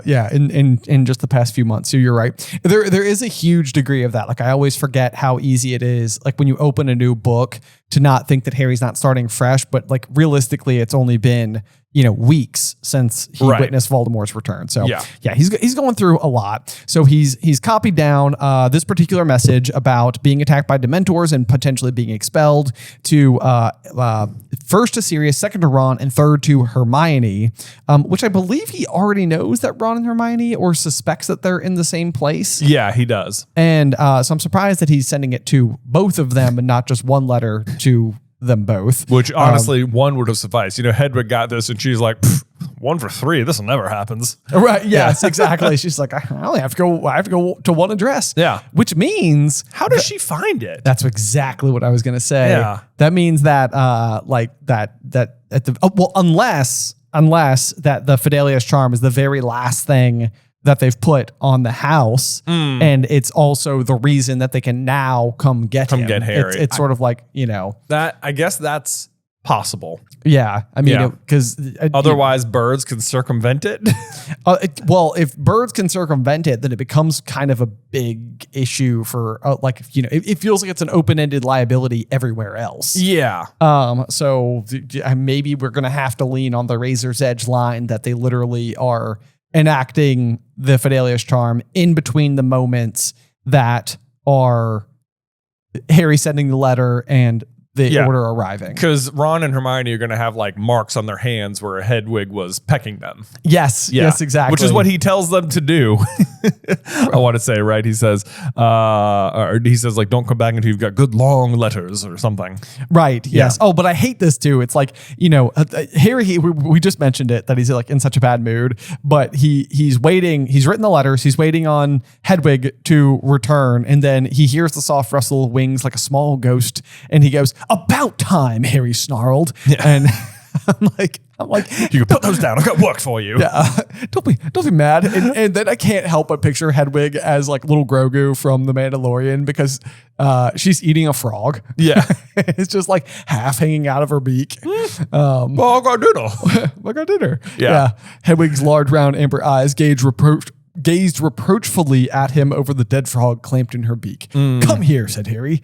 I know. It's like, oh, Harry, it's not Hedwig's fault. It's not Hedwig's fault. No. Yeah, and then he says, keep pecking them till they've written decent length answers if you've got to. Understand? It'd just be so annoying if you're like Ron and Hermione, like, what are we supposed to do? Right. Do you think that there's any possibility that like parcel tongue is the ability to speak to snakes? There are other abilities to speak to other animals, notably owls. And it's just the case that everyone can do it. So everyone can do it. It's like, it's not nearly as remarkable, but like, if you were to think about like the dueling club, for example, and everybody believing that Harry is sort of like, is the word sicking? Does that mean anything? Like sick 'em boy? Yeah. I don't. It's like, it feels weird to use it as like a verb. To sick it on him. Yeah, exactly. But like to basically give instruction to the snake to attack Justin Finch Fletchley is what people believe is happening. And so the belief that could happen makes it seem like it's unique to his ability to speak to snakes, but he's effectively giving this exact command for real this time to Hedwig, and she enacts it. Right, yeah. So it's like he's giving her a command and she's doing it. Yeah. Or maybe it's just that owls can understand humans. Well, that could be it as well. Yeah. That could be it as well. Yeah. Yeah. Well, I don't think he's like, if you were like Dudley leading your ear to the door, I don't think it would have been like, yeah. That was such a good impromptu owl impersonation. Well, thank you. You're very welcome. Oh no, I love that. That's so great. Okay, yeah. So but I think you might be right, because I want to say, doesn't Voldemort say that like Wormtail has an affinity with rats? Do you not, Wormtail? And it's like, they told him there was a spot deep in the forest. So it's like Wormtail can speak to rats, Right. And the question there is whether or not he can speak to rats because he's like in rat form, right, and therefore it like gives him like a new ability. Like, is that part of the animagus process? Like, could James Sirius talk to dogs or? Yeah, precisely. Yeah. Like, I mean, because I suspect that animals have their own very basic version of communication, but speaking to rats would suggest that like rats have their own language. And it's like the idea there, or even with snakes, the idea is that like they can speak, we just can't understand them. Yeah. But like we are taught language by our parents and by the educational system and by reading and vocabulary and dictionaries and alphabets. And like, we have an entire system devised to aid us in the process of speaking. Like that is like what would have been probably, like the early grunting version, that's become highly sophisticated. But like the snake at the zoo, the boa constrictor, like motions over to like the bred in captivity sign. True. So like it can sort of read. Yeah. Right. I mean, it feels like it. Yeah. Or is that just like how magic works? But then like, why don't wizards just know how to read? Or maybe they do, and that's why they don't need classes like English and stuff. Hey, like so, yeah. It's like the real magic is that like they don't need to learn math; they just know math. Right. Like here's the thing: like if snakes can read, I don't see why wizards would need to learn how to do such things. This is a very good point. It's a very good point. Yeah. Yeah. So anyway, let us know. What do you think? Is there a chance that all wizards just are whatever beak tongue? Yeah. What is it called when you can speak to owls? Yeah. Right. Oh man. But then Harry does immediately regret being rude to Hedwig. It says, in addition to every other miserable feeling, he now felt guilty that he'd been irritable with Hedwig. She was his only friend, and he had at number 4 Privet Drive, which like I feel like that can happen. It's like you're in a bad mood and people are trying to help you and you're just in such a bad mood. You lash out at them too, and they're like, well, fine. It's true. Yeah. You're just like your head is so like it's just spitting. Like everything just feels like you can feel like your pulse, like in your ears. Yeah. I feel like I've had that moment before. Yeah. But yeah, he does say that he'd make it up to her when she came back with Sirius, Ron's, and Hermione's answers. And he is woefully incorrect about his hopes here. He says he'd probably wake up tomorrow to 3 fat letters full of sympathy and plans for his immediate removal to the burrow. And with that comforting idea, sleep rolled over him. But that is not what happens. I know. Yeah. So Hedwig did not return the next morning. Harry spent the day in his bedroom, leaving it only to go to the bathroom. 3 times that day, Aunt Petunia shoved food into his room through the cat flap Uncle Vernon had installed 3 summers ago. So that's going back to Chamber of Secrets. Great. Yeah. And let's see. Every time Harry heard her approaching, he tried to question her about the howler, but he might as well have been interrogated the doorknob for all the answers he got. Yeah, like she is basically like, this feels like Petunia has worked for 14 years at this point in time to keep any knowledge of the wizarding world as like buttoned down as humanly possible. Right. And now it came bursting out at the seams, and it's almost like she's got to like recorrect a little bit. Yeah. She's got to like really stuff all that back down in there. Yeah. But then apparently it goes like this. It says, so it went on for 3 whole days, which is just, this must be torturous for Harry to be. I mean, this is just, can you imagine just laying in your room for 3 days? No. Like with just nothing but your anxious thoughts swirling around, like, and what, cold soup coming through the cat flap? Right.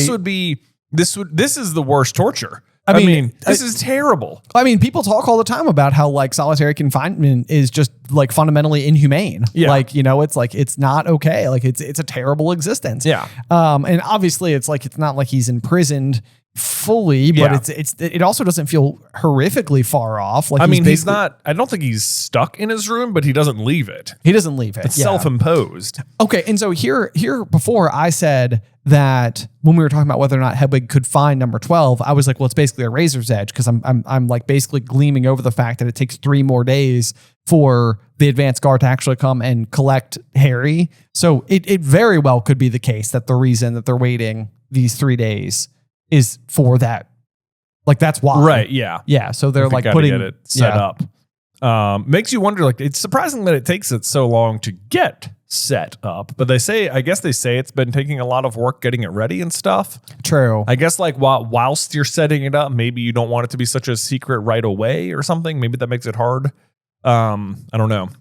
Yeah, or like maybe like even just like drawing too much attention. Like, I wonder if like before it's set up, it's like you have to be very, very, very cautious, because then it's just visible. Right. And you don't want to be like drawing attention by having this like particular collection of wizards, especially when a couple of them are probably like completely unauthorized to be there by way of being Aurors, i.e. Tonks and Kingsley. Yeah. Like these are ministry members who like are joining effectively like a secret army. Like the government could easily call that treason. But at the same rate though, is number 12 not protected by a different Fidelius charm? Because I think, doesn't it say like the citizens of like Grimmauld Place had long since considered it a humorous like joke that they just forgot the number 12, that it went straight from 11 to 13? It does say that.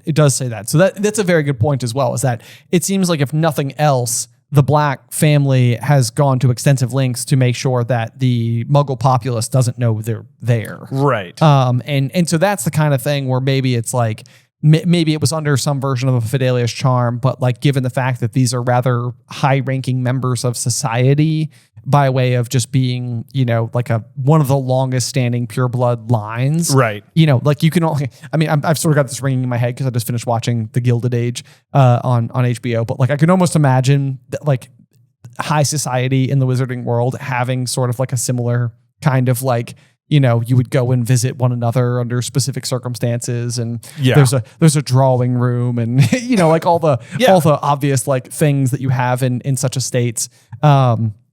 So yeah, I don't know, maybe that's like what's going on. But if that were the case, it would be protecting the Black family residents from Muggle knowledge, not from other wizard knowledge, which would mean that it would be like a rather weakened Fidelius charm. Right, but you still might need to like, there might not like, maybe like the modern Mundungus Fletcher who never knew the Blacks and they've, the house has been abandoned for 10 years, doesn't know where the Black family house is. Oh, for certain, so like first he has to be told where the Black family house is. They got to get everyone, like maybe they have to get everyone through the initial problem. Right. And then Dumbledore has to like recast a second layer of the Fidelius charm on top of the old one. On top of it, yeah. I know, I could see that absolutely. Yeah. Yep. And it would even make sense though then like the fact that any of the people who are staking it out later in like Deathly Hallows, just basically waiting for anybody to show up, like, you'd be dealing with people who would have maybe previously known the location, because you're dealing with like the likes of like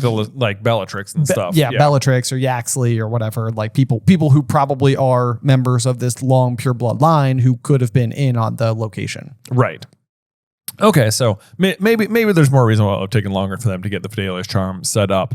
But let's see. So he's just been laying there with a lethargy so complete that he could lie in his bed for an hour at a time, staring dazedly into space, aching with dread at the thought of the ministry hearing. So he has nothing good to think about the entire time here.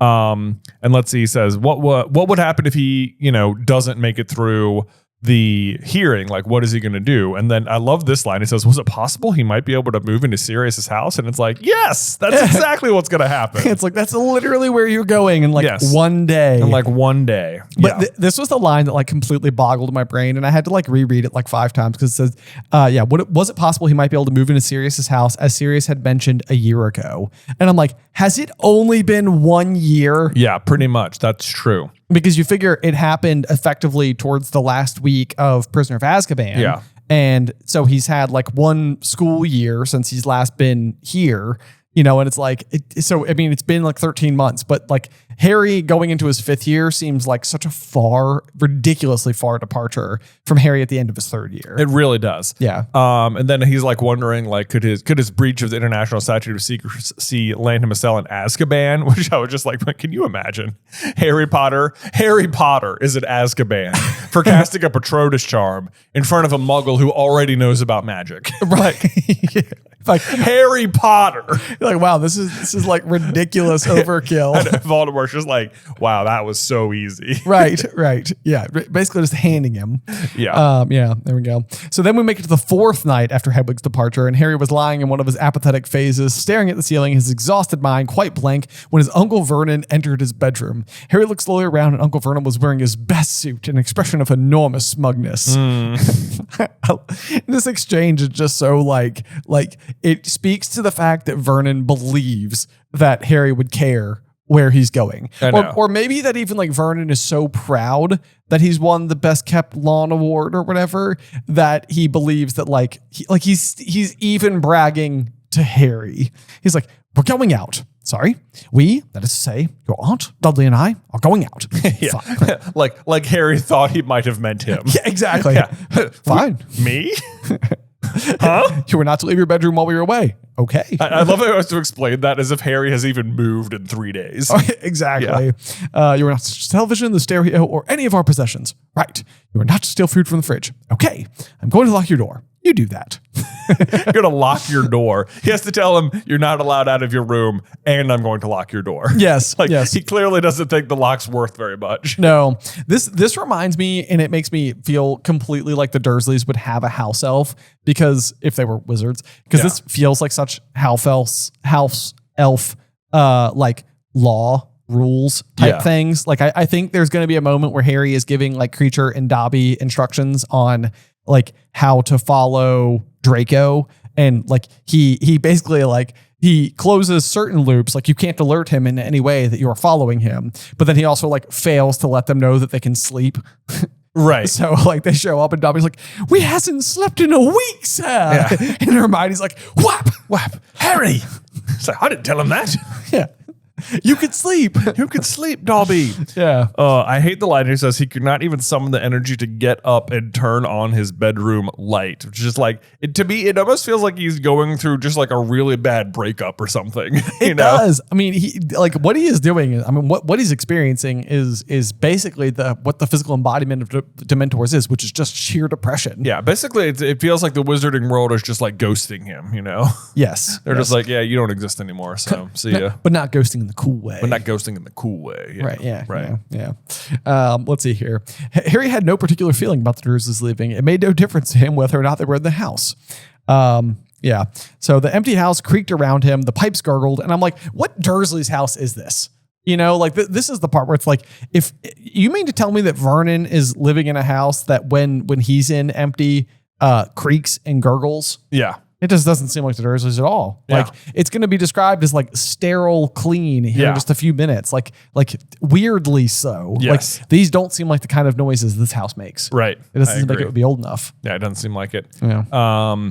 But then Harry's laying there and he starts to hear something moving around downstairs. It says he sat bolt upright. I said he sat lightning bolt upright. Nice. Nailed it. Yeah. Because of the scar on his forehead. Because of the scar, exactly. Right. It's rather iconic. And then I love Harry's son. Burglars, he thought, sliding off the bed. Like, can you imagine? Can you imagine Harry's up there? He's like, are you kidding me right now? Does this house get broken into? First Dementors.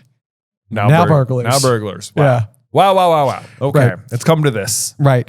And in true enough fashion, he snatched up his wand from his bedside table and stood facing his bedroom door. It's like, Harry, have you learned nothing? Yeah, I know. You got to gets to the Ministry of Magic. There were burglars. What's a burglar? Yeah. It's like, you know, when people come and take things. They come and take things. It's like they were taking your possessions. No. They were taking stuff from people I hate. And you stopped them. No. No. Yes. No. Sort of. No one was talking to me. That was in my room, pretending I didn't exist. Exactly. Yeah. That's exactly what he's doing. I know. It's pretty much what he's doing. Yeah. That's exactly how it's being treated anyway from the west of the west of the wizarding world. But so Harry emerges from his bedroom, stares down, and there is just a whole group of people standing down there. 8 or 9 of them, as far as he could tell. Yes. And then we get he gets spoken to first by Moody, which, you know, bold to send Moody, I think, for this particular mission after what Harry's gone through just, 5 weeks ago. But nonetheless, he's the one who speaks up, and he's immediately like, lower your wand, boy. Before you take someone's eye out. It's like, as far as Harry's concerned, it's like pretty much the last time he saw this man, he had a wand pointed at him. Yeah. And I'm like, if it's anyone I'm not lowering my wand to, it's you, bro. Right. But I do love how we immediately address the elephant in the room, and Harry's like, Professor Moody. He's like, I don't know so much about Professor, growled the voice. Never got around to much teaching, did I? Get down here. I want to see you properly. Yeah. Harry's like, don't know if I should be trusting you. Yeah. Don't maybe trust you. But then he hears the voice. It's all right, Harry. We've come to take you away. Harry's heart leapt. He knew that voice too well, though he hadn't heard it for more than a year or written it a single letter, not even once. Not even one time, despite how much this man would have taught him. Professor Lupin. And I mean, I had like trumpets go off in my head. Like, I know. What a triumphant return. I know. I was like, yay, Lupin's back. Oh, my goodness. Harry, how could you forgot about Lupin? You're just like, Sirius is the only person I know, the only adult wizard that cares about me. I knew him for 30 seconds. Lupin's like, dude, I taught you for a year. I taught you the Patronus charm. It's like your signature thing. Right. I was also best friends with you. I got you out of like a couple of jams with the Marauders map, I thought we had like a cool thing going. You know my secret. Yeah. You know my secret. You protected it. Can you just imagine how sad it would be if like Harry went to like Lupin's house and just like scribbled on the desk was like ways to get past dragon. And it's like just like a whole like list of things that he's like brainstorming for like ways to like give Harry advice if or when he eventually writes ways to breathe underwater. Yeah. You know, it's just like, I've got it ready for you, Harry. He's like, I've been preparing for this moment. I know. Like, Harry's sitting here woeing about how many letters he's not receiving. How do you think Lupin felt, Harry? Exactly. You know? Exactly. Try that one on for size next time. Yeah, exactly. Laying there just like, wish Harry would tell me what's going on in his life. For what it's worth, it's not a criticism so much of Harry as it is just sort of like empathy towards Lupin. Exactly. You know? I mean, that's really what we're going for. Exactly. Here. Right.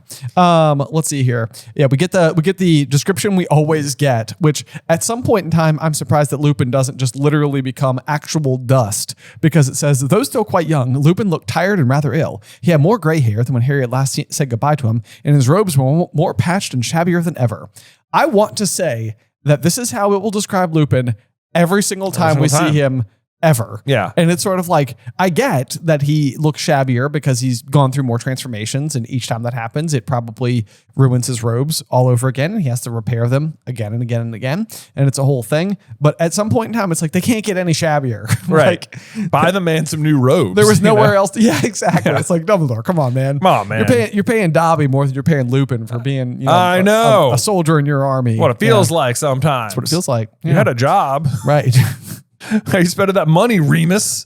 He was employed for 9 months. Well, yes. Maybe 10. Maybe 10. But still. Yeah. Let's see here. But he was smiling at Harry, who tried to smile back through his shock. Ooh, he looks just like I thought he would, said the witch, who was holding her lit wand aloft. Watch it, Harry. And this is, of course, Tonks, who gets a lot of page time in this chapter. And she's a character that is written for you to immediately like. Absolutely. Basically. Yeah. Like, here to end this chapter, you're just like, I like this Tonks girl. She's fun. She's got some whimsy to her. Yeah. Yeah. I see what you mean, Remus. Oh no, I'm so sorry. I did that in the you did that in Tonks voice. Hold on, let me back up. Yeah. I see what you mean, Remus. That was very good. Much better, Kingsley. Yeah, but okay. Yeah. He looks exactly like James. Except for the eyes, said a wheezy voice, silver-haired wizard at the back. Lily's eyes. Yeah. Lily from the grave is like, I didn't know everybody was paying so much attention to my eyes. I know. Everyone's staring at me, man. Yeah. Like, what's going on? How striking were these things? I know. Apparently quite. Must have been. Yeah. Right. And then let's see. Even though everyone's, they're in the right spot and they got the bond of blood and it really couldn't be anyone else, Moody has the gall to question Harry's identity. That's rich. I know. Like, oh, that's rich, Alistair. Yeah. Lupin, are you sure that's him? It was like, are we sure it's you? Are we sure Harry? I could just see Harry be like, I'm sorry. You me. You questioning me. May I see your hip flask? Because, good sir. Because I don't know if you know this, but I'm the chosen one. All right. What are you? All right. Right. Yeah. Right. But yeah, it'd be quite the lookout if we bring some Death Eater back impersonating him. I highlighted that just because we think that this is what Voldemort's original plan could have been. Around the maze. And I won't go into it because you've heard me say it a million times. But basically, just the Portkey goes back to Hogwarts. Yeah. Without anybody enchanting it to do so. So the idea would be that, like, in a book that we had Polyjuice Potion being so like central to the villain's plot with Mad Eye Moody, that they were effectively intending to send somebody back impersonating Harry. Yeah. And so that's what he's concerned about. But then I love this. He's like, we ought to ask him something only the real Potter would know, unless anyone brought any Veritaserum. And I'm like, bro, you've thought about, he has so many contingencies for this night, but didn't think about this moment. It's like, wait, didn't you didn't think about checking Harry's identity earlier? Anyone brought some Veritaserum? Like, you could have planned for that. If anybody brought Veritaserum, it's him. You know? I know. Yeah. Anyone just have some on them? It reminds me of the tape scene from Guardians of the Galaxy. Yeah. Does anybody have any tape? What kind of tape? And then I hate, this is such a dumb, like, Lupin comes up with just the worst question. Harry, what form does your Patronus take? Said Lupin. A stag. And he's like, that's him, Mad Eye. Like, but what a terrible question. Because lest you forget, Lupin, I hate to throw any shade at Lupin, but like, Harry cast his Patronus during a Quidditch match that the whole school saw. Right. Like, he mentions it. He says, like, that was quite some Patronus. Like, It was a stag. Everyone saw it. It is such, like learnable information. All the Slytherins know. Right. If Harry had a chocolate frog card, it would be on it. Yeah. Yeah. It'd be on there. And it's also just, it's like the very thing that they're there having to rescue Harry for is because he cast this Patronus. Yeah. Like the government knows that he cast this Patronus. Yeah. You Even know, the government. Right. Yeah. Right. So anyway, yeah, it doesn't feel like the most striking piece of information. Not a good one. Right. And then let's see. So Harry finally puts his wand away and he gets chastised immediately. Don't put your wand there, boy. What if it ignited? Better wizards than you have lost buttocks, you know. I love Tonks's response. Who do you know that's lost a buttocks?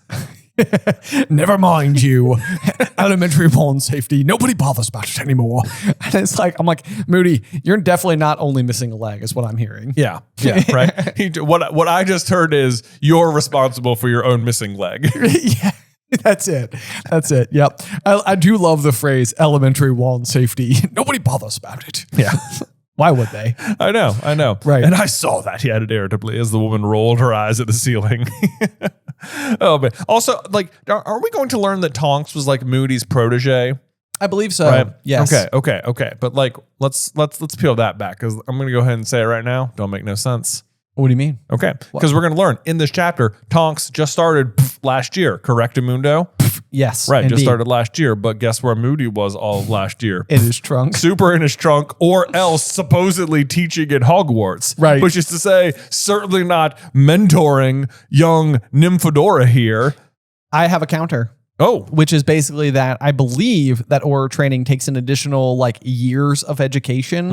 And it's entirely possible that what Moody's job was before coming in to teach Defense Against the Dark Arts was teaching Aurors. Was teaching Aurors. At like grad school. So he like retired from Auror, but then kept working for Auror. Yeah, from pretty Big much. Auror. For Big Auror. Yeah. Okay. The All industry. Right. I suppose. I always got the idea that he was just like fully retired for a while. Well, I mean, it kind of feels like that, but like, what's a man like that going to do? Like, I mean, play I don't know. chess? I don't think so. I mean, clearly not. Right. Yeah. I don't know.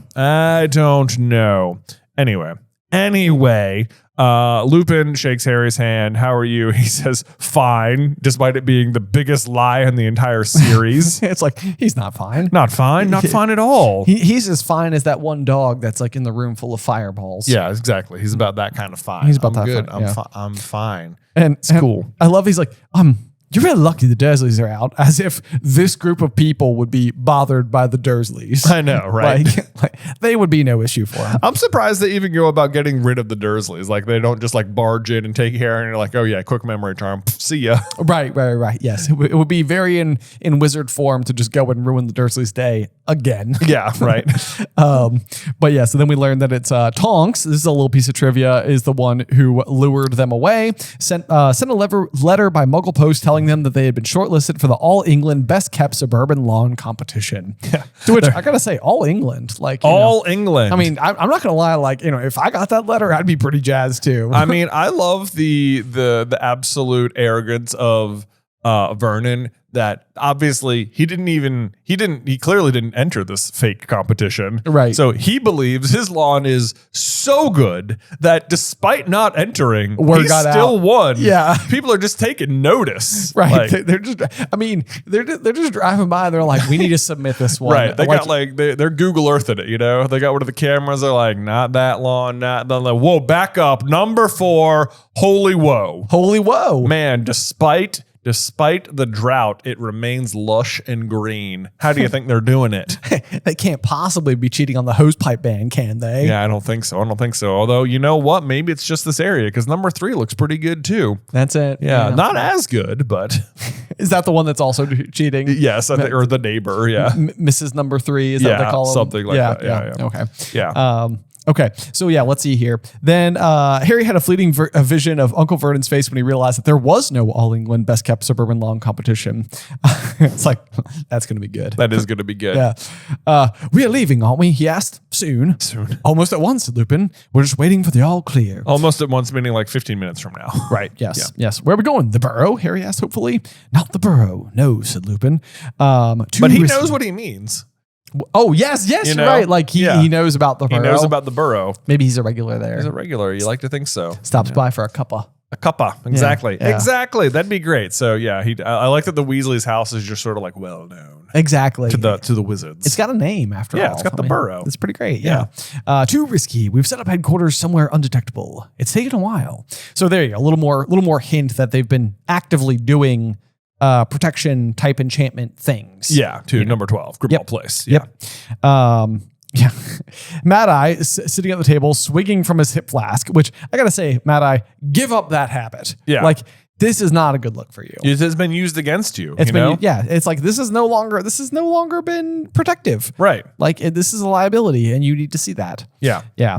And then Lupin introduces Moody to Harry. And Harry's like, yeah, I know, sort of. It felt odd to be introduced to someone he thought he'd known for a year. I bet. And this is Nymphadora. Don't call me Nymphadora, Remus. I can't believe Lupin's like, okay, I asked you to call me Moony, but whatever. You know? We're all about code names here. Yeah, we're all about the code names here. But we've got Tonks, who we finally get introduced to, who prefers to be known by her surname only. So would you, if your fool of a mother called you Nymphadora? So this is kind of funny because like it's a little bit of shade being thrown at Andromeda, which it's like it seems like in the end Andromeda is just a completely kind person anyway, and nothing like her two sisters, Narcissa and Bellatrix. I know. It's like she calls Andromeda a fool, even though she's the only non-fool black sister. Exactly. Yeah. Yes. Of the family Black, that is. And then we get introduction to Kingsley Shacklebolt, Elphias Doge, Daedalus Diggle, and then Diggle's like, we've met before, dropping his top hat. So is that the one who introduces himself back in book 1? I think it is. So yeah, obviously Kingsley is going to become minister after all things said and done. Elphias Doge is going to be the one who writes the eulogy for Dumbledore later on. Yeah. Daedalus Diggle, I do think met him at the Leaky Cauldron on his first day. Okay. And then hilariously, just a year from now, 2 years from now, Daedalus Diggle, is it Daedalus Diggle and Hessia Jones? I want to say will be back here at the house taking the Dursleys. Okay. Yeah. Away. To safety. And then when I saw Hessia Jones and I was like, is there any possibility that this Hessia Jones is related to Gwenog Jones? Oh, Gwenog. Of the Holy Head Harpies. Yeah. And they're both like, because you could see a world where these would have both been like Slughorn students. I mean, absolutely. She's obviously good enough on a broom. That's what they do for the rest of the chapter. Exactly. Yeah. Yeah. That's a very good point. Yeah. Right. They travel by a broomstick. Yeah. Yeah. So anyway. Yeah. What else? I'm trying to think if Emmeline Vance ever does anything else. Or Sturgis Podmore. What did these guys? Sturgis, is he the one who they try to force through the Ministry of That's Broderick Bode. Broderick Bode. Yeah, you're right. Yeah, I don't know. Just sort of names to fill out the order here. That's exactly right. Yeah, I think we have 9 total members of the advance guard, though. I got Moody, Lupin, Tonks, Kingsley, Elphias, Diggle, Vance, Podmore, and Jones. Yeah, that sounds about right. So if that's another piece of like trivia, there is like, what are the members of the advance guard, and can you name them? Can you name them all? That'd be so hard. I'm not gonna remember Sturgis Podmore. Podmore seems like a tough one. That's a tough one. Yeah. Let's see. A surprising number of people volunteered to come and get you, said Lupin, as though he had read Harry's mind. He's like, can he? Can't. Because sometimes when they say that, it's because those characters can. I wrote in like might have. We don't ever know Lupin to be like a Legilimens or anything, right. But he is going to be one of the people who will like harp on Harry to continue his lessons with Snape. Yeah. Like it's like a big deal. So possibly so. Maybe. And it could be that Lupin would have been the one able to teach him occlumency lessons rather, but he's not allowed at the school.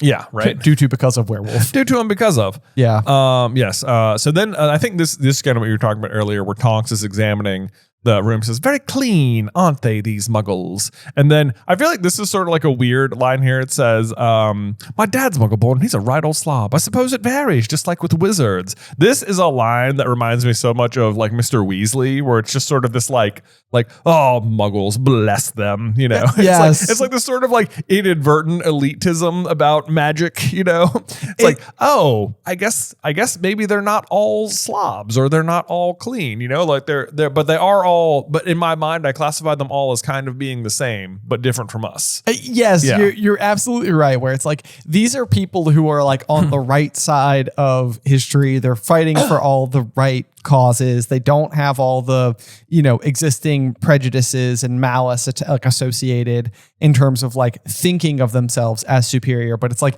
there is sort of this like unspoken lack of understanding about what's happening inside of a different culture from their own. Right. You know, and it's sort of like, it's like, I'd be willing to bet that most people are guilty of this in some capacity. Like, you know, you go, and even if you're exposed to a different culture, it's like you might come to super appreciate a different culture and even really like a different culture from your own. And it's like, it still doesn't necessarily mean you've been able to like understand what it's like to walk in their shoes. Yeah. Yeah. So this is somebody who has a Muggle-born dad and doesn't even have quite the scope on it. Right. Yeah. Yeah, you'd think Tonks probably would, but I guess not. And let's see. So then Moody has the trouble with his eye, where he says, it keeps sticking ever since that scum wart. And we, of course, have a theory here that the reason it's sticking now is because Barty Crouch Jr. turned the eye into a Horcrux with the death of his own father. Yes, and the really cool thing there is that it's a really like Barty Crouch Jr. is sort of like a character that is like thrust into major prominence by the end of Goblet of Fire as this sort of like, you know, like hero amongst villains, basically like just an unbelievably powerful and capable dark wizard. And he just sort of gets like destroyed off page with no further explanation, except he's not like destroyed, killed. He's destroyed, soul sucked out.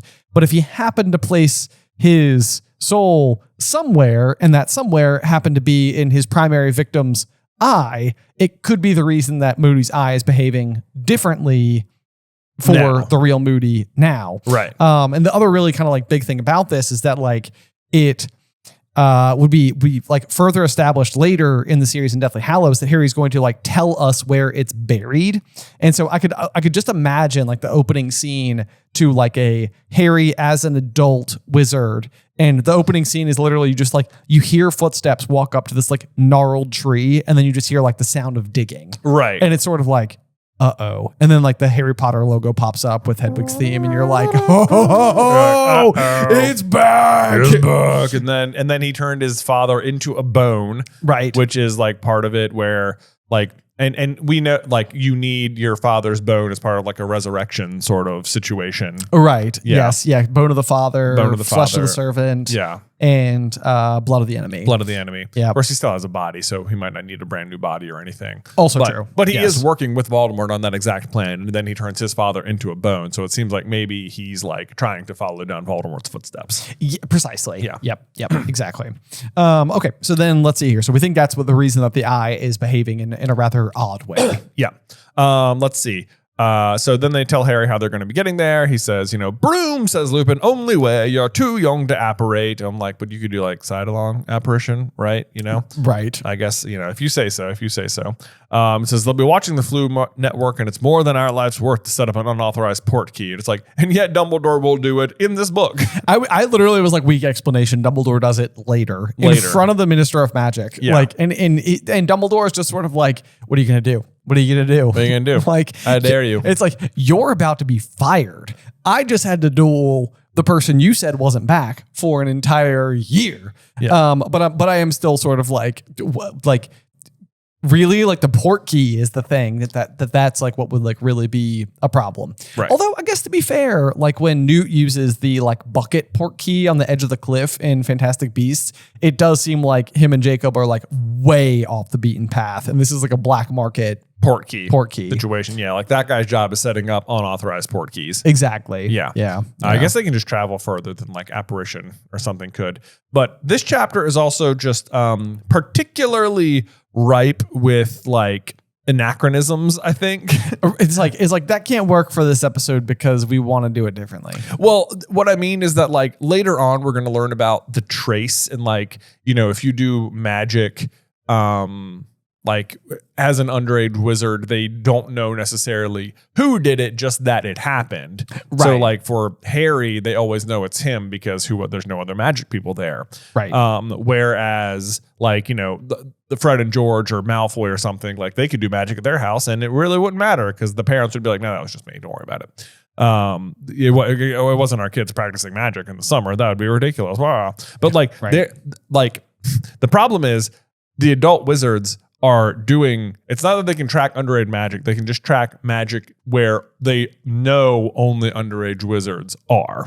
Right. So the advanced guard is going to be doing a lot of magic at the Dursleys, despite the fact that they're not supposed to be doing magic, because that should, to the trace, look like Harry's just doing a bunch of magic. Exactly. Right. Yes. I mean, and I believe that Tonks has already cast Lumos. So Yeah. we already have one spell going on, and that's sort of like to like illuminate the scene on the staircase to like show Harry looking down at the 9 members of the advanced guard. Right. She's also going to cast like Scourgify on Hedwig's cage. She's going to pack Harry's trunk, and Mad Eye's going to put a disillusionment charm on Harry. Exactly. Yep. So we have a lot of magic going on. So that's the next thing that happens, though, is that basically they're going upstairs, and Tonks is sort of like, it's a bit too clean. Do you know what I mean? A bit unnatural. Oh, this is better. And that's I love that. Oh, this is better. I do love that as well, because we always talk about like how like there's something inherently like almost messy about magic. Yes. And this is almost sort of like Tonks describing that phenomenon perfectly. Yeah. Like it's almost better that the room is like a mess. Yeah. Because otherwise, like I think a lot about like the Dursleys, and I'm like,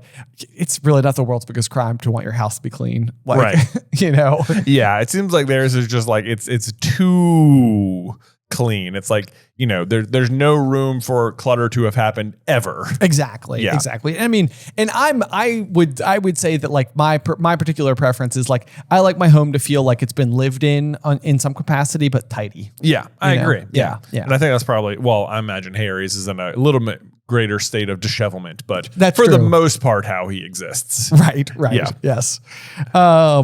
Let's see here. So then we kind of get the introduction as well to the unique ability of Tonks's, which is that she is a metamorph magus. Yes. And so she's looking in the mirror in Harry's room and says, you know, I don't think purple's really my color. Do you think it makes me look a bit peaky? And then Harry says, oh, I thought you were going to do it with me. Oh. You want to try it again? And Yeah, then okay. Harry says, counter. It's back. I know that is just basically like British for but still, I just think it's funny. And so then a second later, she turns her hair bubblegum pink, and Harry's like, how did you do that? And Which I'm like, magic, duh. right. But yeah, so then she explains that I'm a metamorph magus. It means I can change my appearance at will. I was born one. I got top marks in my concealment and disguise during aura training without any study at all. It was great. Okay, let me ask you this, Ben. What is the point of this? What is the point of Tonks being a metamorph magus? Oh, because we don't use it, you mean? Yeah. Yeah. It will not come up. It is really strange. I don't know. I was giving this a little bit of thought as well, and I just talked earlier in this chapter about like the ability to speak to owls and like whether or not that's something like all wizards can do. We know that there is a marker of being a member of the Slytherin family because you can speak to snakes, and that's sort of like iconic specifically to that lineage. And so I was curious as to whether or not that like this metamorph magi like ability, since you have to be born with it, isn't something similar to like a parcel tongue equivalent, but like for Hufflepuff house, because we know Tonks is in Hufflepuff. And the idea would be that like if she can look like anybody, that's almost sort of also like the like message that Hufflepuff sent that she would teach anybody. Interesting. Yeah. So that would be the thought, would be that like, is there a chance, or could we be on the lookout for any other instances that might suggest that Helga Hufflepuff also had this ability? Ooh, and that Tonks is the descendant of Hufflepuff. Correct. Ooh, that would be so super duper interesting. That would mean that, let's see, because otherwise it obviously is coming from Tonks's mom's side, so Andromeda Black.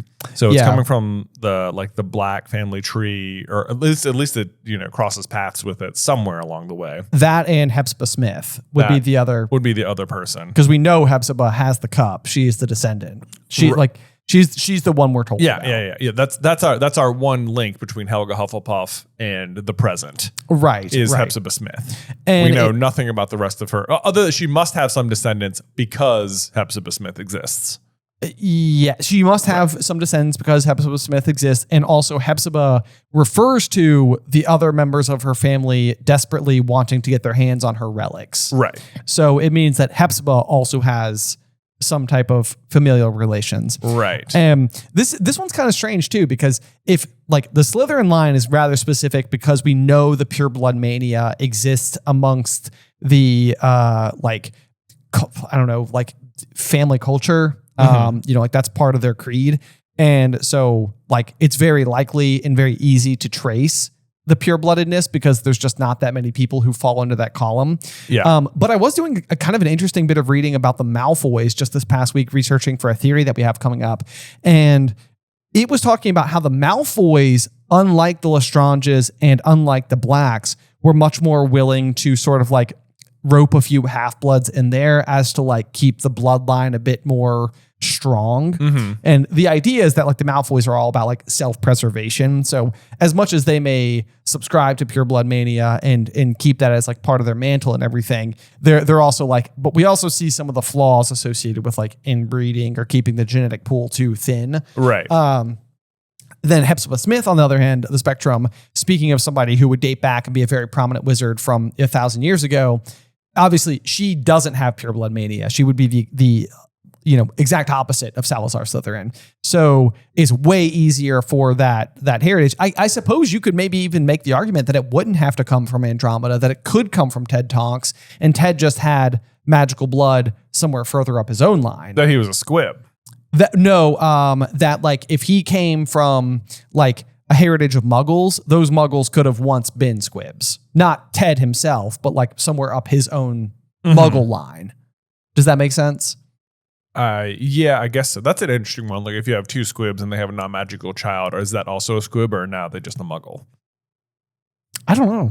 I don't know what would define that. Right. I don't know either. Because I mean, how magic manifests in and of itself is kind of a mystery. Like we don't have a clear explanation as to why there are Muggle-borns and squibs. Right. Like because squibs suggest that just because you have magic in your heritage doesn't mean you will have heritage, and vice versa. Like just because you don't doesn't mean you won't. But anyway, what I'm trying to say is I don't know that it has to come from the Andromeda side. It could come from the Tonks side. I guess it could. Because Hufflepuff would have openly welcomed intermarrying with Muggles. Right. Right? Do you follow my meaning? I do know what you mean. Yes, that it could have come down. Could have come down that side. But then I do think that would have to mean that he's like a squib in some regard, right? Well, we know that he's a wizard because we see him later, Ted Tonks, in the Forest of Dean. Oh, you're right. I'm sorry. Yeah. I'm sorry. Yeah. Yes. So he's just a wizard. You're right. Why Yeah. am I thinking he's a muggle? He's Muggle-born. He's muggle-born. Yeah. He is muggle-born. There it is. Right. Okay. So that's what I mean is that like, his parents' or whatever could have been wizards who had a squib who then just basically entered Muggle society, and then he re-emerged with magical abilities 3-4 generations later. Right. Okay. And maybe that's where the metamorph magi comes from. Right. Yeah. Okay. Suppose that's possible. Because I guess, yeah, maybe that may even be more likely because you see right away that like Tonks and Lupin's child, Teddy, is a metamorph magus as well. Correct. Like she passes that on directly to him, but it's not like if it came from Andromeda, then you'd almost think that Narcissa and Bellatrix would also have it. It would be way more Hufflepuff for it to be passed through a Muggle line than it would be through a wizard line, because that would fit more with the ideals of the house. Right. And the Black family is going to be way more associated with like the Slytherin side of things. Exactly. For the most part. Right. Yeah. And that's the problem. Like where the article about the Malfoys speaks to is that the Blacks were far more guilty of the inbreeding problem. Like that's where Sirius is like, Molly's my, second cousin twice removed or whatever. Like I forget what the exact connection is, but the Blacks are going to fall victim to the pure blood breeding more than the Tonks line maybe would. Well, this honestly continues to track then even with some of our other Hufflepuff related theories where like could Jacob Kowalski have been a Hufflepuff? Right, exactly. Yeah. Yes, because we feel like we know that one of the chief contributions of Helga Hufflepuff to the school was the kitchens, and like lots of like baking and cooking related spells. That we've long had the theory that the Hufflepuff's cup potentially could turn like water to wine or vinegar to wine. I forget what the classic association there is, but it's that if you get doused, that to get into the Hufflepuff common room, you have to like tap the one of the wine barrels, I think. Oh, yes. And you have to tap it like Helga Hufflepuff, like da da da da da. Right. Like in the cadence of her name. And then if you do it wrong, you'll get doused with vinegar. Okay. Yeah. Okay. But it's being held in wine barrels. Wine barrels. Okay. Yeah. Got it. Yeah. Okay. So where was I going with this though? Helga Hufflepuff. Lost my train of thinking. Kowalski, yes. Yeah. But his whole thing is, of course, baking. Yeah. And he's like using his like great grandmother's recipes. Right. Which, like, you know, it's like the timing doesn't work for his great grandmother to be Hepzibah Smith because that's taking place in 1926. And that Fantastic Beasts, the original film, was taking place in 1926. And Tom Riddle won't encounter Hepzibah Smith as an older lady until the 1950s-ish, right? We think.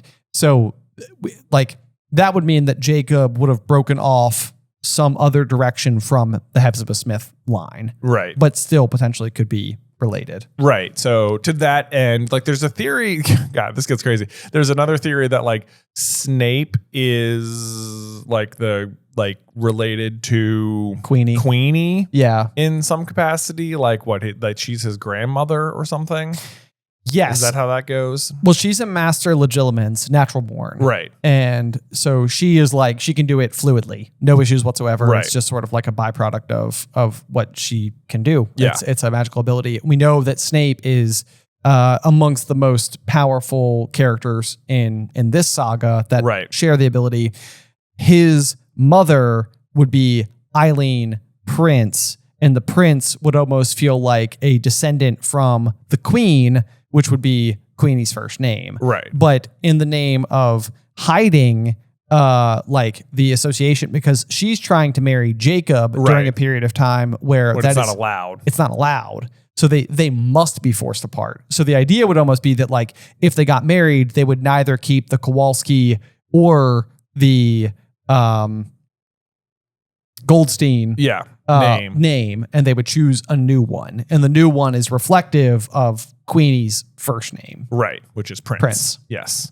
So then you have Eileen Prince, who marries Tobias Snape, who's Snape. There you go. Boom. That's the connection there. However, this would then mean that we have Tonks. I mean, it doesn't have to all be related down the same exact lines or whatever, but it would be interesting if Tonks could be a descendant of Hufflepuff and is like some proof that Helga Hufflepuff was like a metamorph magus as well. Because like there's just like it's cool that she can do it and it's like a skill that's introduced, but it comes up never. Like it's never ever the case that like, whoops, Tonks was hiding as this person and you didn't know it was Tonks the whole time. Whoopsie. You know, the only way in which it comes up is in the next book where her inability to do it is reflective of her depression, not her ability to do it is helpful in any way. No, you're exactly correct. Yeah. I mean, it's a strange ability that almost feels like it's got like the Chekhov's gun problem associated with it. It is Chekhov's metamorph magus. Precisely. Yeah. It's like the gun has to go off by the third act. And it's like, we don't like, it never does. It never does in a way that is plot critical. Right. Which is surprising. Yes. Yeah. What a detour. Yeah, I know, right? Probably a whole video we just made inside of that conversation. Inside of that one, I know. Whoops. Well, be on the lookout for that. Is Helga Hufflepuff a metamorph magus? I know. Maybe? And if so, that's going to make this particular page from my book where it says Hufflepuff ... somehow? Question mark. Well, we got there. Yeah. That'll be a fun one. If you sign up over on the Patreon, you can get one of the pages if you sign up for an annual subscription. Yeah, we're sending them out this week. That's right. Anyway, all right, so continue though. So yeah, we learned it means you can change your appearance at will. And Hera's like, you're an aura? And she's like, yeah, Kingsley is as well. He's a bit higher up than I am. I only qualified a year ago. Which, means, how could Moody have been teaching her? Nearly failed on stealth and tracking. I'm dead clumsy. Did you hear me break that plate when we arrived downstairs? Yeah, that's the thing that made him think there were burglars in the house. Yeah. Yep. Let's see here. Then she goes to do an incantation and Harry is like packing by hand and she's like, don't be stupid. It'll be much quicker if and she goes, pack. And I'm like, that can't possibly be the incantation for packing. It's because it's all about intent, Ben. It's about intent. Well, maybe. This was something that I was like, this makes for an amazing trivia question because the question could be, and of course we would both answer Scourgio. I already know that. But like, how does Tonks help Harry pack his clothes? What is the incantation used? And the incantation is pack. Pack. Yeah. So it's a total trick question because it's like there's not some type of Latin based word that we're using here. It's just pack. Perhaps it's not even pack. Maybe she's just like, it's just like wandless magic, like when Dumbledore and Slughorn are cleaning up the room. Or like wordless magic. And she's just saying pack as like a flourish. Well, that's entirely true. Yes, like she's just finishing her sentence while also doing like a nonverbal magic spell. Right. Yeah. Okay. Yeah. It's like when Queenie makes bakes the food in front of Jacob and Newt in the most satisfying way ever. It's pretty incredible. It's great. I loved listening to the actress talk about how beautiful it was in the original Fantastic Beasts, and then in Crimes of Grindelwald, she's like serving like slop. Yeah. it's like, ugh. Yeah. Oh boy, we talked about Queenie more in this episode than I thought we would. Did not expect that. Didn't have it on my bingo card for today. Nope. And then Tonks is like, well, it's not very neat, is it? My mom's got this knack for getting stuff to fit neatly inside of things. She even gets the socks to fold themselves. And I love this. It's like, it's kind of a flick. And she like kind of gets it to work. She's like, I can't quite get it. Right. But it's like, it is funny because it's like, there is something like folding shirts or something where it's like, why is mom so good at folding shirts and I'm not? You know, like I'm just doing, it feels like I'm doing the same thing. Right, it absolutely does. Yeah. It absolutely does. Yours comes in a neat stack that looks like a machine did it. Right. Yeah. I've been folding shirts my entire life and they still look like crap every time. Every time. How do you do it? I don't know. Yeah, maybe it's just an art form. But yeah, then we look over to Hedwig's cage, we get Scourgify, and it's like a few feathers and droppings vanished. Yeah. Well, that's a bit better. I never got the hang of these sort of householdy spells, which also feels like it's sort of like a nice little just sort of like Tonks is like an Auror. You know, like she's on a completely different path. Right. Yeah. It reminds me a lot of Ron. I think he uses this exact same spell on like a handkerchief he gives to Hermione, and it's like some of the grease siphoned off. Yeah. Like gross. Why is there grease on it? Is that in this book? I'm trying to remember when that's happening. I think it's in like 7, right? Okay, yeah, I think you're right. Because that's like when he's like reading. Oh yeah, I think they're getting ready for the wedding, and he's reading the book about how to like woo. Yeah, how to woo witches. Not as much spell work as you might think. It's not all spell work. Oh dear. Then she sees the firebolt and she's like, whoa, amazing. Oh, here I am running a Comet 260, said Tonks enviously. Oh, well, one still in your jeans, both buttocks still on. I love that. Oh, and then she casts Locomotor Trunk. So there's another spell that should be setting off the trace. Yep, absolutely. It seems like alarm bells should just absolutely be going off. Yep. And maybe it's the kind of thing where another letter from Mafalda Hopkirk showed up at the house and there was just nobody there to receive it. Yeah, like, oh, that doesn't count now. Yeah, although they would bring that up at the trial, so that definitely doesn't happen. Yeah. No. Anyway, but now we're back in the kitchen. Moody has replaced its eye, which was spinning so fast after its cleaning, it made Harry feel sick, which actually makes me feel kind of nauseous as well. Yeah, gross. Yeah.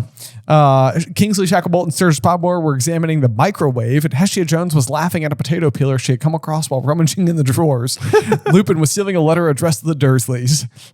Harry, I wrote a letter telling your aunt and uncle not to worry. They won't, said Harry. That you're safe. That'll just depress them, and you'll see them next summer. Do I have to?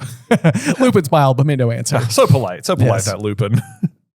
Let's see. And then Moody performs a disillusionment charm, more, traceable magic here in the house. And then people are going to be like, maybe they can turn off the trace. And it's like, if they can turn off the trace, maybe they should have done that the whole summer. Exactly. It's like maybe what would be really good for Harry, the guy who we're like training for slaughter right now, maybe he should be allowed to practice over the summer, you know, give him a fair fighting chance. Yeah. Something like that. Yeah. Oh, so anyway, then Lupin says you've got an invisibility cloak, but it won't stay on while we're flying. This will disguise you better. And I'm like, how do we know that? Yeah, I know. Maybe Lupin just doesn't know it's a Deathly Hallow. That's all. So this will disguise you better. And I was like, I don't know about better. Right. I always think this explanation is so interesting because you and I had the same third grade teacher growing up, Miss Z. Miss Zagarsky. Yeah, as it were. And she would do this thing where she would come over and she would basically like place her hand in like sort of like a ball shape on your head, and she would go, and she would like crack an egg on your forehead.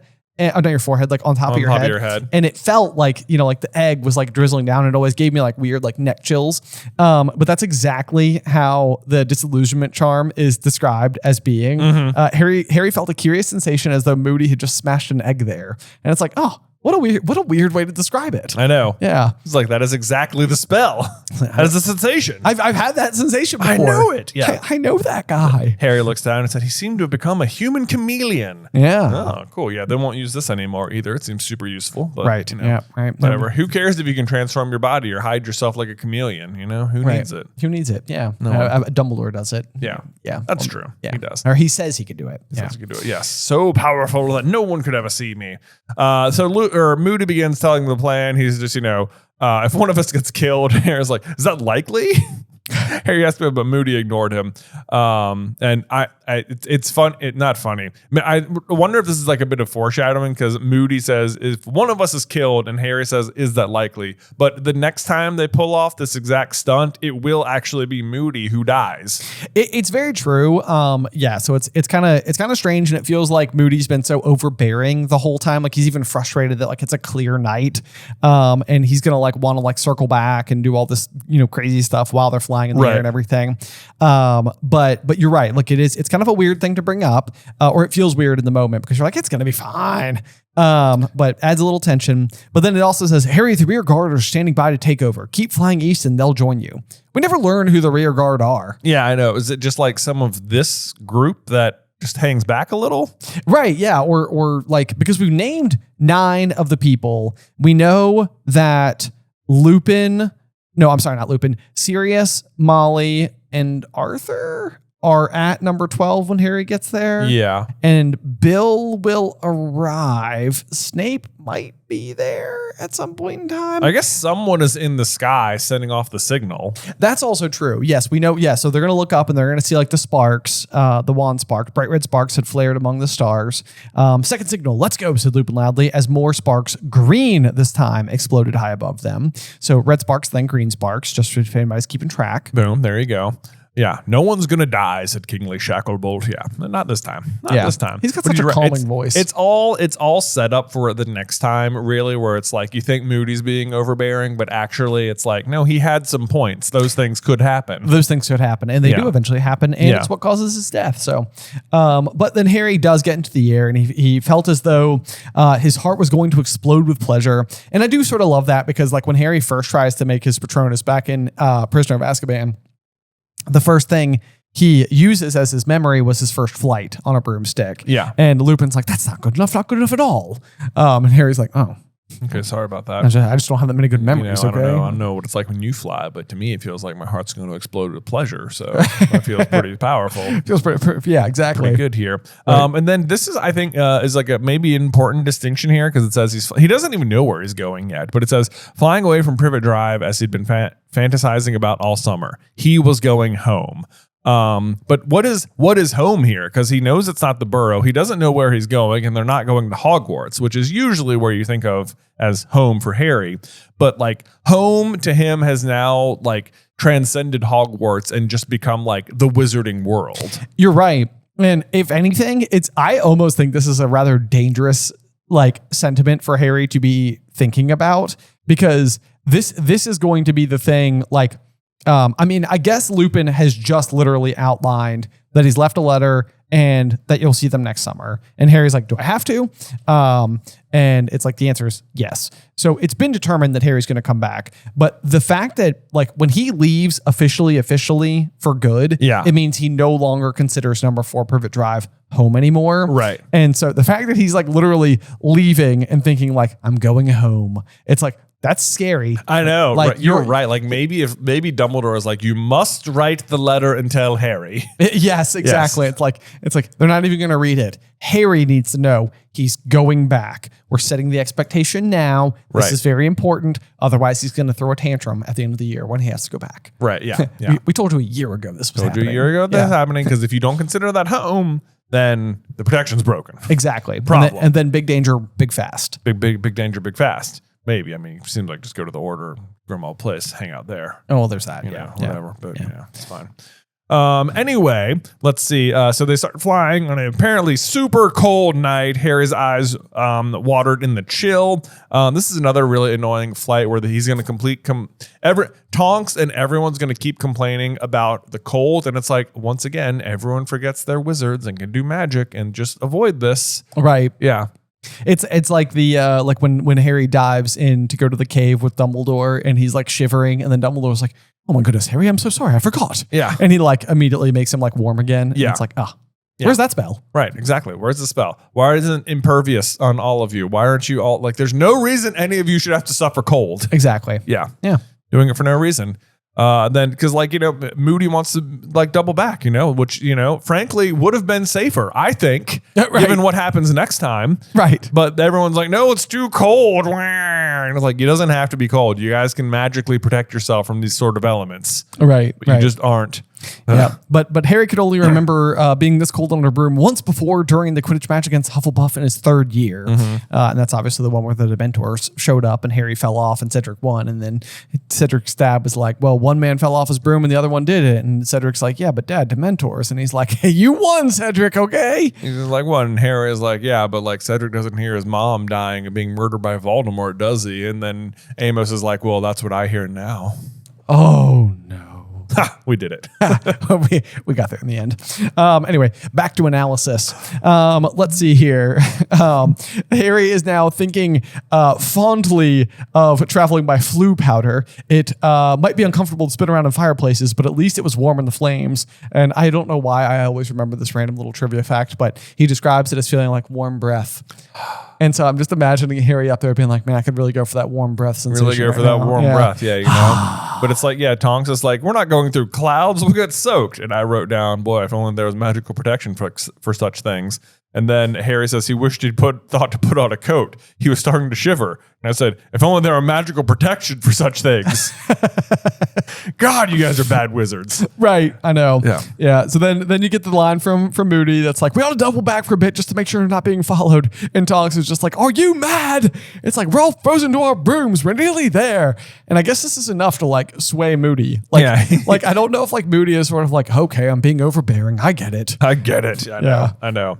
Let's see. This is where I also wrote down, if Tonks only qualified last year, how could Moody be her mentor if he was retired / teaching? So again, I don't know. It doesn't seem like it lines up, but maybe he was just doing some like on the side tutoring. Maybe that's it. Maybe. Yeah. I do like, I like how Tonks talks to Moody in this like super conversational way where everyone else kind of seems afraid of him. And she's just like, you're just like a silly old man. You old so-and-so. Yeah. Oh, Moody. Yeah. Yeah. I mean, hilariously, it doesn't not remind me of our own grandfather. Although not that I feel like I speak to him the way Tonks speaks to Mad Eye. Yeah. But I like, we just as a brief aside, we have like, I have like my boat that I go out and use. And sometimes Alice is like, how did you learn how to do this stuff? And I was like, well, Grandpa was very intense about it growing up. And like the 3 days once a year I got to practice doing it. Yeah. Oh, there's shallow water. That's exactly what he would say. Yeah. Yeah. I would like back the trailer up and he'd be like, further. Whoa now. And it's like, Grandpa, like 3 seconds ago, you were telling me to come back further. And then you were screaming at me for going too far. I mean, I'm just doing my best here. Doing my best here. Boats in the water. Hayes in the barn, let's go. That's right. Anyway, continue. Yeah. All right. So finally, at long last, they arrive on a street. And before they can go inside the house, Moody pulls out a silver cigarette lighter into the air and started clicking it. This is, of course, going to be the Deluminator, which I have to go ahead and assume has not been named yet. Moody says he borrowed it from Dumbledore, pocketing the put outer, he says. Yeah, the put outer is a way worse name. Way worse name. Like that feels like the kind of thing that in the writing process you use put outer and you're like you circle it and you're like, think of a good name later. Yeah, and then like somehow, some way, nobody in the editing department was ever like, hey, did you mean like for real find something later? Or we just stick one put outer? It's just like, I'm still working on it. The small little note that we bring up whenever the Deluminator shows up is just the unique magic that is turning off lights. Is like one of these things where it's never brought up in the series, and we know that like the opposite of Lumos is Nox, which turns off the spell Lumos. But Nox does not turn off the lights in the room. You need to be using a specific magical device that potentially is of Dumbledore's own creation and is is even potentially unique, according to Scrimgeour, when he eventually delivers it to Ron. Yes. But putting out the lights is a certain kind of magic that seems like they can't achieve it with like wand waving other than Nox to Lumos. But like if you cast Nox at a light, it won't like put it out. Right.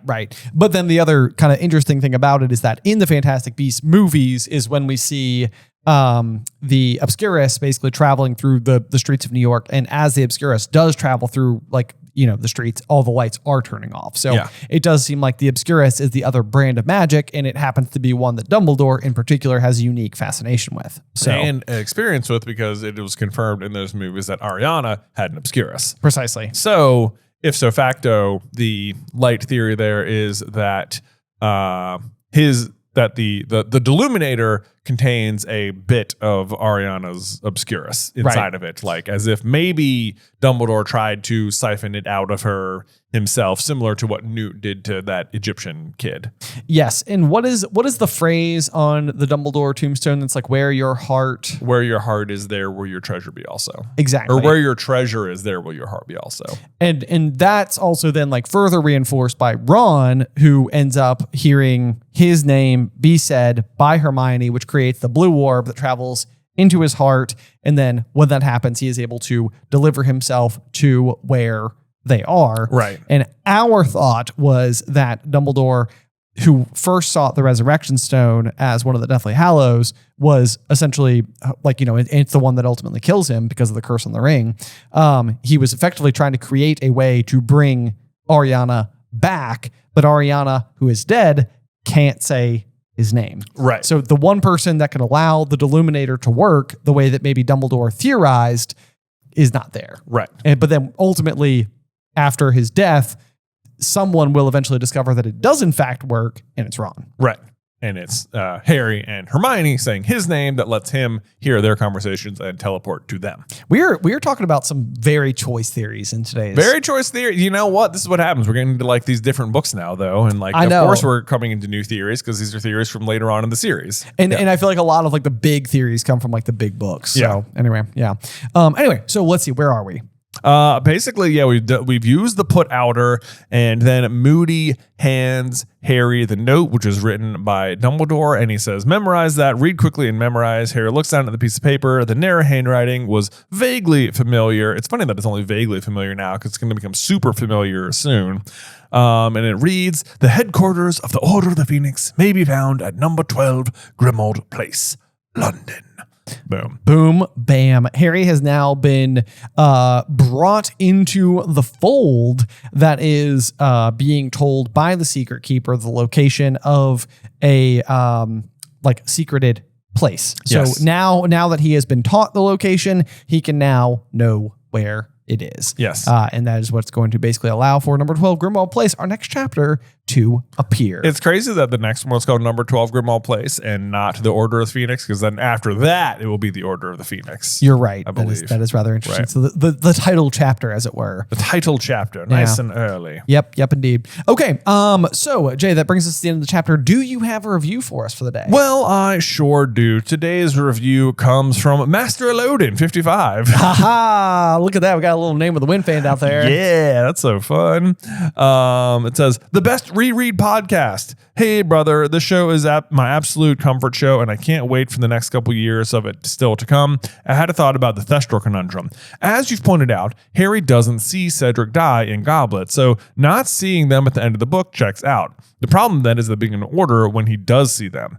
Could it be he's reliving the graveyard in his dream over the summer, but through Voldemort's eyes, thereby allowing him to see Cedric's death for the first time between those two potential Thestral encounters? Can't wait for more Order episodes. I don't hate it. I think that that's a very good explanation. I mean, if I'm being 100% candid, it's like I can't help but just assume this is just a plot hole. But it's like, the phrasing around these parts is that there are no plot holes, just opportunities for theories. So it's like if you really, really, really wanted to put a gun to my head about it, it's sort of like, I think it's just like a missed moment. Like Thestrals maybe just weren't invented yet or something. Yeah. And that's maybe like what's going on. But I do think that this actually works. This explanation works really well from Master Elodin, where it's basically like, Harry has his eyes closed while he's in the graveyard. He ends up not seeing the Thestrals. We know that Harry can see into Voldemort's mind and that Voldemort sort of got a lot going on, and that Harry is in fact dreaming throughout the summer about Cedric's death because Dudley specifically brings it up. And Harry's sort of like, well, he must have been doing it in his speech. Harry's like, I must be talking in my sleep because it's the only way Dudley could know this particular piece of information. Right. So there is that. Now, the ipso facto here would be that it is Wormtail who kills Cedric, not Voldemort, and Voldemort's still sort of like cradled away, like in his blankets. So does Voldemort see Cedric die? Well, I mean, that's also a fair question. Yeah, it's also a fair question. I mean, I guess he sees Cedric enough to say, "Kill the spare," you know. So he must know Cedric's there. Right, unless that's just sort of like Voldemort's classic like ability to like almost be looking at the scene as like a third person Legilimensing it out. Yeah, which I mean, we also think is reasonably possible because that's pretty much the perspective that Harry has when he's looking into the scene with Frank Bryce at the beginning of Goblet of Fire at the Riddle House. Like he's like, it's not until the very end of the chapter that the chair gets turned around and you, the viewer / Harry, the spectator of his own dream, is witnessing what sits in that chair. So were we talking about this on the show or maybe just like just with each other that someone else sent us an idea that maybe like before, like after Voldemort takes Harry's blood into himself, that's when Harry starts seeing through Voldemort's eyes. Right. Versus prior to that, he is sort of seeing the scene from a third person point of view. Which is almost like the more ethereal, like the bridge hasn't been built on both sides until the blood has been taken into Voldemort's veins. Like if that analogy makes sense. Right. Like the Horcrux already exists inside of Harry, which connects Harry to Voldemort, but the two-way street hasn't been fully forged. Right. So this would be a weird situation where when it happened, when Wormtail kills Cedric, like Voldemort will not quite have taken Harry's blood yet by like 5 minutes. Right. Right. So but then afterwards, like when Harry is actually having the dreams, he will have taken his blood. But so then the question is like when would Voldemort's memories of those situations come through as third person or first person? Because if it's coming through third person, then Harry can very definitely watch Cedric die. Right. But if it's first person, then it's open to chance. Then it's open to chance. Right. Well, it doesn't ruin it one way or another, but I think that's like we would need to more carefully examine all of the instances when Harry goes into Voldemort's mind going forward. Like we obviously know that like when Harry is like seeing through Nagini's eyes and later on in Order of the Phoenix over Christmas, that in that particular moment, Harry is the snake. Like he's really, really, really afraid that he's like accidentally become like an animagus or like he is like in two places at once or he somehow traveled to the ministry. Like he's going through all these like worst case scenarios in his mind. Like how could I have done this thing to Arthur, someone who I care so much about? And that's because he's absolutely looking through that perspective. The instances we would need closer examination at, in my mind, would be like after the break-in at Gringotts when Voldemort just goes ballistic and like kills everyone. And like when he's hunting for the Elder Wand.